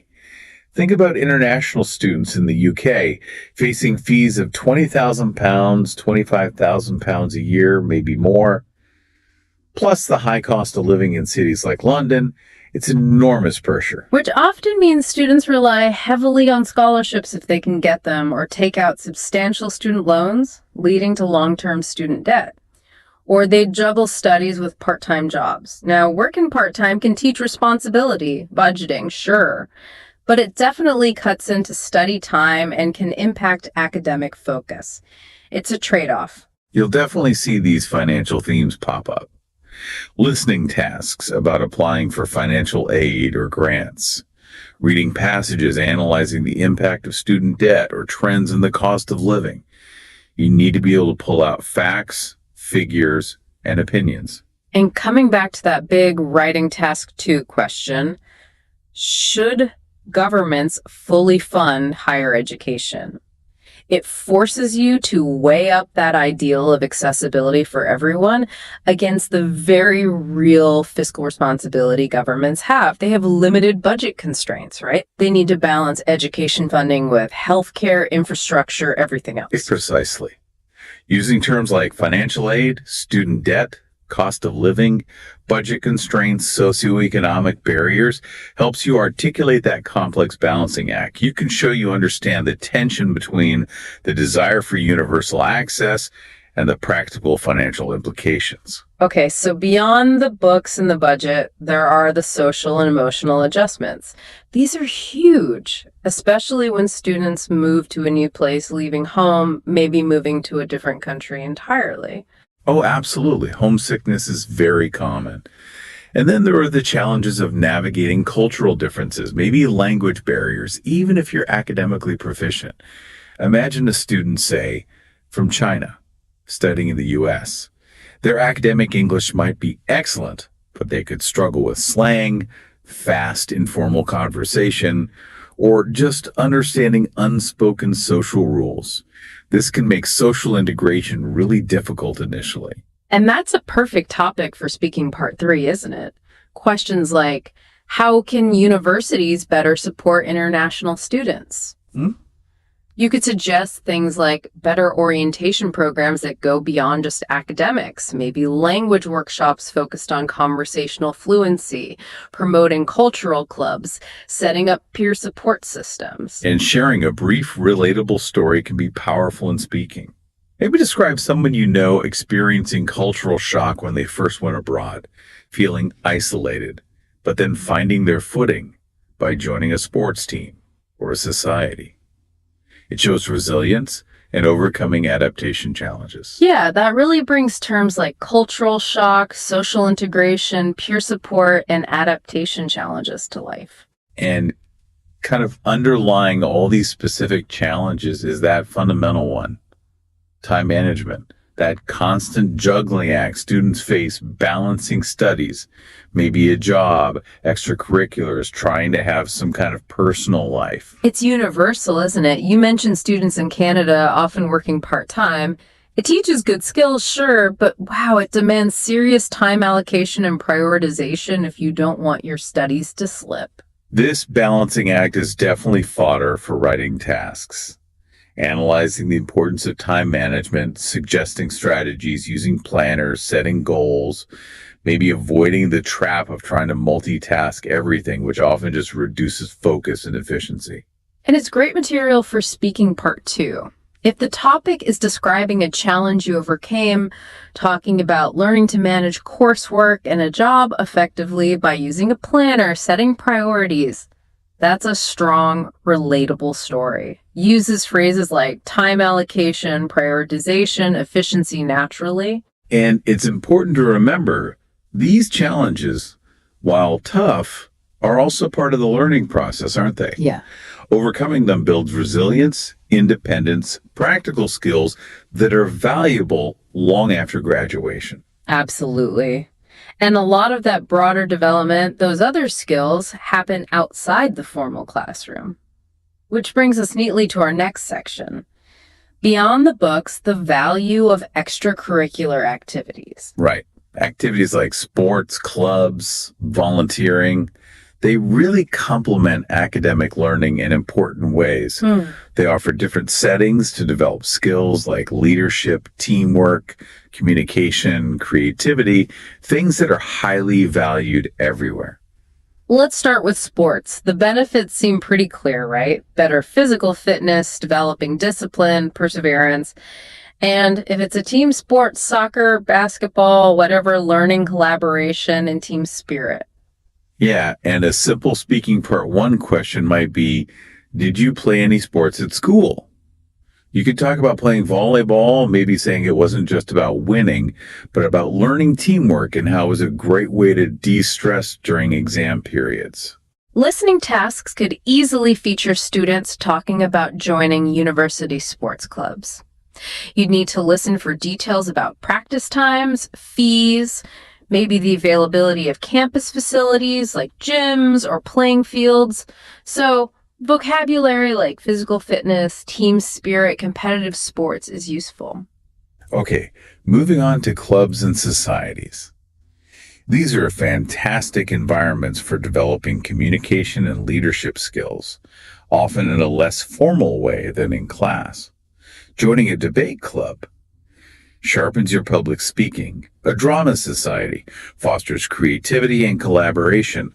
An environmental group encourages community involvement and organizational skills. They offer practical experience, let students explore interests. You might read passages discussing how universities view extracurricular engagement during admissions, or about how student societies are funded. A speaking task might ask if you could join any club at university, what would it be and why? And you could respond by describing, say, wanting to join an environmental club because you're passionate about sustainability. You could explain how it would allow you to collaborate with others, develop your own leadership development skills by organizing events, and engage in positive community involvement. See how those terms fit. Perfectly. Then there's volunteering and community service, activities like tutoring younger kids, helping at a local charity, participating in neighborhood cleanups. These really foster empathy, social responsibility, a sense of civic duty. This often sparks a debate in writing task 2. Should community service be mandatory for school students? Now you need a balanced view. Argue that making it compulsory could ensure all students experience giving back, instilling civic values, but also acknowledge the counterpoint. Does forcing it undermine the spirit of volunteerism? Does it become just another chore? A good essay point could be arguing for mandatory service as a way to teach responsibility, but stressing that students should have some choice in what they do to ensure it feels meaningful and has a genuine social impact for them. It's worth remembering, though, that while all these activities are great, there's a risk of overcommitment. Taking on too much outside class can lead straight back to those time management issues we talked about. Absolutely. It's a balancing act. In a speaking discussion about managing time, you could even share a personal anecdote, maybe about joining too many clubs initially, seeing grades dip, and then learning the hard way about prioritization and strategic time allocation. Sometimes less is more, right? Definitely. So these activities clearly add huge value to a student's overall growth, providing skills and experiences that are different from, but just as crucial as, academic learning. And speaking of things that are transforming education, we have to talk about technology. Its impact has been enormous, hasn't it? Changing how we teach, learn, access information, bringing amazing opportunities, but also new challenges. Without a doubt. The most obvious change is the explosion of online learning. Platforms like Zoom for classes, resources like Khan Academy, university online portals, they offer incredible flexibility and accessibility. You can learn practically anything from anywhere, often setting your own pace. The shift during the COVID-19 pandemic really threw this into high gear, didn't it? It was like a massive global experiment. It showed the advantages of continuity of learning during lockdowns, global access to lectures. But it also really highlighted the limitations, the lack of face-to-face interaction, challenges keeping students engaged online, worries about fair assessment, and of course the digital divide. Which makes that question, does online learning outperform traditional classroom education? So relevant for writing task 2. An essay on this needs balance. Explore the pros. Self-paced learning, often lower cost, location independence. But you must also tackle the cons. Less social interaction, potential tech problems, and crucially, how it can worsen inequality if students lack reliable internet or devices that digital divide. A strong conclusion might suggest that hybrid models, blending online and face-to-face elements, could be the most effective way forward. Key terms there: e-learning, virtual classrooms, digital accessibility, and that crucial one, digital divide. And it's not just about moving classes online. Technology has brought new educational technology tools into the classroom itself. Interactive whiteboards replacing chalkboards, AI tutors offering personalized practice, learning management systems like Moodle or Blackboard, changing how assignments and grades are handled. Right. You might hear discussions about these tools in listening tasks or read analyses of their effectiveness. So knowing terms like educational technology, interactive learning, digital tools is helpful. But technology isn't a magic bullet. There are potential downsides. Is there a risk of over-reliance? Could easy online searches reduce deep critical thinking if not managed well? And that digital divide issue keeps coming back. Unequal access to tech and the internet creates a huge barrier for some students, potentially making educational inequality even worse. Writing tasks might ask for solutions. You could propose government subsidies for devices or internet for low-income families, or investing in teacher training on digital pedagogy, how to actually use tech effectively and equitably in teaching. In speaking, if asked how tech changed education in your country, you could mention expanded access via online platforms, but maybe point out that rural students often struggled with poor connectivity, stressing the need to improve digital accessibility for everyone. And looking further ahead, the potential impact of things like virtual reality, VR, and artificial intelligence, AI, is just massive. Yeah, but VR could offer incredible immersive learning. Imagine history students walking through ancient Rome virtually, or medical students practicing surgery in a simulation. And AI could personalize learning massively. Adaptive assessments that adjust to your level, AI tutors offering tailored support. You're starting to see reading passages exploring these future trends, so terms like adaptive technology, immersive learning, digital transformation are good to know. It's clear tech isn't just changing how we deliver education, it's changing the very nature of learning itself. And as we talk about all these different systems, challenges, and the impact of global forces like tech, it's so important to maintain a global perspective. Understanding different cultural approaches is really key, especially for something like IELTS. This is where comparing different national systems gets really interesting. Take the common comparison. Western systems, like the US or UK, often seen as prioritizing creativity, critical thinking, maybe more student autonomy, versus some Eastern systems, maybe China or India, traditionally emphasizing discipline, memorization, sometimes called rote learning, and performance in high-stakes exams.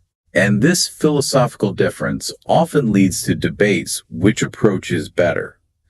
For a writing task 2 on this, you could argue the Western model might foster more innovation and independent thought, while the Eastern model might be credited with producing strong, consistent results in standardized tests and instilling a powerful work ethic through discipline and practice. A really good answer often suggests a hybrid approach might be best combining the strengths of both, fostering creativity and ensuring a solid knowledge base and discipline, using terms like student-centered learning, acknowledging cultural influences, and understanding rote learning is important here. Another vital global perspective is inequality.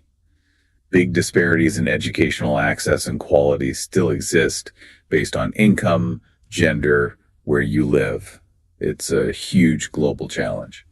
Reading passages often discuss initiatives by organizations like UNESCO, like Education for All, aiming for educational equity or promoting gender equity. You might need to identify causes like poverty or discrimination and understand solutions like scholarships or building schools, specific policy interventions. In speaking, If asked about the government's role in reducing inequality, you could give concrete examples from your context. Maybe free textbook programs or efforts to improve schools in rural areas. This uses vocabulary around the access gap, socioeconomic barriers, and policy intervention. And the experience of international students is a massive part of this global picture, too.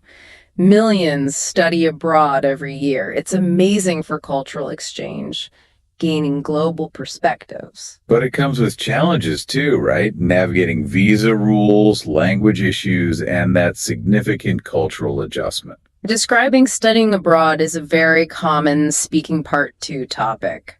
You could talk about a friend's experience, the initial struggles adapting to a new system or language, the adaptation challenges and how they grew from it, gaining confidence and global competencies. Great example. Uses terms like cultural exchange, global mobility, cultural adjustment, adaptation challenges very naturally. Finally, globalization itself shapes education. You see standardization like the IB or Cambridge curricula being adopted worldwide, which can help with global mobility and provides a recognized standardized curriculum. Yeah. But it also raises worries about cultural erosion. Could local traditions or history get sidelined for a more generic global approach? Writing tasks might explore this tension between standardization and preserving cultural identity. We'd use terms like standardized curriculum, cultural identity, global competencies. Understanding these global dimensions isn't just academic. It helps you engage with the complexity of education worldwide and gives you so much more to talk about. Exactly. And bringing this all back home, so to speak, everything we've discussed is aimed at boosting your readiness for assessments like IELTS. Sure. So this final section is about leveraging this deep dive for your prep. Right. First things first, vocabulary. Building your specific word bank for this topic is crucial. We've thrown a lot of terms around. It helps to group them. Think about categories like education systems, words like curriculum, syllabus, assessment criteria, educational reform, challenges, mental health support, exam stress, financial strain, social integration, academic workload, extracurriculars, holistic development, leadership skills, community engagement, team spirit, technology, digital literacy, e-learning, virtual classrooms, technological disparity, digital divide, and global perspectives, cultural diversity, educational equity, access gap, policy intervention, globalization, cultural adjustment. And the key is not just listing them, right? It's practicing using them, weaving them into practice sentences, paragraphs, spoken answers. The more you actively use them, the more naturally they'll come out when you need them. It really boosts that lexical resource score. Definitely. For writing tasks too, really review those common question types we mentioned: free education, text role, measuring success, comparing systems. Practice structuring your essays logically.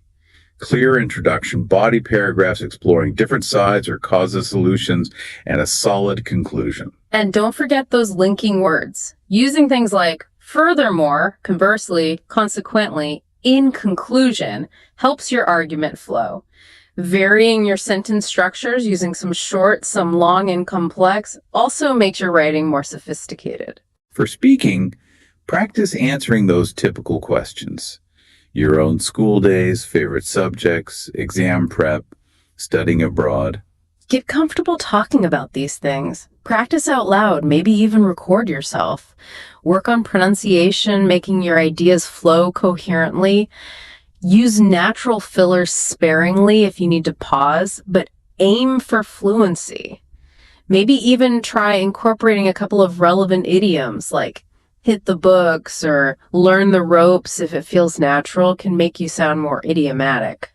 With reading and listening, focus your practice on education-themed materials.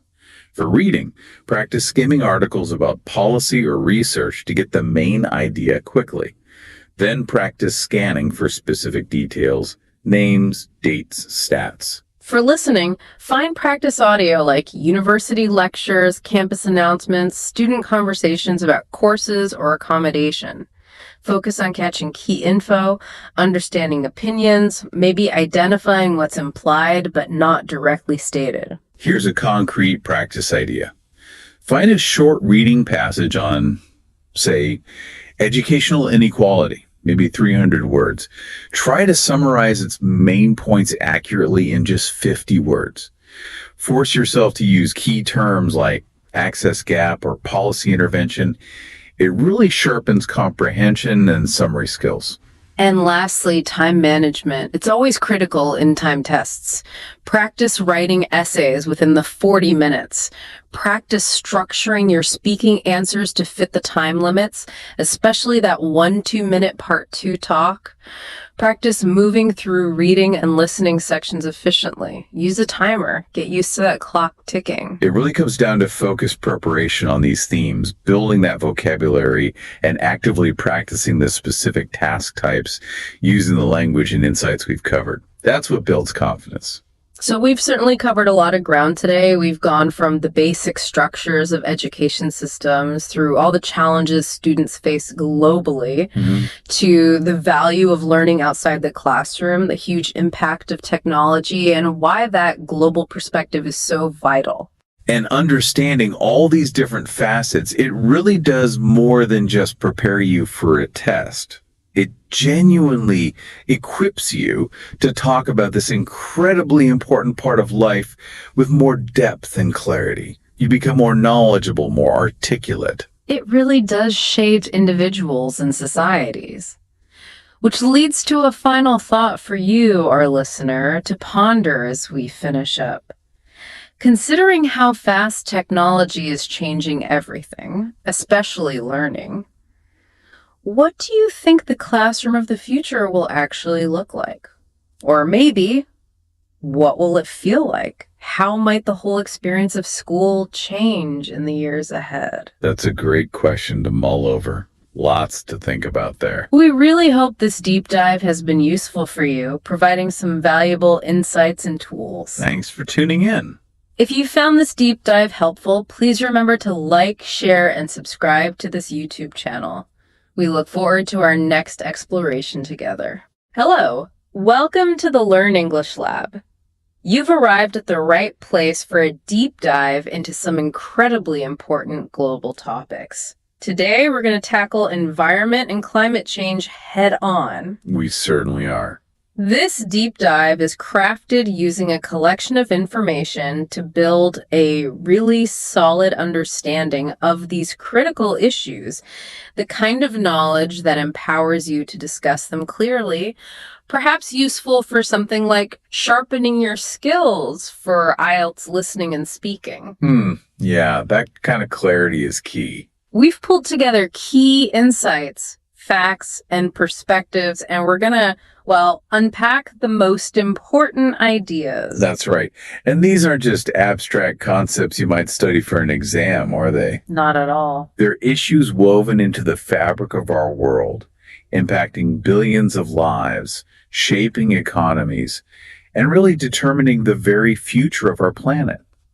A foundational idea to grasp from the start is just how deeply interconnected these challenges are and how fundamentally they're being driven by human activity. Absolutely. So, what's our game plan for this exploration? We're going to start by looking at the broad scope of environmental problems. Everything from the air we breathe to the water we rely on. The forests that cover the land. The forests, yeah, and the incredible variety of life around us. Then we'll focus specifically on climate change, its root causes, its far-reaching, and frankly, often devastating consequences. And importantly, the solutions too. We need to look at potential solutions being developed and implemented globally. Yes, and just as importantly, examine the significant obstacles that make tackling these issues such a complex endeavor. It's not straightforward. No, far from it. Yeah.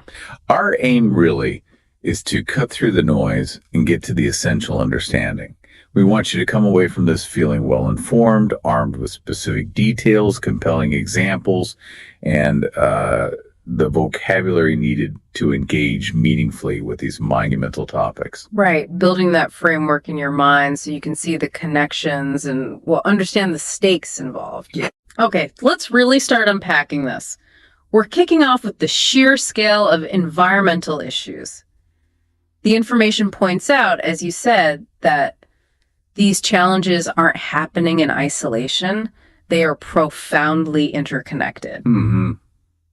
It's less like a list of separate problems. Yeah, more like a complex, dynamic system. You impact one part and it sends ripples through the whole thing. That's a great way to put it. And what's the primary force driving this interconnected web of issues? Well, the data points strongly towards human activity. Our relentless pursuit of industrial growth, the rapid expansion of our cities. And just the way we consume resources, right, at an ever-increasing pace. These are the engines behind many of these environmental strains. That's a key distinction, isn't it? It's not nature just acting on its own. No, it's a reaction in many ways to our actions. Everything from how we power our homes and industries to how we produce food and manage waste contributes to this cascade of problems. Understanding this human-centric cause is, well, essential for identifying potential solutions down the line. Okay, so let's pull on the first major thread in that environmental web: air pollution. This is highlighted as a truly pressing global issue, affecting almost everyone on the planet in some way. It really is pervasive.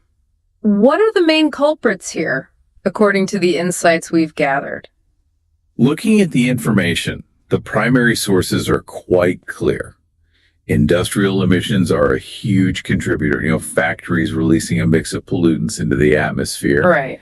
Then there are vehicle exhausts, especially in densely populated urban areas, pumping out harmful gases and particles. Cars, trucks, buses, all of it. Exactly. The burning of fossil fuels is another big one, whether in power plants to generate electricity or even in smaller residential furnaces for heating. And agriculture, too, surprisingly, perhaps. Yes, surprisingly to some. Even certain agricultural practices like livestock farming and the use of fertilizers can release pollutants like ammonia and methane into the air. It's not just factories and cars. And the human cost of this is, well, it's staggering. The World Health Organization, the WHO, provides a deeply concerning estimate. It's grim reading. They link air pollution to 7 million premature deaths globally each year. Just try to picture that number. 7 million? It's almost impossible to comprehend. Preventable tragedies annually. And they also estimate that about 90% of people worldwide are breathing air that contains pollutant levels exceeding safe guidelines. 90%. That means almost everyone listening right now is likely breathing air that poses some risk to their health. Yeah. It really underscores the universality of this problem. And the health implications are severe and wide-ranging. What does the information flag specifically? It specifically flags respiratory diseases, things affecting our lungs and breathing, and cardiovascular diseases, impacting the heart and blood vessels. These are strongly linked to exposure to fine particulate matter, often called PM 2.5. Ah, yes, the tiny particles. That's right. They're less than 2.5 micrometers in diameter, so small they can penetrate deep into the lungs and even get into the bloodstream. Which is terrifying. It is. And nitrogen dioxide, or NO2, primarily from burning fuels, is another major culprit that irritates the respiratory system. And this is where the connection to climate change becomes just undeniable, isn't it? Absolutely. The very activities that release these health-damaging pollutants like burning fossil fuels for energy and transport are also the main sources of greenhouse gases. Like CO2 and methane. Exactly. Carbon dioxide, CO2, and methane, CH4. So the smog that chokes our cities and causes immediate illness is also contributing to the long-term warming of the planet. It's like a double burden from the same sources. A double whammy, yeah. And we see this playing out differently around the world, which the examples illustrate quite well. Mm-hmm. There's a contrast, for instance, between the challenges in rapidly developing nations like India. Cities like Delhi often face hazardous air quality index, or AQI, levels. Driven by what exactly there? It's a combination of things. Rapid industrialization, a huge number of vehicles, population density, and sometimes, let's be honest, less rigorously enforced environmental regulations. Compared to, say, developed cities. Well, developed cities, like Los Angeles in the U.S., have made progress, certainly, but they still struggle with persistent smog. In LA, it's primarily from their massive vehicle population and specific geographic conditions that trap pollutants. So the sources might differ slightly. But the challenge of cleaning up the air is universal, fundamentally. And beyond the immediate health effects, there are these significant economic and social costs. Huge costs. The WHO estimates a staggering $225 billion annual loss in global labor productivity because people are getting sick from pollution. $225 billion. That's a massive drain on economies. It is. And it also impacts specific industries. Think about tourism. High levels of smog in major tourist destinations, like Beijing perhaps, can deter visitors. Makes sense. And food security, too. Yes, surprisingly. Ground-level ozone, which is a pollutant formed when other pollutants react in sunlight, can actually damage crops and reduce yields. Yeah. This impacts food security in important agricultural regions, like the fertile Indo-Gangetic Plain. And this situation also highlights something critical called environmental justice. Yes. The information points out that air pollution often disproportionately affects marginalized communities. These are frequently areas located closer to polluting industries, major highways, or waste disposal sites. And people living there. Who often have less political power and fewer economic resources, end up bearing a much greater burden of health problems caused by pollution they likely didn't create in the first place. It's a real equity issue. So, what kinds of actions are being discussed or argued for to tackle this? What do the insights suggest? Well, there are strong arguments for implementing stricter emission standards for industries and vehicles. That seems pretty clear. Makes sense. Tighter rules. Right.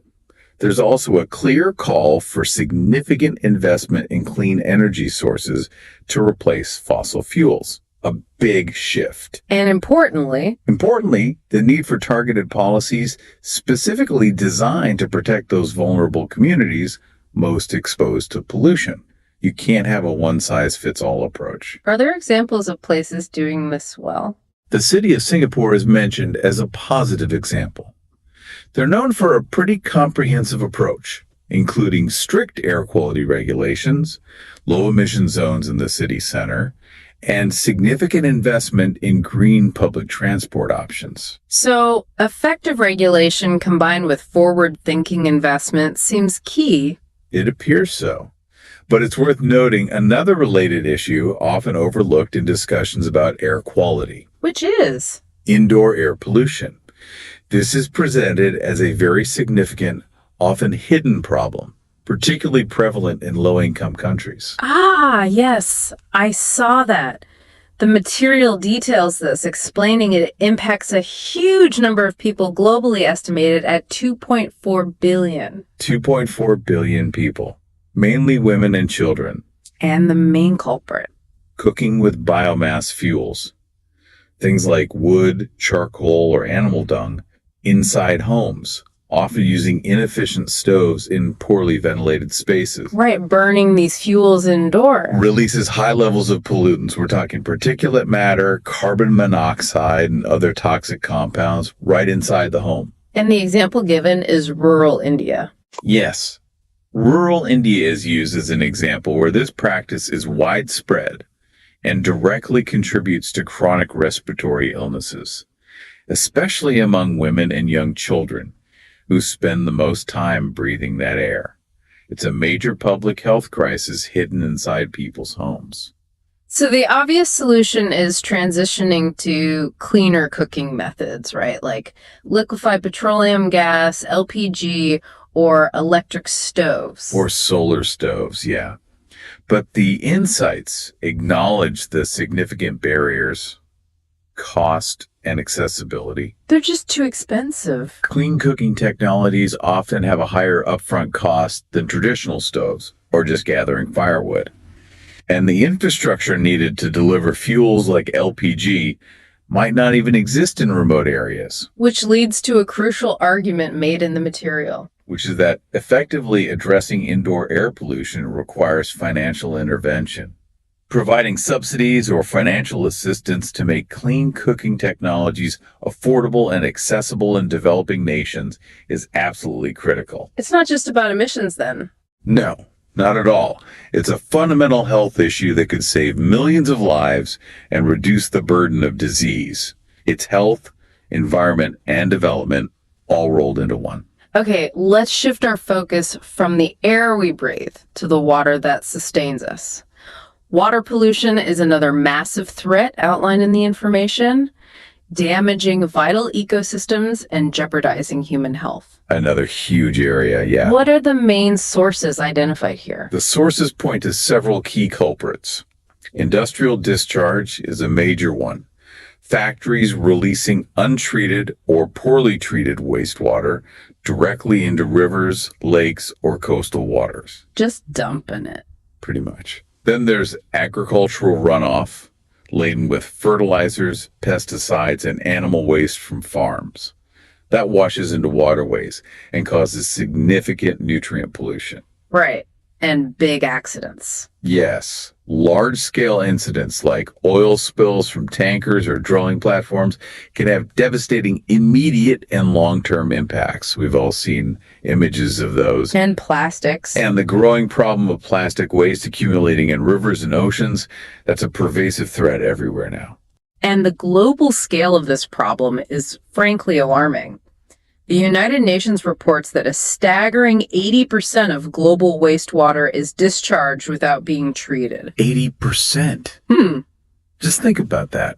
Most of the water we use in our homes, cities, and industries is going straight back into the environment, often full of harmful contaminants. The material provides specific examples to kind of bring this home.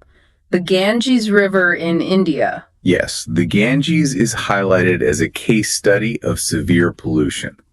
It's impacted by a mix of industrial effluents, raw sewage from the many cities along its banks, and even traditional practices like disposing of religious offerings or cremated remains. Affecting millions of people. Affecting more than 400 million people who live in the Ganges Basin and rely on the river for water. It's immense. And ocean plastic. On a different scale, the problem of ocean plastic is huge. Estimated 8 million metric tons enter the oceans annually. 8 million tons a year. And this plastic doesn't just disappear. It breaks down into smaller and smaller pieces, known as microplastics. Which get into the food chain. Exactly. They're ingested by marine life and are now found throughout the food chain, potentially ending up on our dinner plates. The vast collections of debris like the Great Pacific Garbage Patch are just the visible symbols of this crisis. So the impacts of water pollution are incredibly varied and severe. Direct health crises. Yes, the WHO links 1.8 million deaths every year to unsafe water, causing diseases like cholera, dysentery, and typhoid. And livelihoods. It profoundly impacts people's livelihoods too. Fisheries can be decimated by pollution events, leading to economic hardship for coastal communities. Think about those affected by the Deepwater Horizon oil spill in the Gulf of Mexico back in 2010. Right, devastating. And ecologically. Ecologically, agricultural runoff causing excess nutrients leads to eutrophication. This process fuels massive algal blooms. The green scum you see sometimes. Exactly. And when these blooms die and decompose, they consume vast amounts of oxygen in the water, creating hypoxic conditions or dead zones where fish and most other aquatic life simply cannot survive. We see these in places like the Baltic Sea and the Gulf of Mexico. So this situation strongly argues for comprehensive action. What does the material suggest? It suggests the need for global agreements on waste management and wastewater treatment standards. We need international cooperation. And public awareness. Yes, public campaigns are crucial to raise awareness about reducing plastic use and promoting responsible disposal. And importantly, there needs to be rigorous enforcement of pollution controls on industries and agricultural operations. You need the rules, but you also need to enforce them. Is there an example of effective policy? The European Union's Water Framework Directive is cited as a successful example. It's a policy framework that has driven significant efforts to clean up and restore rivers and lakes across Europe, leading to the recovery of ecosystems and water quality in many areas. So it shows policy can work. What's particularly interesting is that the issue isn't confined to surface water like rivers and oceans. The information also brings up groundwater. Ah, yes, groundwater depletion and contamination. A crucial, often less visible subtopic. How important is groundwater? Groundwater is incredibly vital. It's estimated that 50% of the global population relies on groundwater for drinking water, and it's a major source for irrigation for growing food. But it faces serious threats. Serious long-term threats. Over-extraction is one, pumping water out faster than natural processes can replenish it. This is depleting these underground reserves, particularly in agricultural regions reliant on irrigation. And pollution. At the same time, pollutants from agriculture, industry, and poorly managed landfills can seep down through the soil and rock layers, contaminating these deep water sources. There's a stark example given for that. Yes, the widespread arsenic contamination in groundwater in Bangladesh. This affects an estimated 40 million people, causing chronic arsenic poisoning and severe health problems. And cleaning it up is hard. What makes groundwater contamination so challenging is that cleaning it up is incredibly difficult and expensive, often requiring complex treatment systems or finding alternative water sources altogether. Prevention is key. Which underscores the importance of prevention and sustainable management. Absolutely. Mitigation strategies include promoting more efficient irrigation techniques, regulating groundwater pumping, and implementing practices like rainwater harvesting to help replenish aquifers. So the argument here is... The argument is compelling. Protecting our groundwater is fundamental to long-term water security for billions of people. This requires not just addressing industrial and urban sources, but also regulating agricultural runoff and promoting land use practices that prevent contaminants from reaching these vital underground reserves in the first place. Let's move on to deforestation, another absolutely critical environmental issue with profound connections to many of the other problems we've discussed. What are the main forces driving the clearing of forests around the world? The insights point to several major drivers. The expansion of agriculture is probably the single largest cause. Farming. Yes, particularly large-scale commercial farming for products like cattle, for meat and leather, and monoculture crops like soybeans, often used for animal feed or biofuels. And logging. Logging, both legal and illegal, for timber and paper is another significant factor. Mining operations require clearing land, too. And cities growing. And the relentless expansion of human settlements and infrastructure through urbanization also consumes forest land. It's pressure from multiple angles. Forests play such an unbelievably important role, don't they? The material really highlights their significance as massive carbon sinks. Absolutely vital. They absorb huge amounts of carbon dioxide from the atmosphere as they grow, storing that carbon in their biomass, the wood, leaves, roots, and in the soil beneath them. How much CO2 are we talking? Estimates suggest forests absorb around 15.6 billion tons of CO2 annually and cover about 31% of the planet's land area. They're crucial climate regulators. But when they're cut down. Exactly. When forests are cut down or burned, that stored carbon is released back into the atmosphere, often quite rapidly if the trees are burned. So deforestation actually causes emissions. Yes.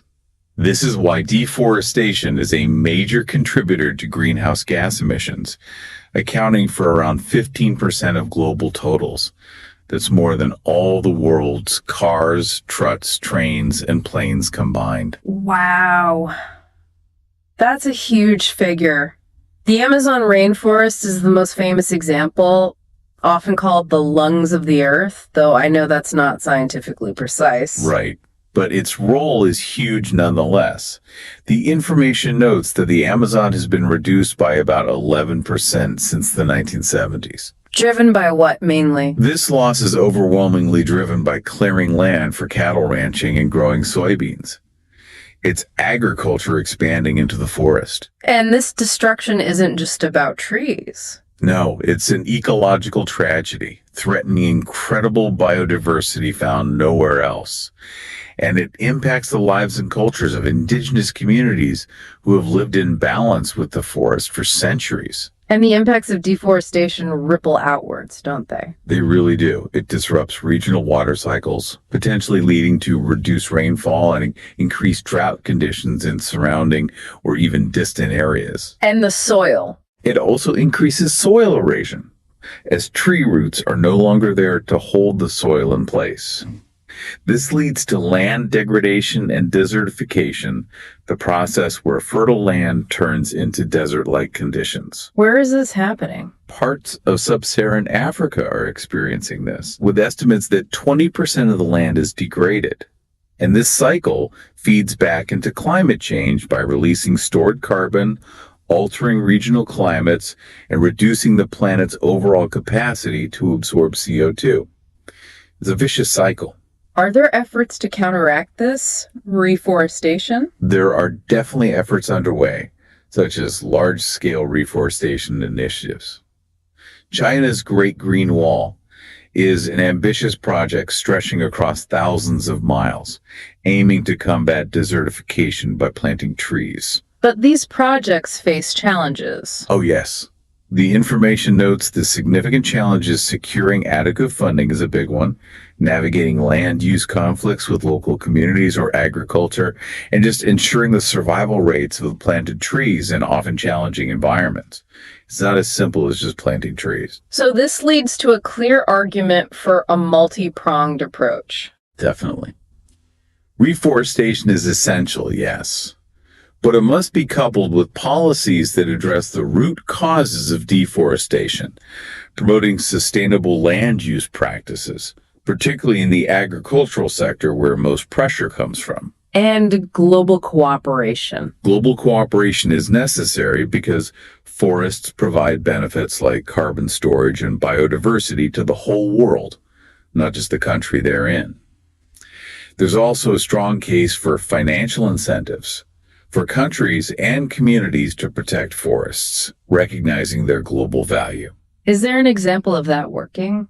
Ethiopia's Green Legacy Initiative is highlighted as a positive example, a community-driven effort that mobilized millions of people to plant billions of trees since 2019, tackling both climate change and land degradation locally.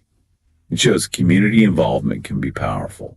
And related to deforestation, the information specifically calls out illegal logging as a particularly destructive subtopic. Yes, illegal logging is a massive problem with widespread consequences. It's estimated to account for a significant portion of the global timber trade, somewhere between 15% and 30%. Got that much. This activity directly fuels deforestation, operates outside of any environmental regulations, and undermines legitimate sustainable forestry practices and conservation efforts. It's pure destruction for profit.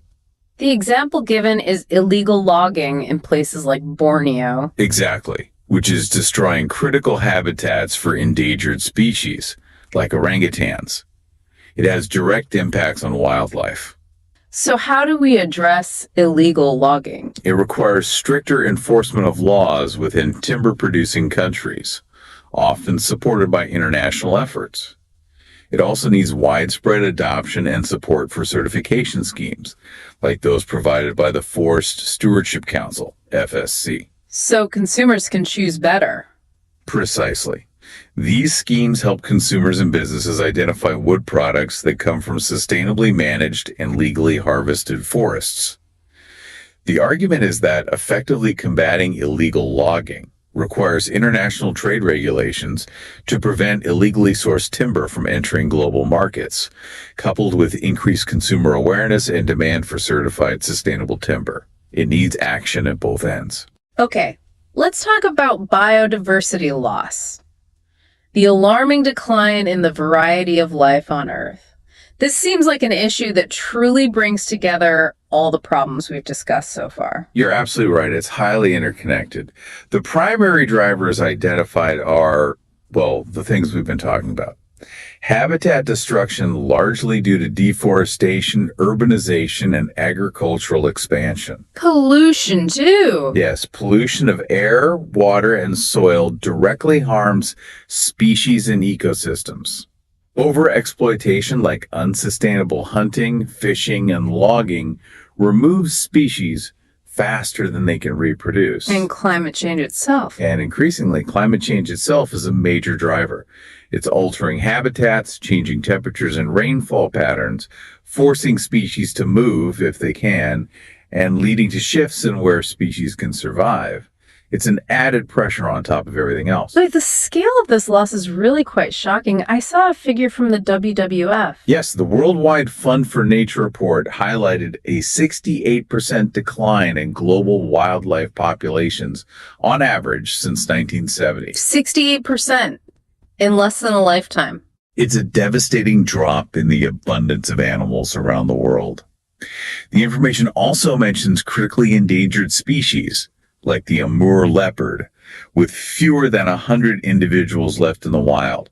We're talking about extinction happening right now. And what's critical to understand is that this isn't just about losing individual species, sad as that is. No, it's much bigger than that. It's about the threat to vital ecosystem services. These are the essential functions that healthy ecosystems perform for free, which underpin human well-being and survival. Like what specifically? Think about pollination of crops. Bees and other insects are responsible for pollinating around 75% of the global food crops we rely on. Water purification, soil fertility, flood control, climate regulation. These are all services provided by nature, by biodiversity. And the example of bees. The example of declining bee populations, partly due to pesticide use and habitat loss, directly illustrates how losing a key group of species can threaten something as fundamental as our food security. No bees, less food. It's quite direct. And the impacts extend to cultural and economic spheres, too.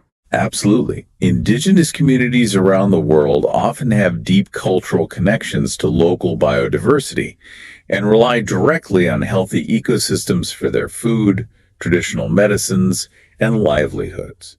Think of communities in the Amazon. And tourism. Furthermore, the global ecotourism industry, worth over $1 trillion annually, depends heavily on healthy wildlife populations and intact natural landscapes.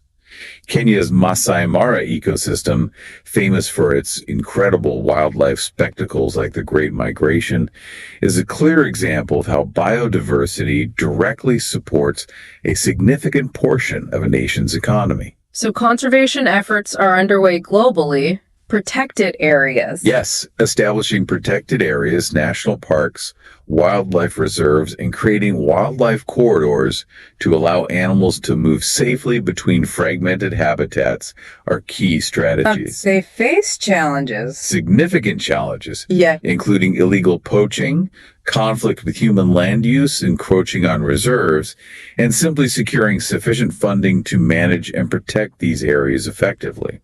It's a constant battle. This brings us to a powerful argument presented in the material, which is that protecting biodiversity through global conservation efforts is absolutely essential, not just for ethical reasons or saving individual species, but for maintaining ecological stability, which directly underpins economic stability and human survival.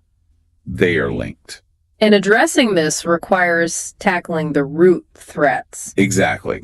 Habitat destruction, pollution, overexploitation, and critically, climate change, which is rapidly altering the conditions species need to survive. Is there a success story mentioned? Costa Rica is highlighted as a successful example. They've designated around 25% of its land area as national parks and protected areas. This has not only preserved incredible biodiversity, but has also significantly boosted its ecotourism industry, demonstrating that conservation can actually go hand in hand with economic benefits. It's not always either. And within the topic of biodiversity loss, the information mentions invasive species as another significant contributing factor. Yes, invasive species, another layer to the problem. How did they get there? These are species that are introduced to a new environment, often unintentionally through global trade or travel, stuck on ships, in cargo, things like that. And in their new home. In their new home, they may lack the natural predators or diseases that kept their populations in check in their native range. This allows them to reproduce rapidly and outcompete or prey on native species, disrupting the entire ecosystem balance. An example. The example of the lionfish in the Caribbean is given.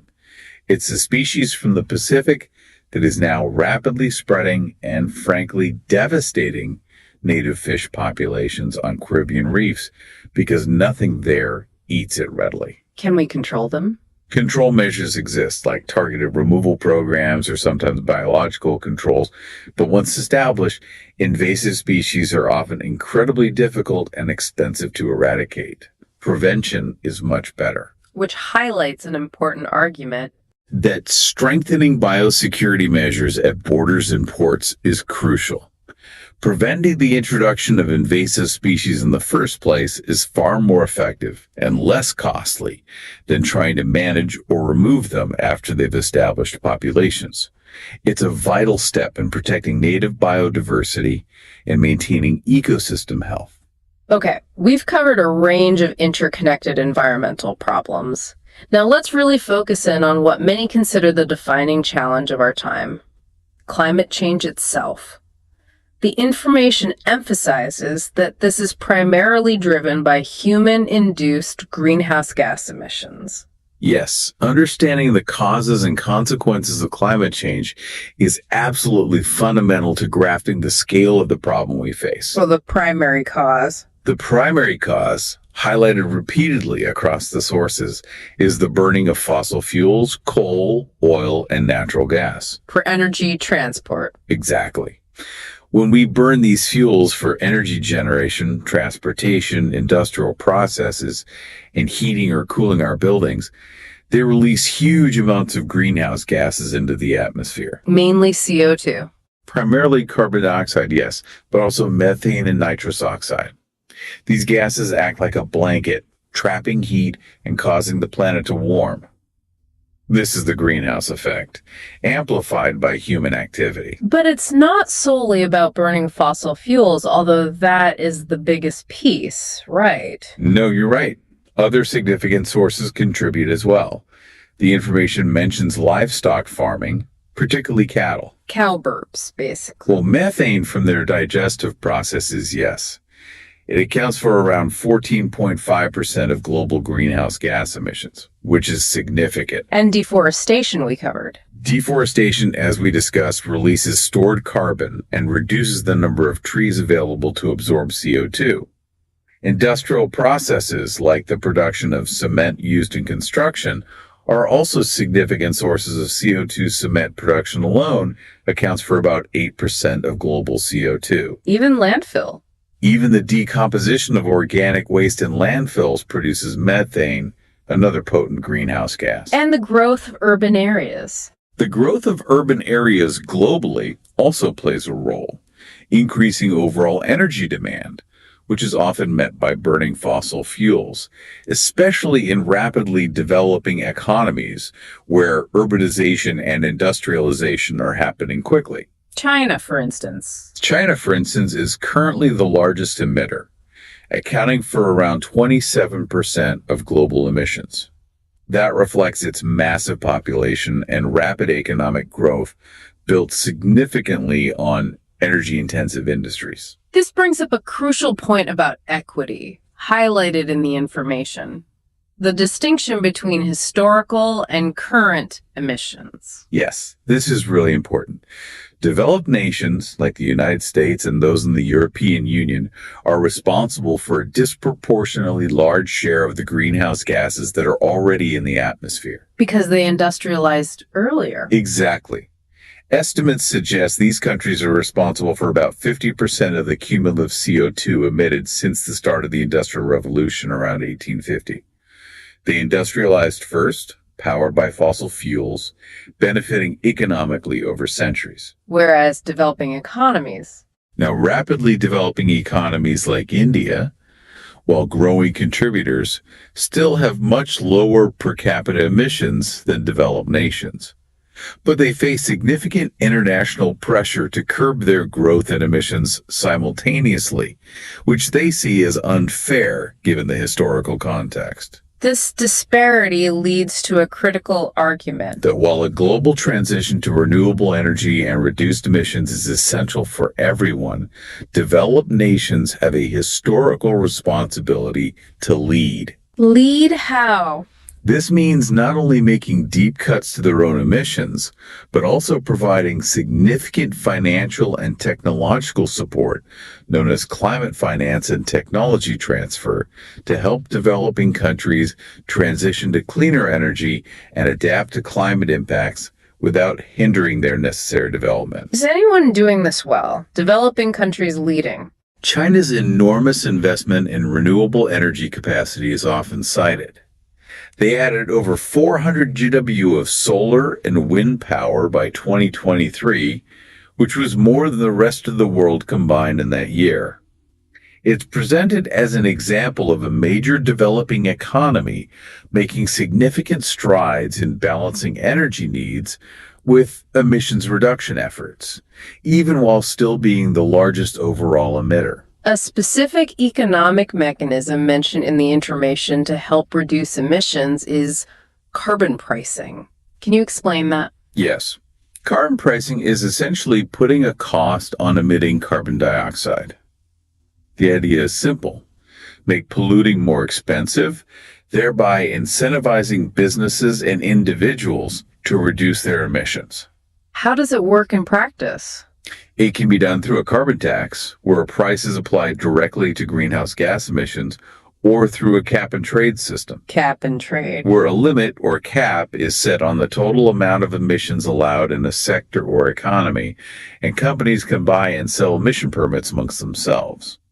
If you pollute less, you can sell your spare permits. Is there an example where this has worked? The Canadian province of British Columbia is given as an example.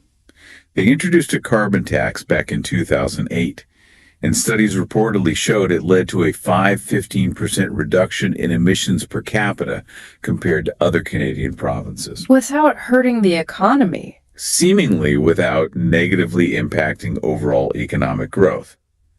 So these examples demonstrate that carbon pricing can be an effective tool for driving down emissions by creating a clear economic incentive. But there are challenges. Oh, yes. The information also points out a significant challenge. Political resistance.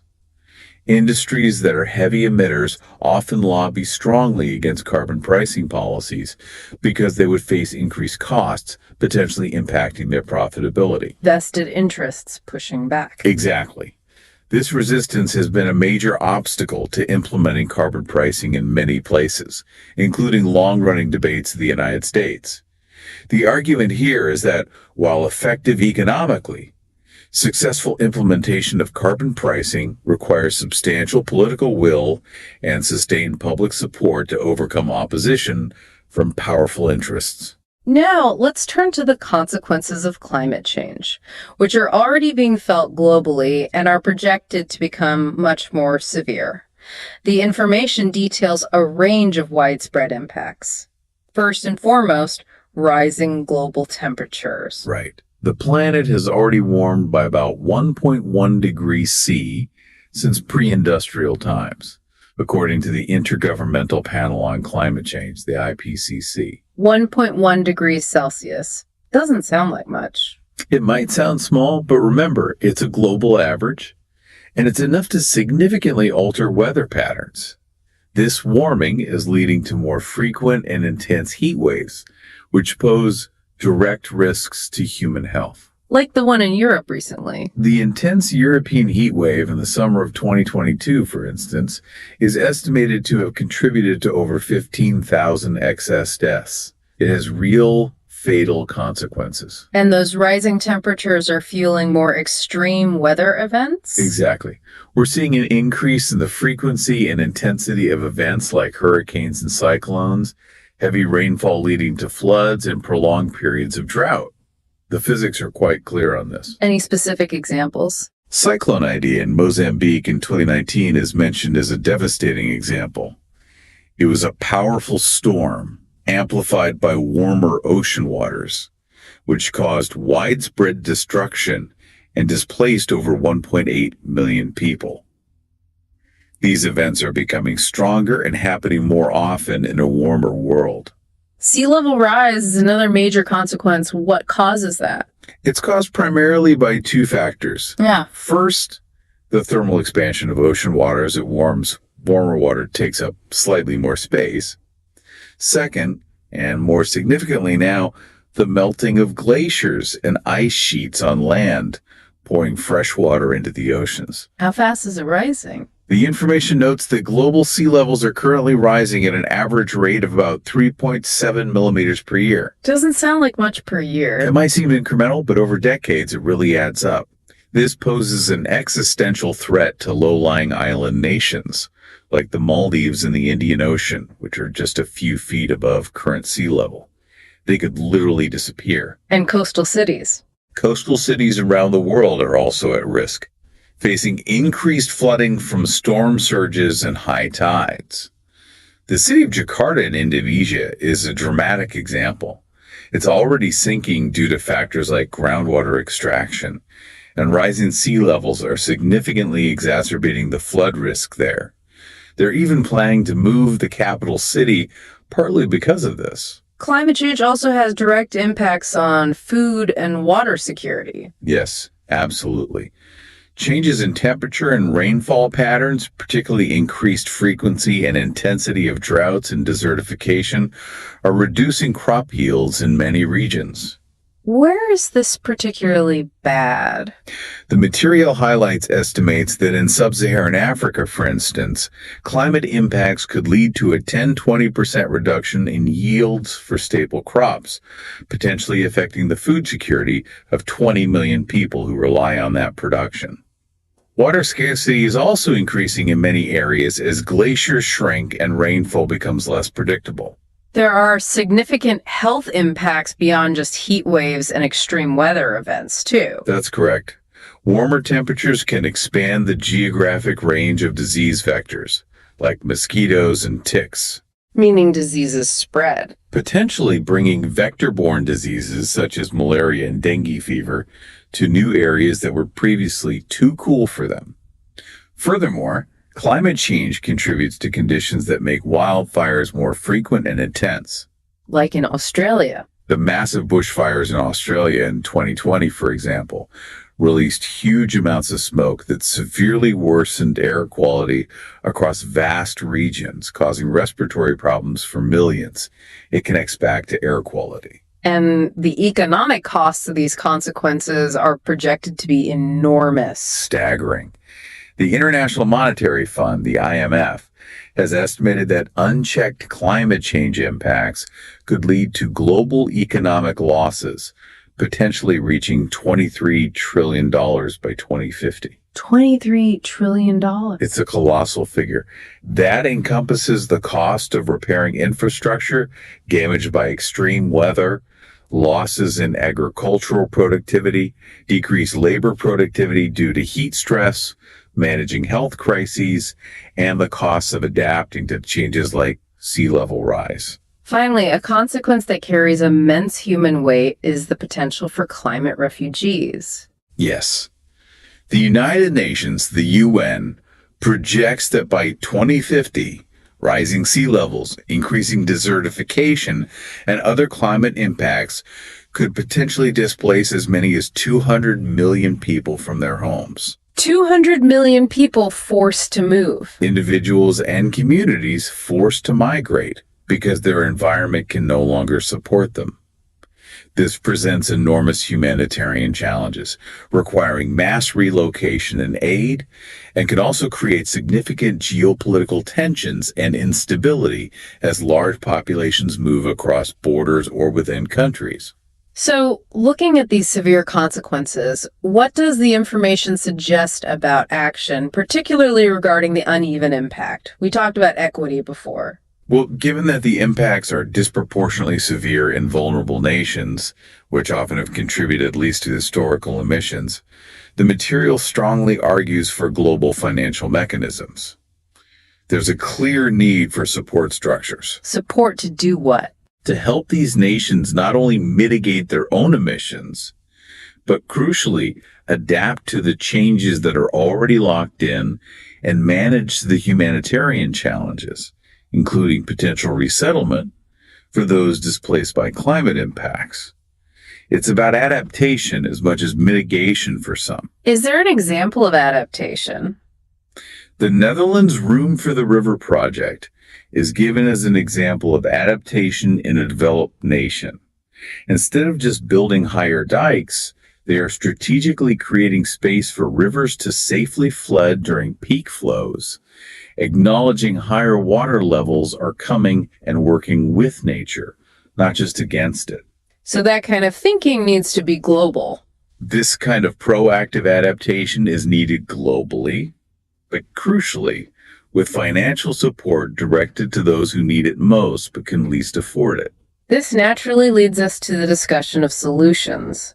The information consistently emphasizes that addressing these intertwined environmental and climate challenges requires a massive combined effort. From individuals, governments, international bodies, everyone working together.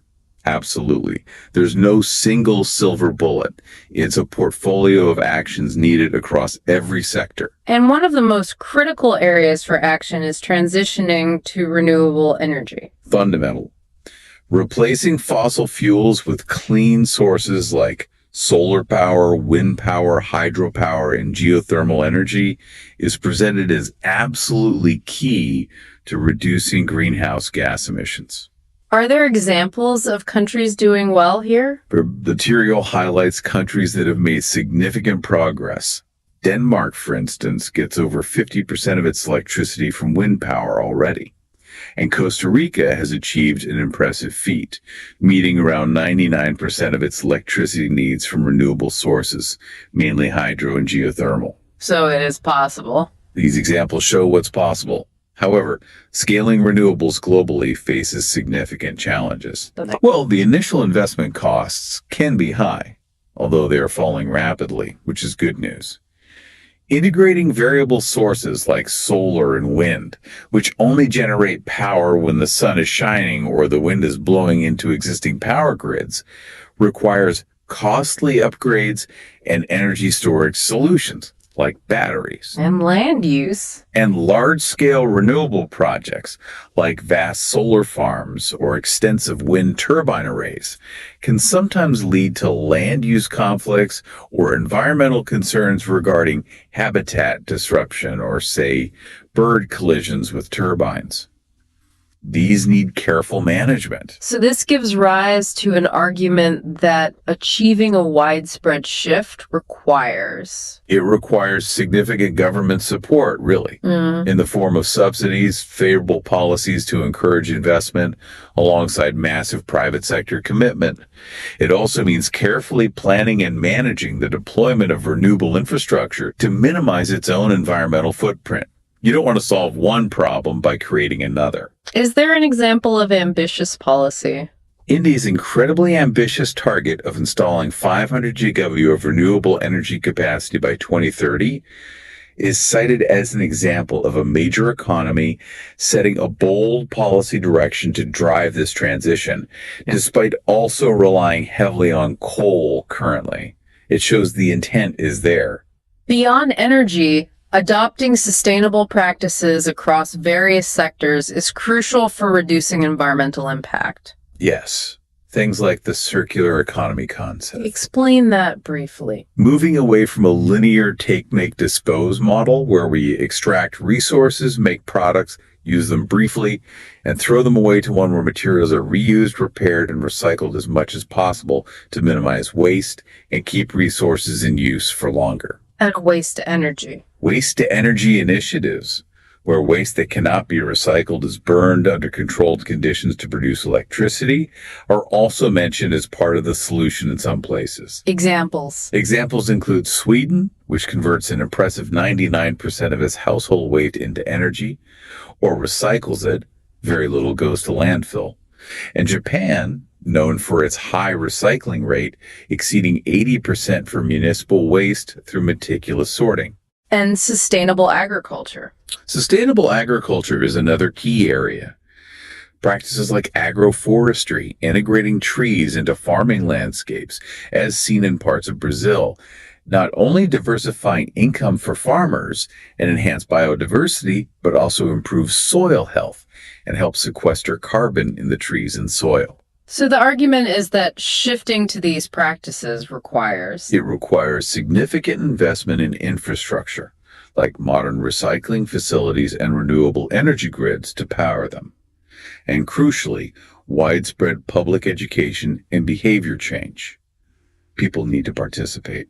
Is there an example of policy driving behavior change? Germany's successful bottle deposit return system, the PIN system, is shown as a powerful example. It has resulted in a remarkable 98% return rate for recyclable bottles, demonstrating how smart policy can drive significant positive shifts in public behavior and boost recycling rates dramatically. A specific type of sustainable practice in urban environments is green architecture. Yes. This involves designing and constructing buildings that minimize environmental impact throughout their life cycle. What are the features?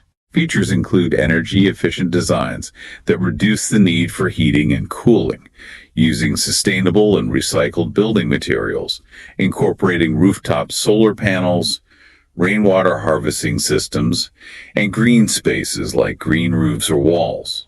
The aim is to reduce the building sector's significant contribution to energy consumption and carbon emissions. Is there a well-known example? Singapore's Gardens by the Bay, while a unique and iconic landmark, incorporates many principles of green architecture and sustainable design, like integrating solar power collection and utilizing harvested rainwater within its structures. So the argument here is that promoting green architecture through building codes, incentives for developers, and public awareness can significantly cut the carbon footprint of cities, which are major sources of emissions globally. It needs regulatory support from governments to encourage developers and builders to adopt these practices widely, as the upfront costs can sometimes be higher, even if they save money long term. Looking at the bigger picture, international cooperation is presented as absolutely essential for tackling global environmental challenges like climate change. You can't solve it country by country. No, you really can't. Global agreements are key mechanisms, like the Paris Accord. What's the aim of the Paris Accord? Countries commit to setting national targets to limit global warming to well below 2 degrees C, ideally aiming for 1.5 degrees C compared to pre-industrial levels.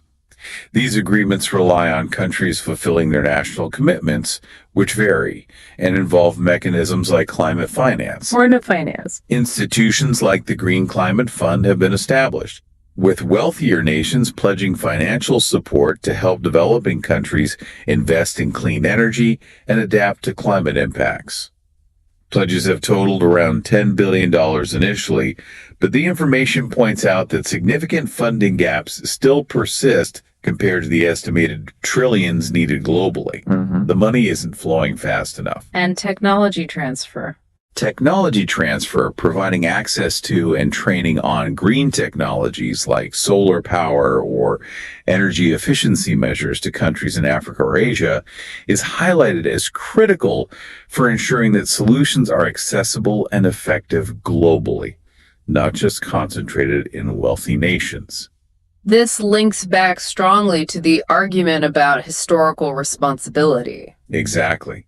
Developed nations, having benefited from earlier industrialization fueled by fossil fuels, must take a leading role in providing climate finance to ensure equitable solutions globally, acknowledging their historical contribution to the problem. It's seen as a matter of fairness. Is there an example of this cooperation? The African Union's Renewable Energy Initiative, receiving support from entities like the European Union, is given as a positive example of international cooperation, supporting the expansion of solar projects and other renewables across the continent, helping fund that transition. And finally, while systemic change is paramount, individual actions also play a role in the larger picture. They do. Actions like reducing personal energy consumption at home, opting for public transportation, cycling or walking instead of driving, minimizing plastic waste, or making more sustainable consumer choices. These are all examples of individual actions people can take. Do they make a difference? Well, the information mentions that global movements pushing for environmental action, partly fueled by grassroots efforts from concerned individuals and communities, have contributed to policy changes. For example, the ban on single-use plastics, now implemented in over 120 countries, was partly driven by public pressure. But the perspective shared is... While individual actions are valuable for raising awareness, building momentum, and demonstrating public support for change, the perspective shared is that systemic transformations driven by government policies and corporate accountability ultimately have a far larger and more rapid impact scale. So the argument is that individual actions are important for fostering a culture of sustainability and signaling demand for change. But it's policies like taxes, regulations, and investments, alongside corporations adopting responsible practices across their supply chains, that drive the truly large-scale systemic shifts needed to address these massive challenges effectively. Is there an example of policy amplifying individual action? The UK's plastic bag tax, introduced in 2015, is presented as a clear example. It led to an astonishing 85% reduction in plastic bag usage in large retailers almost overnight.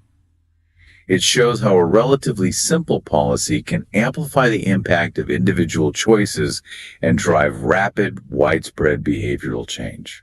The role of technology is also highlighted as absolutely pivotal in developing and scaling solutions to these environmental and climate issues. Hugely important. The material points to specific cutting-edge technologies, carbon capture and storage, or CCS. What's that? It involves trapping CO2 emissions from industrial sources like power plants or cement factories and storing them deep underground, usually in depleted oil and gas fields or saline aquifers, preventing them from reaching the atmosphere. Is it happening? Norway's Longship project is mentioned as an example, aiming to capture and store 1.5 million tons of CO2 annually from industrial facilities. It's still relatively small scale globally and expensive, but developing. And electric vehicles. Electric vehicles, or EVs, are crucial for decarbonizing transport, replacing gasoline and diesel engines with electric motors powered by batteries, ideally charged with renewable electricity. Who's leading on EVs? Norway has become a world leader here, with EVs accounting for over 80% of new car sales in 2023, driven by significant government incentives like tax breaks and perks like free parking or toll roads. And farming. Precision agriculture uses technologies like artificial intelligence, AI, satellite imagery, GPS, and drones to monitor crops, soil conditions, and weather in real time. Okay. This allows farmers to use water, fertilizers, and pesticides much more efficiently, only where and when needed, reducing waste and environmental impact. Examples of that. Smart farms in places like Australia are using AI to optimize irrigation schedules and predict yields, saving resources. So these technologies hold immense promise, but they also come with challenges. Definitely. High costs can be a barrier to widespread adoption, particularly in developing nations that might benefit greatly from them, but lack the necessary financial resources or infrastructure, think charging networks for EVs, or reliable internet access for precision agriculture. There's often unequal access globally. Which underscores the argument that while green technology is a vital part of the solution portfolio, governments and international bodies must play a significant role in supporting research and development, providing subsidies to lower costs, and facilitating technology transfer to ensure these tools are accessible and affordable in poorer nations. You need policy to drive tech adoption fairly. Any other tech examples? Japan's efforts in developing hydrogen fuel technologies are also highlighted. They have over 10,000 hydrogen fuel cell vehicles deployed and are investing in hydrogen fuel stations, showcasing how different technological pathways are being explored beyond just battery electric for transport and energy storage. Lots of innovation happening. Now, having explored the issues, causes, consequences, and solutions, it's important to acknowledge the significant challenges in actually addressing these environmental issues on the necessary scale and timeline. It's far from easy. No, it's incredibly difficult. And the information outlines several key obstacles. One major challenge is the prioritization of economic growth over immediate environmental action. Yes. For many countries, particularly those with large populations and ongoing development needs, often heavily reliant on existing fossil fuel infrastructure, like coal power plants, the perceived costs of transitioning to cleaner energy or implementing stricter environmental regulations can seem like a barrier to essential economic growth and poverty reduction. It's a tough trade-off, or perceived as one. India's situation. India's reliance on coal, despite its huge renewable energy ambitions, is sometimes cited as an example of this tension between development needs and environmental goals. Political resistance is another enormous hurdle. Huge, powerful vested interests, particularly from the fossil fuel industries, often actively lobby against policies that would accelerate the transition away from their products. Things like carbon taxes or tighter regulations on emissions face strong opposition. We see this in the U.S. Debates around climate policy in the United States have often highlighted the significant influence of such lobbying efforts in slowing down or blocking action. Global inequity is a profound challenge we keep coming back to. It really is. Developing nations often suffer disproportionately from the severe impacts of climate change, facing events like severe droughts, floods, storms, despite having contributed relatively little to the historical emissions that caused the problem in the first place. Like in Africa. African nations, for instance, collectively contribute only about 3% of global emissions, but are among the most vulnerable to climate impacts like drought and food insecurity. This creates real tension regarding who should bear the cost and responsibility for action and adaptation. Who pays? Public awareness and understanding can also be a significant barrier. Absolutely. Misinformation and outright climate denialism, often spread deliberately, can undermine the political will needed to enact ambitious policies. Building broad public support for potentially difficult or costly transitions, like moving away from fossil fuels or changing consumption patterns, is challenging, especially in regions where access to reliable information is limited. And technological barriers again. And as we touched on, technological barriers, the high cost and unequal access to green technologies limit their adoption in poorer nations, even when the political will might be there.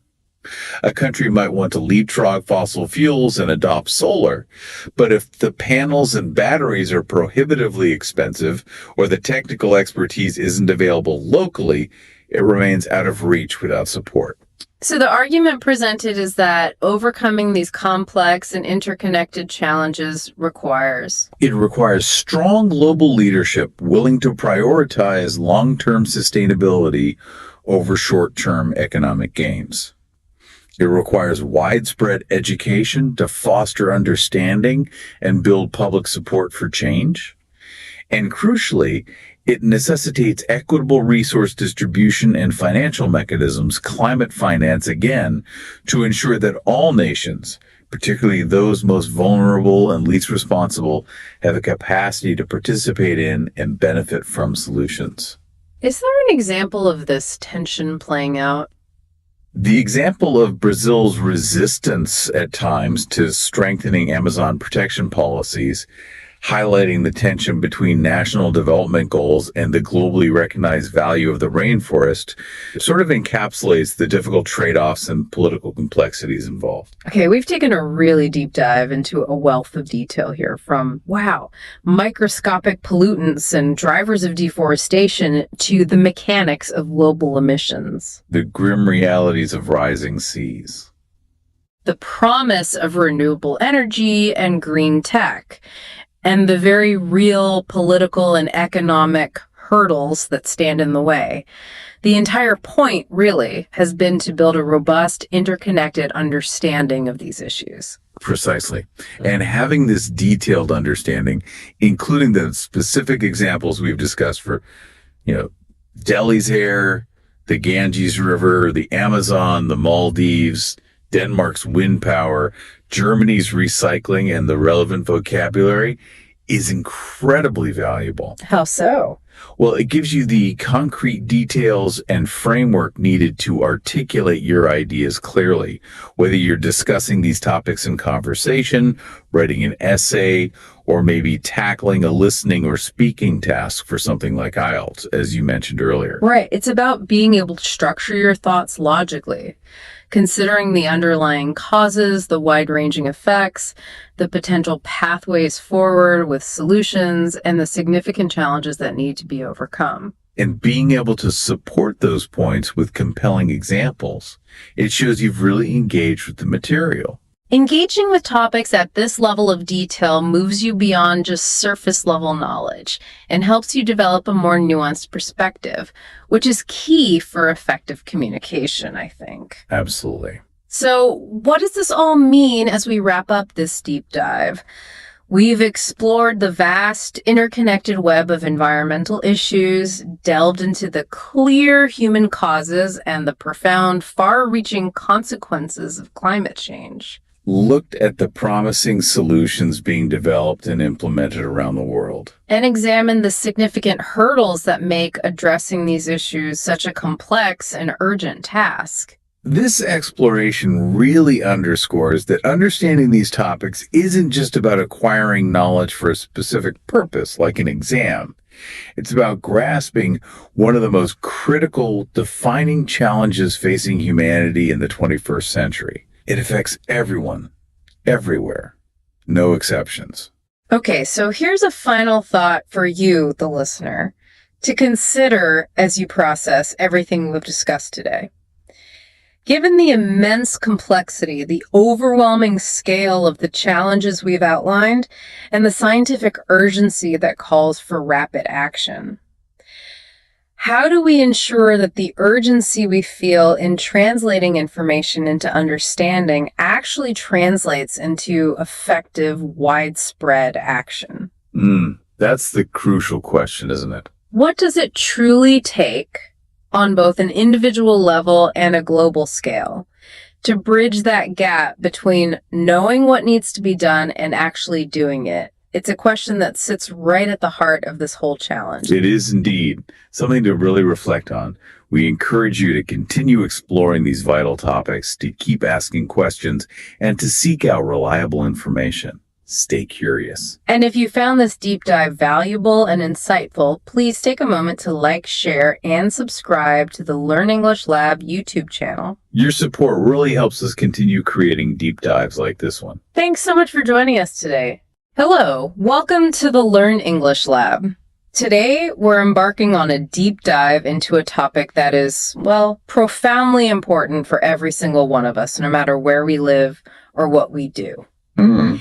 It's also incredibly valuable if you're looking to build your understanding and ability to discuss a wide range of related issues. We're talking about health and fitness. That's right. And for this deep dive, we've gathered some material on the subject, and our goal is to really unpack it together. Yeah. We want to extract the most important knowledge, perhaps some surprising facts you weren't aware of, and, crucial insights that help you become genuinely well-informed on health and fitness relatively quickly. Think of this as us having a conversation, exploring this material with you, highlighting what stands out as most significant or maybe interesting. The information touches on so many different aspects of health and fitness, from the absolute basics of individual well-being. All right.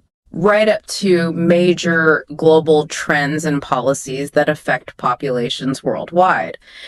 And understanding all of this content, including the specific vocabulary that comes with it, is fantastic for your capacity to communicate effectively about these topics. It's particularly relevant, for example, if you're working on developing your English skills for something like IELTS, where topics like health are very common. Absolutely. Being able to confidently use terms related to different aspects of health, whether it's discussing, say, a balanced diet, the benefits of exercise, or challenges like mental health stigma, it allows you to express your ideas with much greater clarity and precision. Precision, yeah. Whether you're reading, writing, listening, or speaking about it. Exactly. Okay, then, let's get into this material. Where do we begin? Well, the information we have really establishes physical health as the fundamental bedrock of overall well-being. Right, the bedrock. It's described as the state where your body is functioning optimally, free from disease, and capable of handling daily activities with energy and vitality. It's like the essential operating system, isn't it? The foundation that enables everything else. If that physical health isn't robust, it becomes significantly harder to pursue any kind of goal. Whether personal, educational, or professional, you just need that energy and resilience that comes from a healthy body. And the material details quite a few specific benefits that underscore just how foundational this is.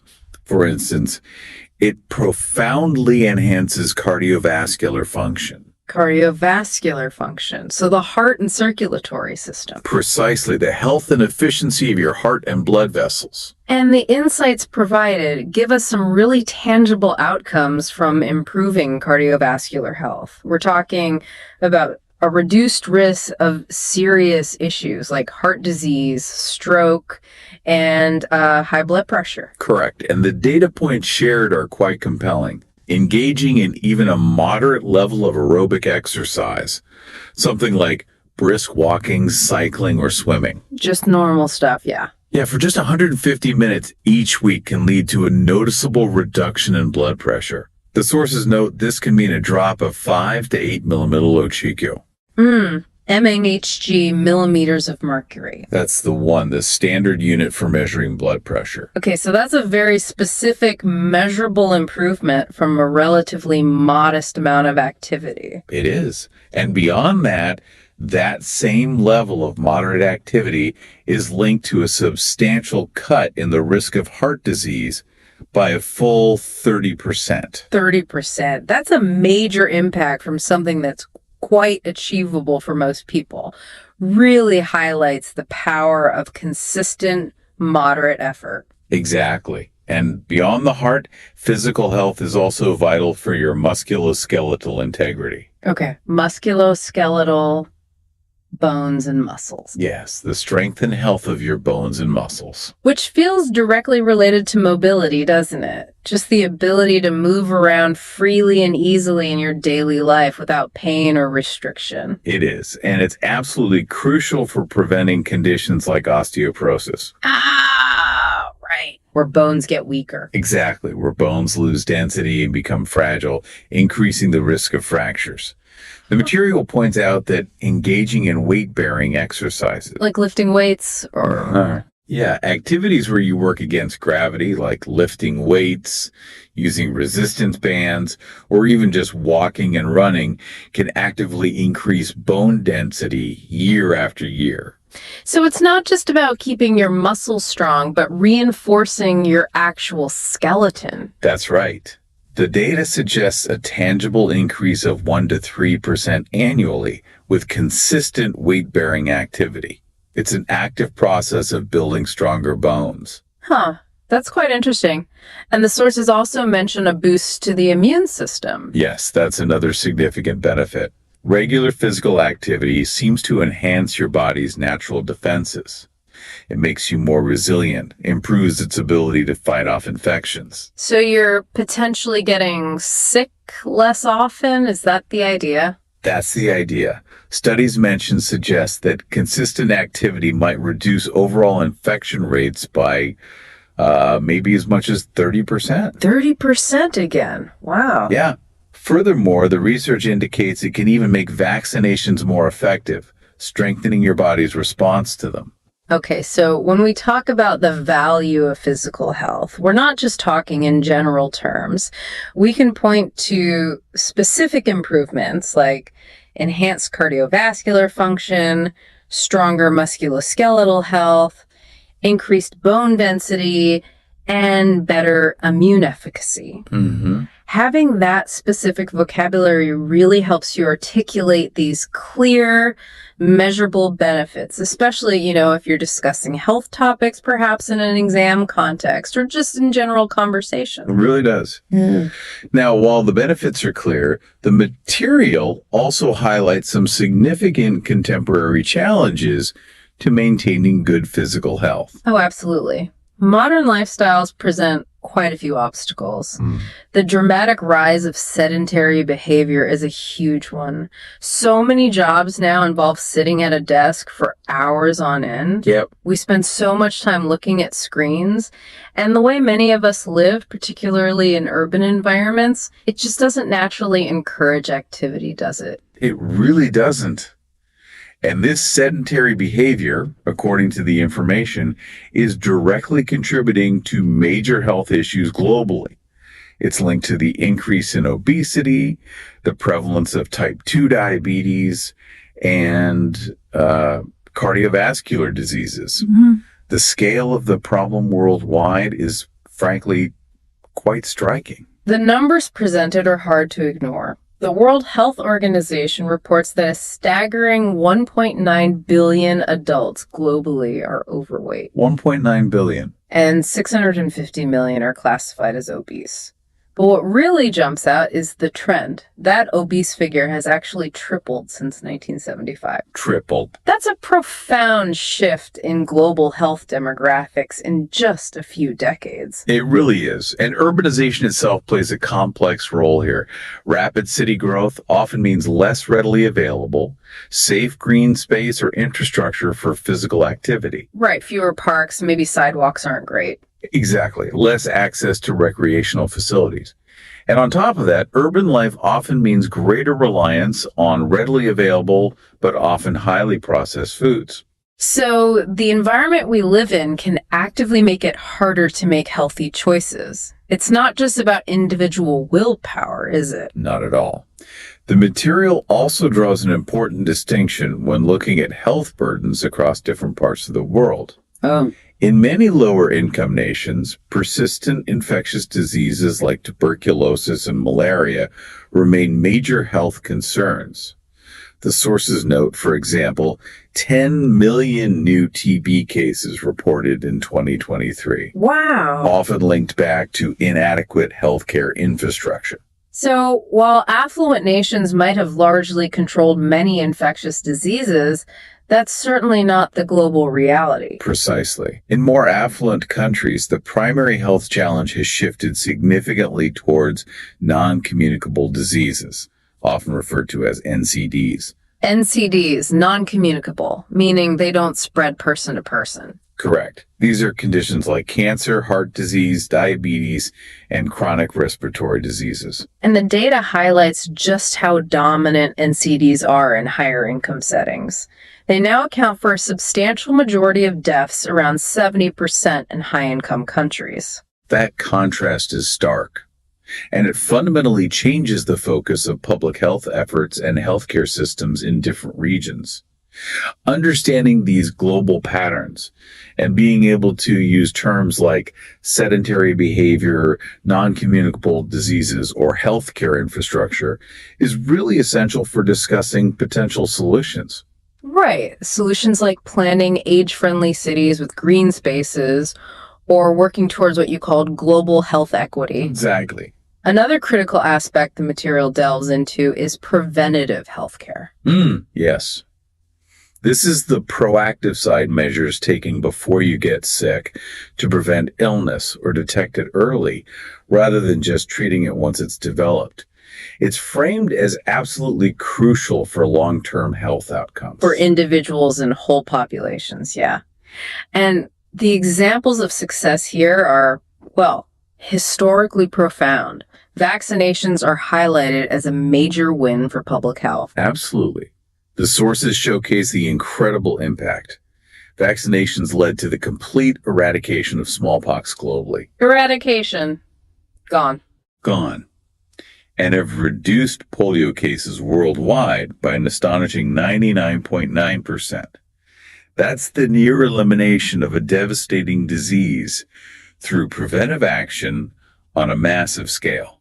That's amazing. Routine health screenings are also a big part of this, aren't they? Things like mammograms for breast cancer or cholesterol tests. Yes, these fall under early detection.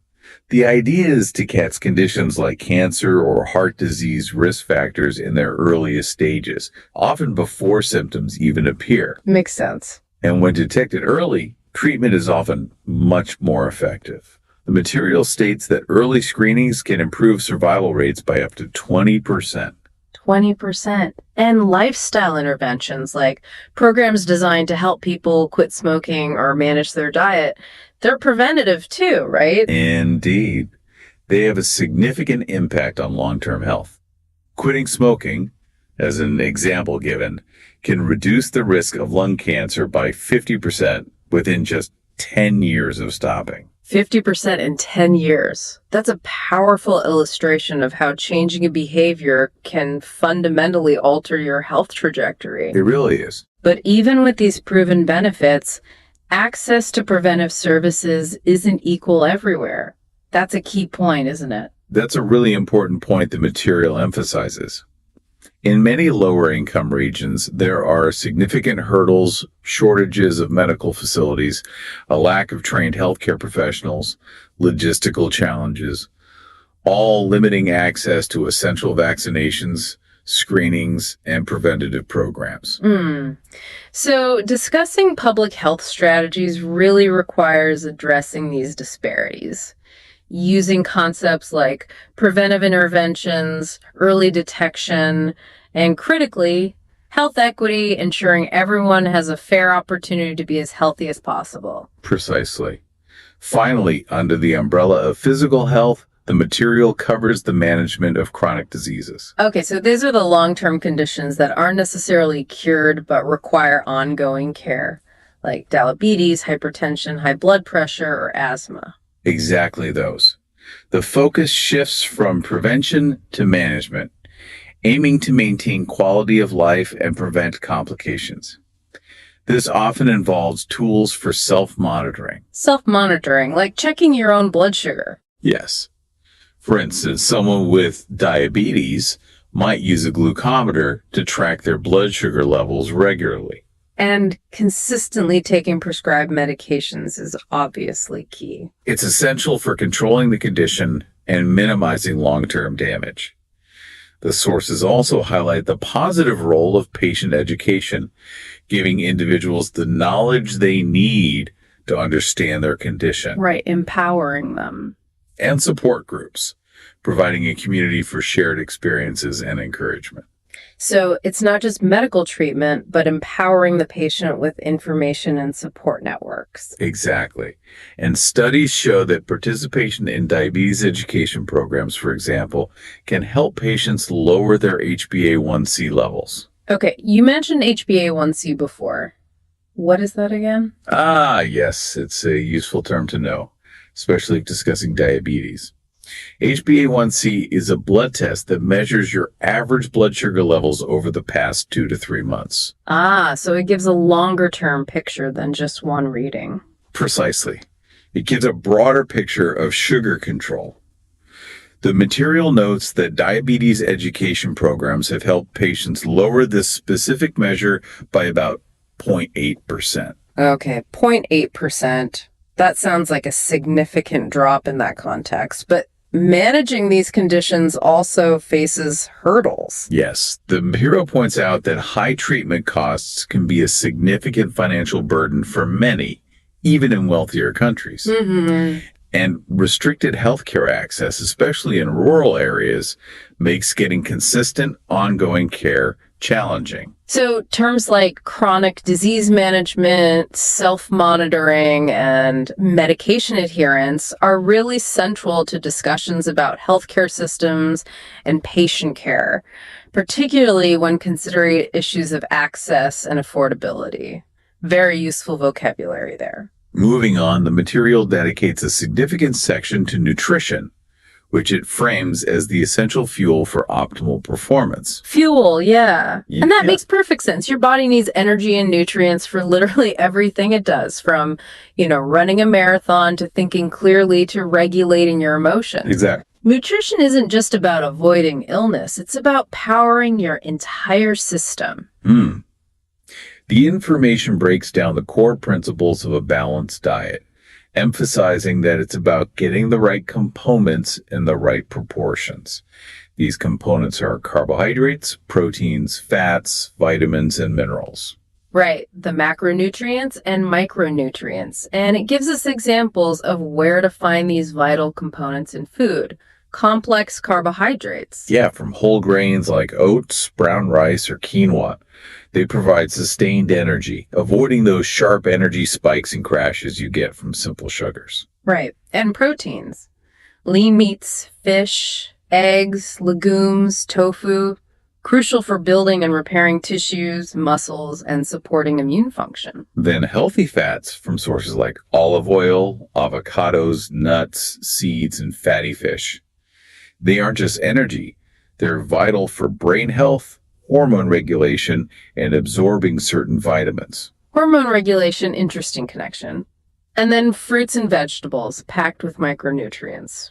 Yeah, those are the vitamins and minerals, tiny substances needed in smaller amounts, but absolutely essential for countless bodily processes, like vitamin C for immunity or potassium for heart function. The material even provides a concrete recommendation from the World Health Organization on this. Consuming 400 grams of fruits and vegetables daily. That's supposed to help reduce the risk of non-communicable diseases by 25%. That's a clear target we can aim for. It is. So understanding the role of complex carbohydrates, micronutrients, how hormone regulation is influenced by diet, and the concept of sustained energy are all really useful terms when discussing healthy eating habits and public health guidelines around food. Definitely. The material also touches on the fascinating world of dietary trends and fads. There are so many out there now. There are.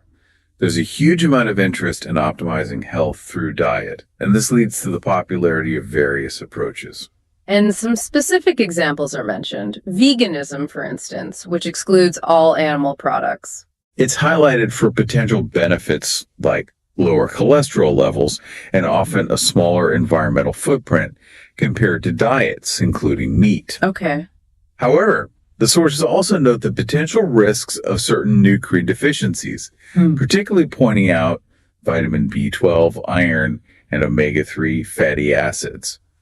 These require careful attention to ensure they are obtained from fortified foods or supplements if you're following a strict vegan diet. Right, you need to be mindful. The ketogenic diet is another one mentioned. High fat, low carb. Yes. This approach is characterized by being very high in fats, moderate in protein, and very low in carbohydrates.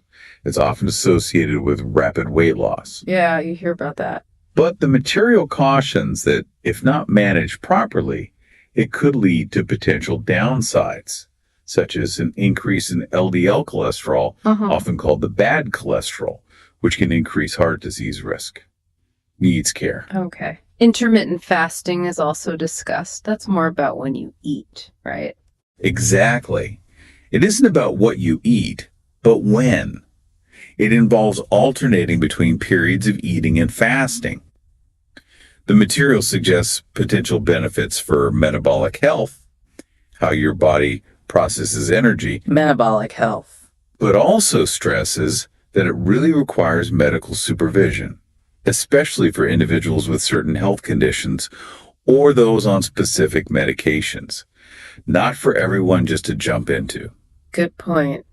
And plant-based diets in general seem to be gaining a lot of traction. Yes. These tend to focus on minimally processed foods derived primarily from plants, though they might still include some animal products, unlike strict veganism. The sources note their increasing popularity, citing benefits related to both sustainability and general health markers. So, evaluating these different dietary approaches using terms like metabolic health, nutrient deficiencies, or sustainability allows for a much more informed and nuanced conversation. It's not just black and white. Definitely not. Dietary supplements are also covered within the nutrition section. Ah, yes. The pills, powders, and liquids, multivitamins, omega-3 capsules, probiotics, all that stuff. Often taken with the goal of filling perceived nutritional gaps in a person's diet. The material gives the example of using vitamin D supplements in regions that receive limited sunlight. This is a common strategy to help prevent deficiencies that can contribute to conditions like osteoporosis. Sensible in that case. But there's a clear note of caution included, isn't there? Absolutely. The sources warn against becoming overly reliant on supplements. They note that taking too much of certain vitamins or minerals can actually lead to toxicity. Vitamin toxicity is a real thing. Right. And importantly, they point out that the scientific evidence supporting the effectiveness of many supplements for general health in people without a diagnosed deficiency is variable and often not very strong.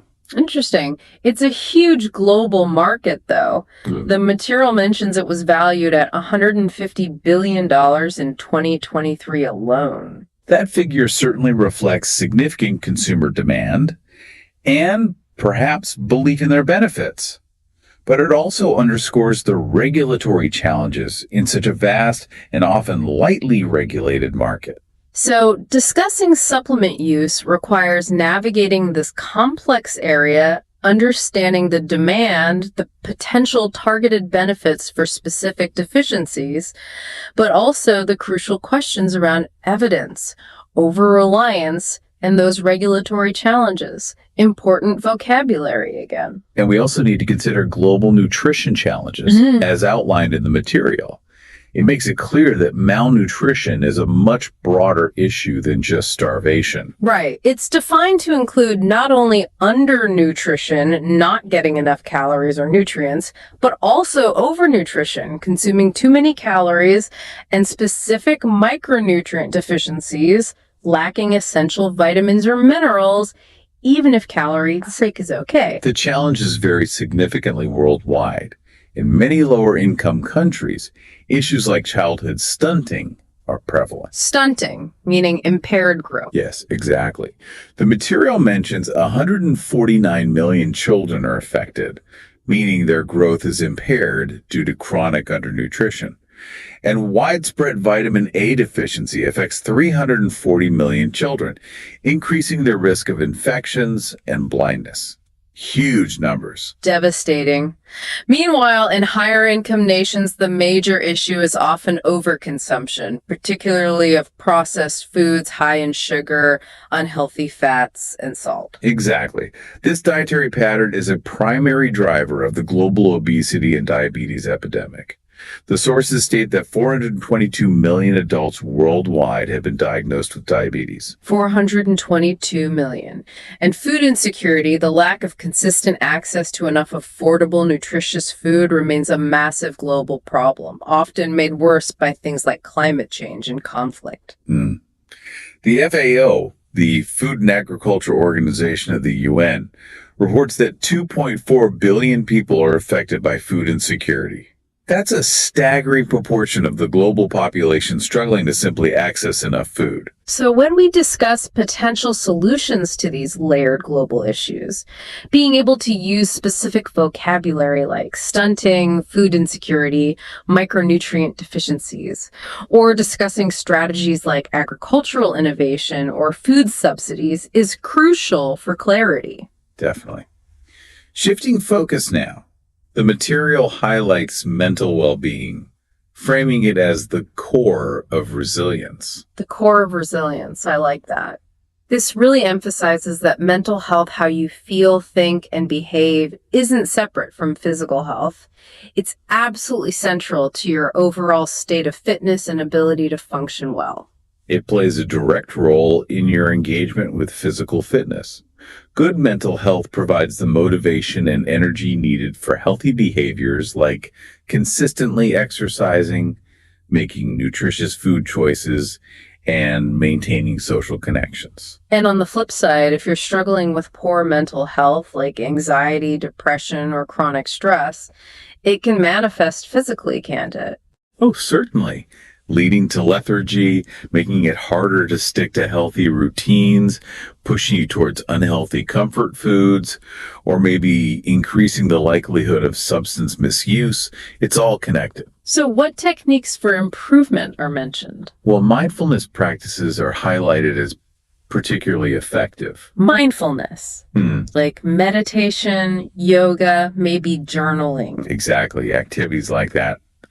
The idea is to bring your awareness to the present moment, which can significantly reduce stress and help sharpen your focus. And there's data on this. Yes. So sources offer some interesting data here. A 2023 study found that even just 15 minutes of daily meditation could noticeably lower cortisol levels. That's the body's primary stress hormone, by 25%. 25%. That's a clear physiological impact from a mental practice. Impressive. Cognitive behavioral therapy, often called CBT, is also mentioned as a powerful tool. Right, CBT. That's a type of therapy.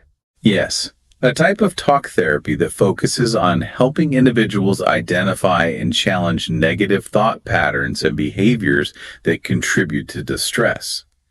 The sources note its effectiveness, showing improvement in mood for a substantial portion of patients, around 60% within just 12 weeks of starting therapy. 60% in 12 weeks.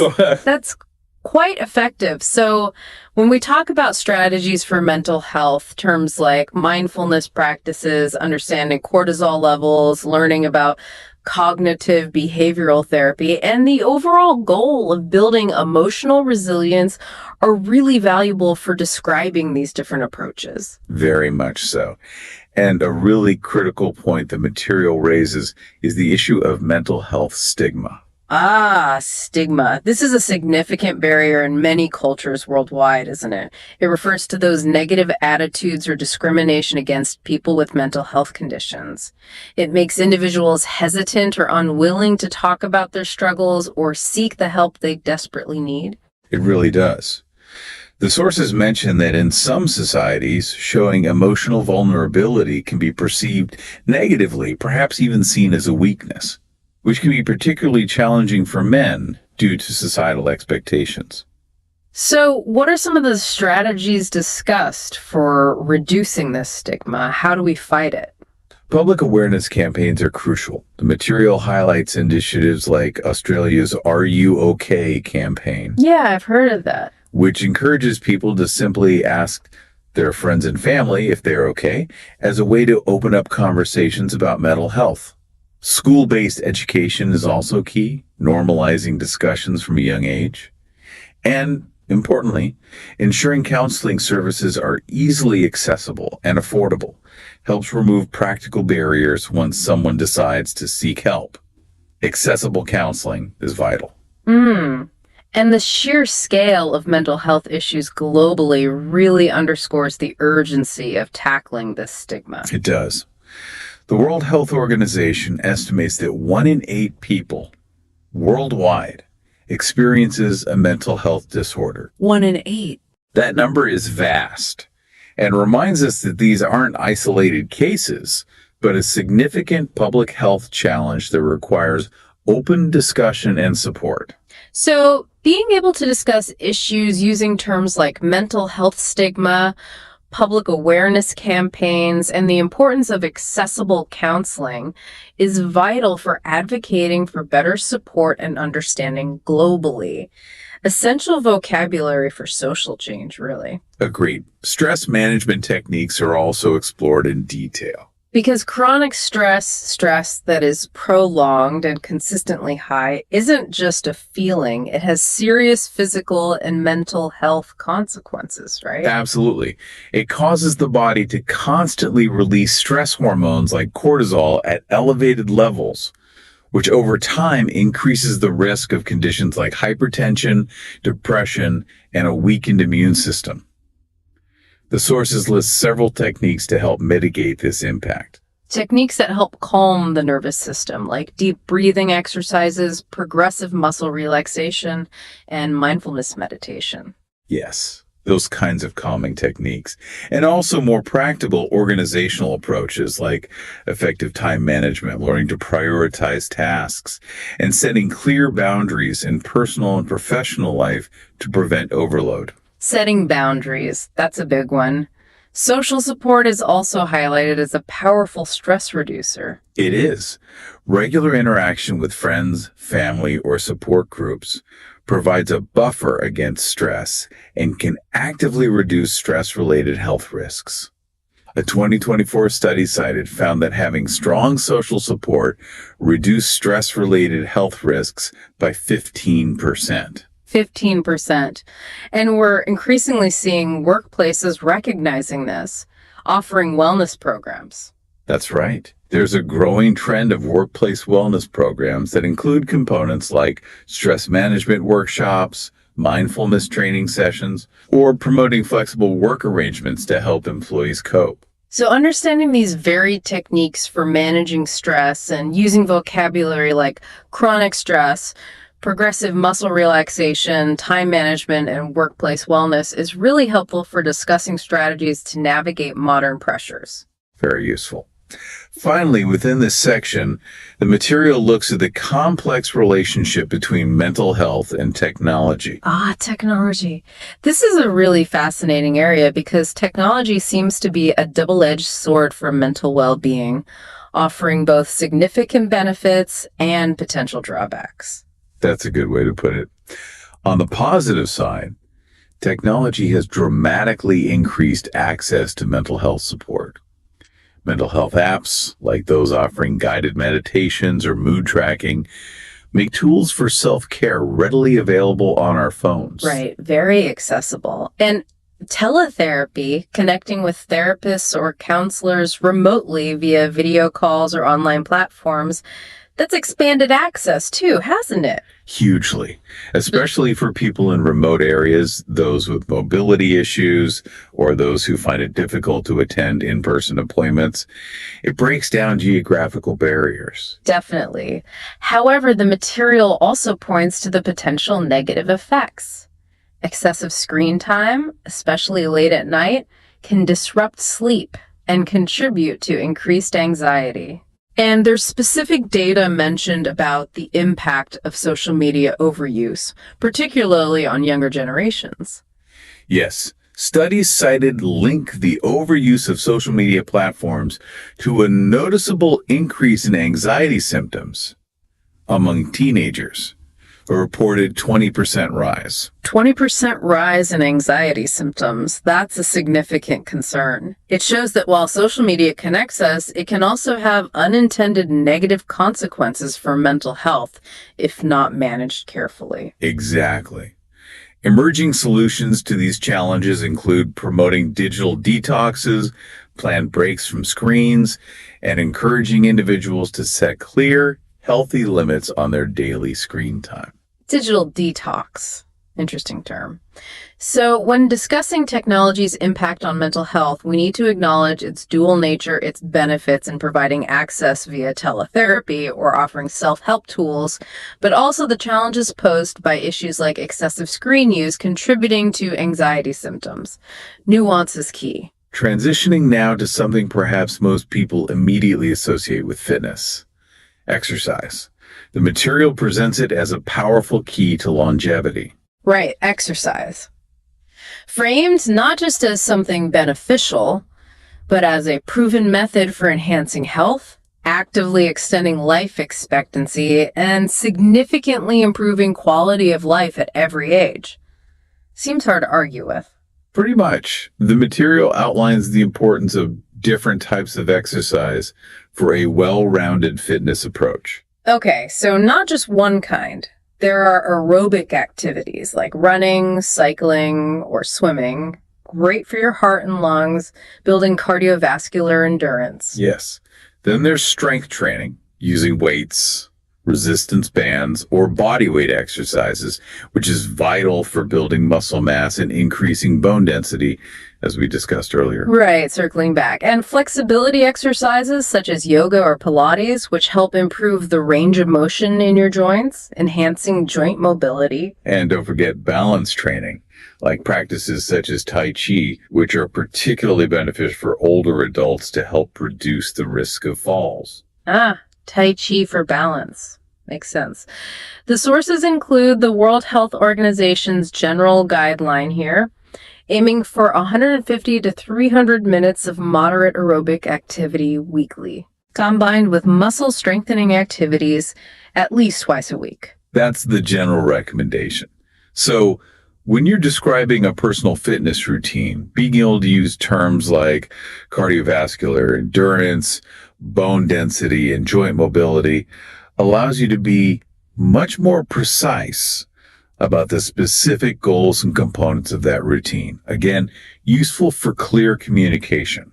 Definitely. The material really emphasizes that exercise offers benefits across all life stages, which is important. It's not just for young athletes. Not at all. For children, it's not just about burning energy. It actively supports physical growth and cognitive development. Cognitive development. How does exercise help with that in kids? Brain function. Well, physical activity increases blood flow to the brain, and research suggests it can improve concentration and executive functions, things like planning and problem solving. The material mentions a 2023 study linking regular exercise in children to a measurable improvement in academic performance. Really? How much? A reported 10% increase. 10%.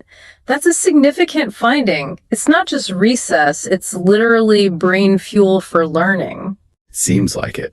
For adults, exercise is linked to increased productivity, better mood regulation, and significantly lowering the risk of those non-communicable diseases we discussed earlier. Right. And for older adults, it's vital for maintaining mobility, independence, and cognitive function. It actively helps to prevent muscle and bone loss and potentially lowers the risk of conditions like dementia. The data points to a significant impact here. Regular exercise is associated with a 30% lower risk of developing dementia. 30% lower risk of dementia. That's huge. And there's a really important social dimension to exercise too, isn't there? Absolutely. Participating in group exercise activities, whether it's a sports team, a dance class, or a walking club, fosters social connections. This is incredibly important for overall well-being and is a powerful way to combat loneliness. Yeah, getting out and doing something active with others. So discussing how exercise benefits individuals differently depending on their age, and being able to talk about things like cognitive development in children, productivity in adults, maintaining mobility in seniors, and fostering social connections adds real depth to the conversation. It does. Despite the clear and numerous benefits, the material also addresses the common barriers to exercise that many people face. Ah, yes, the obstacles. Feeling like you don't have enough time, struggling with motivation, or simply not having access to places or facilities to be active. We all know those. We do. And environmental and socioeconomic factors also play a major role. For example, urban areas might lack safe, well-maintained parks or green spaces. Rural regions might have resource shortages, meaning no nearby gyms or community centers. And the cost of gym memberships or sports leagues can be a significant socioeconomic factor, preventing lower-income individuals or families from participating. Right, cost is a big one. So it's not always just personal choice. The environment you live in and your economic situation can be major determinants of how active you can be. What are some potential solutions mentioned? The sources highlight initiatives like developing free community fitness programs, organizing group walks, or outdoor exercise classes in public spaces, encouraging workplaces to provide on-site gyms or promote physical activity breaks. And the growth of online platforms has been significant. The online workout platforms saw a huge surge, didn't they? Especially recently. They did. The material notes their popularity grew by a remarkable 40% between 2020 and 2023. 40%. Suggesting that for many people, the accessibility and flexibility of online options helped overcome some of those traditional barriers like time or location. That figure points to technology being a part of the solution for some. So when discussing policies or initiatives to encourage more physical activity, understanding and addressing socioeconomic factors and promoting options like community fitness and online platforms is key. Definitely. The material also explores alternative fitness approaches, acknowledging that one size doesn't fit all when it comes to exercise. Right. Finding different methods that appeal to diverse interests and needs. Makes sense. Precisely. Examples include high-intensity interval training, often called HIUA. This involves short bursts of very intense exercise followed by brief recovery periods. It's highlighted as being time efficient for achieving fitness gains. HIIT, yeah. Get a lot done quickly. What else? Dance-based workouts like Zumba or other forms of dance fitness, which combine cardiovascular activity with fun and often social interaction. Good combo. And outdoor adventure sports like rock climbing, hiking, or kayaking, which not only provide physical exercise, but can also enhance mental resilience and connect people with nature. Mental resilience through physical challenge. Interesting. These different methods are valuable because they broaden the accessibility of exercise and make it more appealing to a wider range of people who might not enjoy traditional gym workouts or team sports. Exactly. And being able to discuss these alternatives using terms like high-intensity interval training, cardiovascular activity, and mental resilience allows you to describe the specific benefits they offer. Moving now towards wrapping up the individual aspects of health, the material looks at lifestyle habits, presenting them as fundamental to building a healthy foundation. Right. This section emphasizes that our daily routines and ongoing choices, beyond just diet and exercise, have a profound and cumulative influence on our health over time. This includes things like sleep patterns, how effectively we manage stress, the strength of our social connections, and finding a balance between work and personal life. The importance of sleep is highlighted right at the beginning of this section, something many of us struggle with. Indeed. The sources stress that getting enough sleep, typically recommended as 7 to 9 hours per night for adults, is absolutely vital. It's the time when your body repairs itself physically, consolidates memories, and processes information, supporting cognitive function. Cognitive function again. Sleep helps the brain. Yes, and it helps regulate emotions, contributing to emotional stability. And not getting enough sleep deprivation comes with significant risks. It does. Chronic sleep deprivation is linked to an increased risk of several serious health problems, including obesity, type 2 diabetes, and hypertension. A 2024 study found that chronic lack of sufficient sleep was associated with a notable 20% higher risk of heart disease. 20% higher risk of heart disease from poor sleep? Wow. The material mentions practices to improve sleep quality, often referred to as sleep hygiene. What does that involve? Well, it involves establishing consistent habits. Things like trying to go to bed and wake up around the same time each day, even on weekends. Avoiding screens emitting blue light close to bedtime. Creating a dark, quiet, cool sleep environment. Basic stuff, but effective. Right, the basics. And emerging tools like smart mattresses and sleep tracking apps are also mentioned as ways people are monitoring and trying to improve their sleep. They are, yeah. Technology creeping in there too. So, when discussing the vital role of sleep and strategies to get better rest, terms like sleep deprivation, cognitive function, emotional stability, and sleep hygiene are key pieces of vocabulary. Got it. The significance of social connections and community is also covered as a critical lifestyle habit. This is huge. Having strong relationships and feeling connected to others is shown to have tangible benefits for both mental and physical health. And the flip side is concerning. Loneliness and social isolation are identified as significant health risks associated with increased inflammation, weakened immune response, and worryingly, an increased risk of premature mortality. Premature mortality. Dying earlier just from being lonely. Essentially, yes. There's a specific statistic on that really stands out, isn't there? Yes, a 2024 meta-analysis reviewed multiple studies and found that loneliness increases the risk of premature mortality by a significant 26%. 26%. That highlights just how vital social connection is for simply staying alive and healthy. It's not just a nice to have. Absolutely not. Fostering belonging isn't just nice, it's a fundamental health strategy. So how can people build these connections?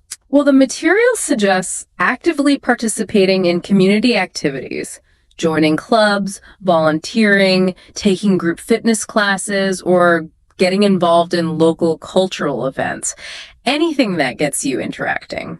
It also notes that virtual communities like online forums or social media groups focused on shared interests can provide a sense of support and connection, although the depth might differ from in-person interactions. Right, maybe not quite the same. So understanding why social connections and active participation in community activities are fundamental aspects of health and how loneliness contributes to premature mortality is essential vocabulary for discussing public health and social well-being. Work-life balance is another crucial lifestyle habit examined, the eternal struggle. Tell me about it. The problem here is often overwork and chronic stress in the workplace, which can lead to burnout. Burnout, more than just feeling tired, right? Oh, yeah. It's described as a state of emotional, physical, and mental exhaustion, often accompanied by cynicism and reduced productivity. The sources suggest strategies to promote better balance and prevent burnout. Okay, like what?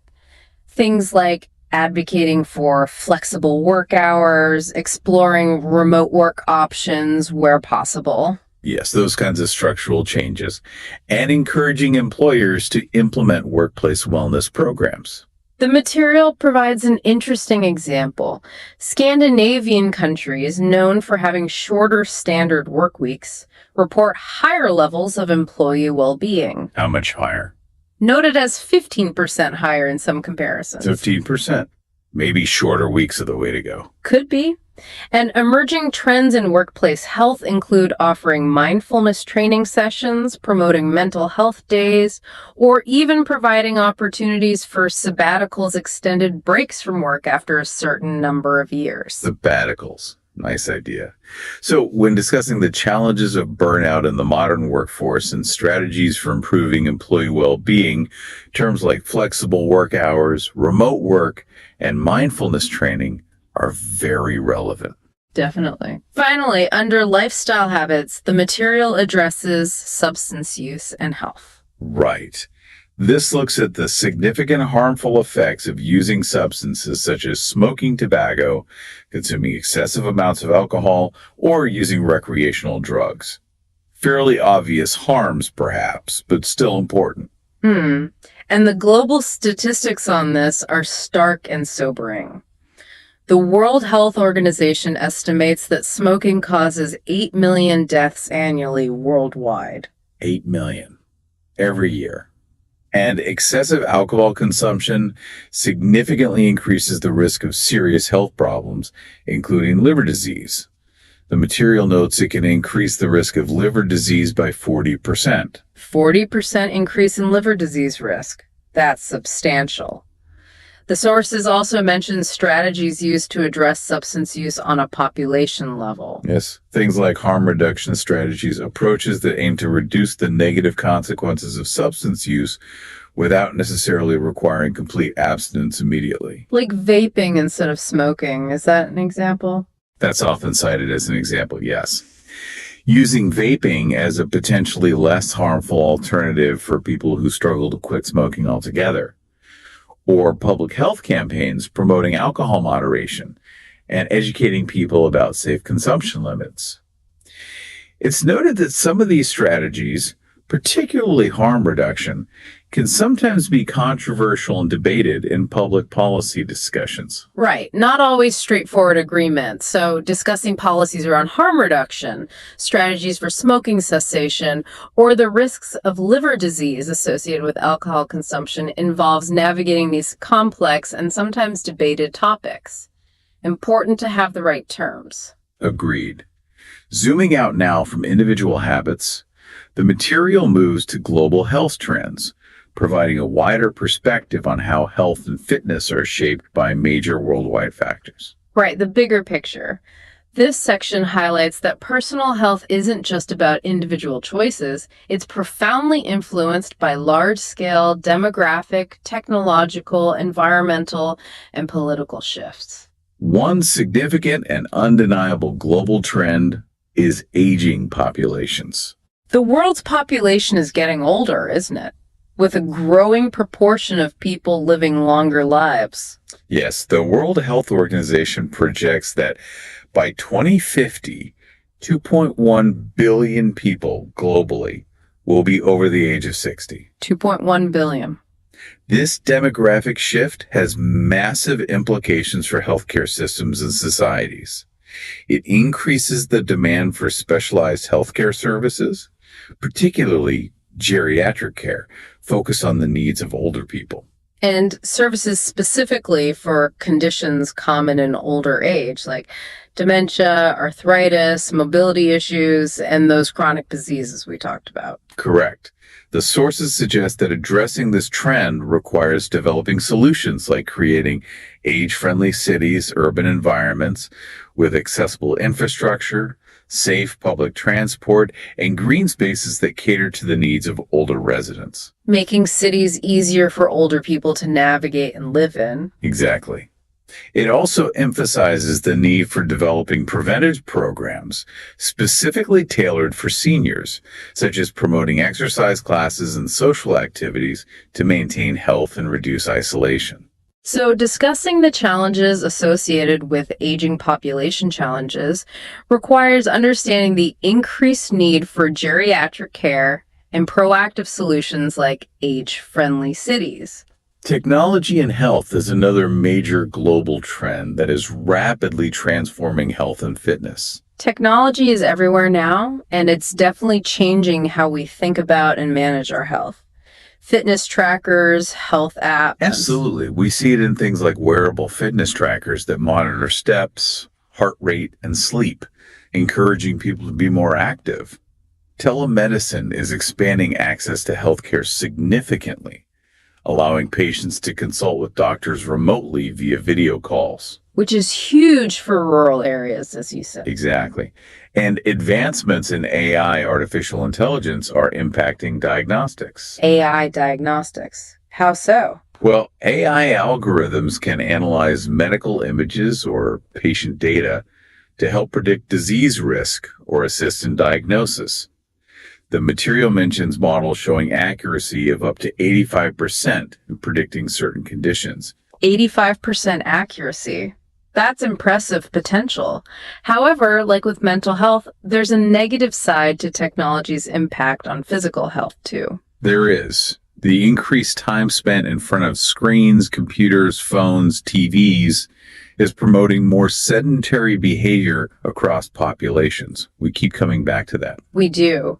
And the sources draw a specific link between this trend and rising obesity rates. They do.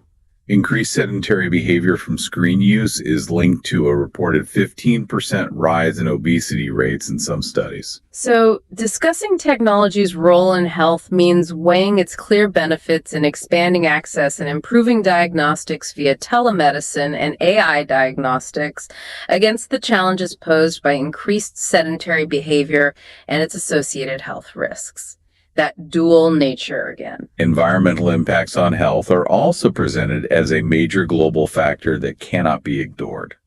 The state of our planet directly affects our health. Makes sense, but how? Well, air pollution, for example, is a significant cause of premature deaths globally. The World Health Organization estimates it causes 7 million premature deaths annually. 7 million. Worsening respiratory and heart conditions. And climate change has broader, devastating health implications, presumably. It does. Changes in temperature, rainfall patterns, and extreme weather events disrupt essential resources like food security and water security, impacting billions of people worldwide and increasing the spread of certain infectious diseases. That's alarming. What are some potential solutions mentioned? Mitigation strategies. The material highlights the importance of sustainable practices, transitioning to renewable energy sources to reduce pollution, engaging in reforestation efforts to improve air quality in ecosystems, and promoting urban green spaces within cities. Green spaces, they help with air quality and give places for activity, right? And improve mental well-being, too. So, discussing the critical link between the environment and health requires vocabulary like air pollution, climate change, food security, and sustainable practices. Got it. Finally, the sources touch upon global health policy.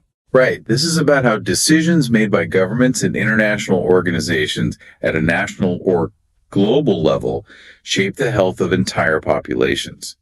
Big picture policy. Policies like implementing universal healthcare systems, which aim to provide healthcare access to all citizens regardless of their ability to pay. Yes, or enacting strong regulations like bans on tobacco advertising and increasing tobacco taxes. These can have a profound influence on public health outcomes. And there are compelling examples given of this working. Yes. Countries with universal healthcare coverage have often seen measurable improvements in health indicators, such as reductions in mortality rates. The material mentions a 10% reduction in mortality in Canada, which has universal coverage. Okay, and tobacco taxes. Policies targeting substance use, like tobacco taxes, have proven effective in reducing smoking rates.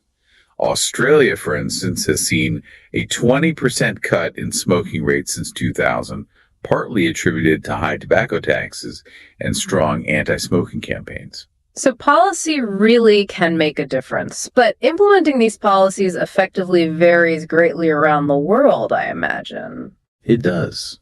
Challenges include political will, economic constraints, and particularly in lower-income nations, significant funding shortages and limitations in healthcare infrastructure can make effective policy implementation very difficult. Right. So debating the effectiveness and challenges of different global health policy approaches involves understanding concepts like universal health care, tobacco taxes, and the practical complexities of policy implementation. Exactly. So to bring everything together, the material emphasizes that understanding health and fitness isn't just about focusing on your personal well-being, though that's obviously important. It serves as a crucial lens through which you can understand and discuss a vast array of complex global issues. Yeah, like poverty, inequality, environmental challenges, technological advancements. It connects to so much. It really does. Absolutely. It's about gaining the necessary vocabulary and the conceptual framework to really engage with this universally important subject.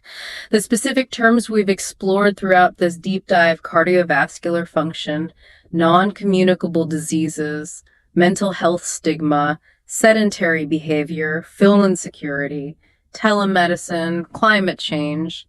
These are not just academic terms, they are powerful tools. Tools for articulating complex ideas. Yeah, for understanding reports and discussions on global issues and engaging in meaningful conversations about health and its many interconnected factors.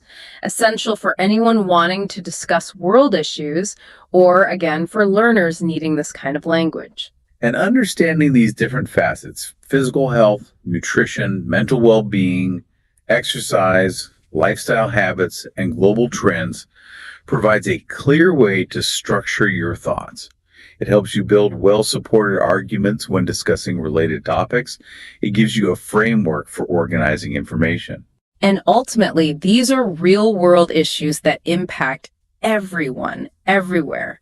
Having this knowledge drawn from the material we've looked at provides you with a really valuable perspective on yourself, your community, and the world. It equips you to understand not just how to potentially improve your own health, but also to understand and discuss the significant health challenges and opportunities facing communities and populations around the globe.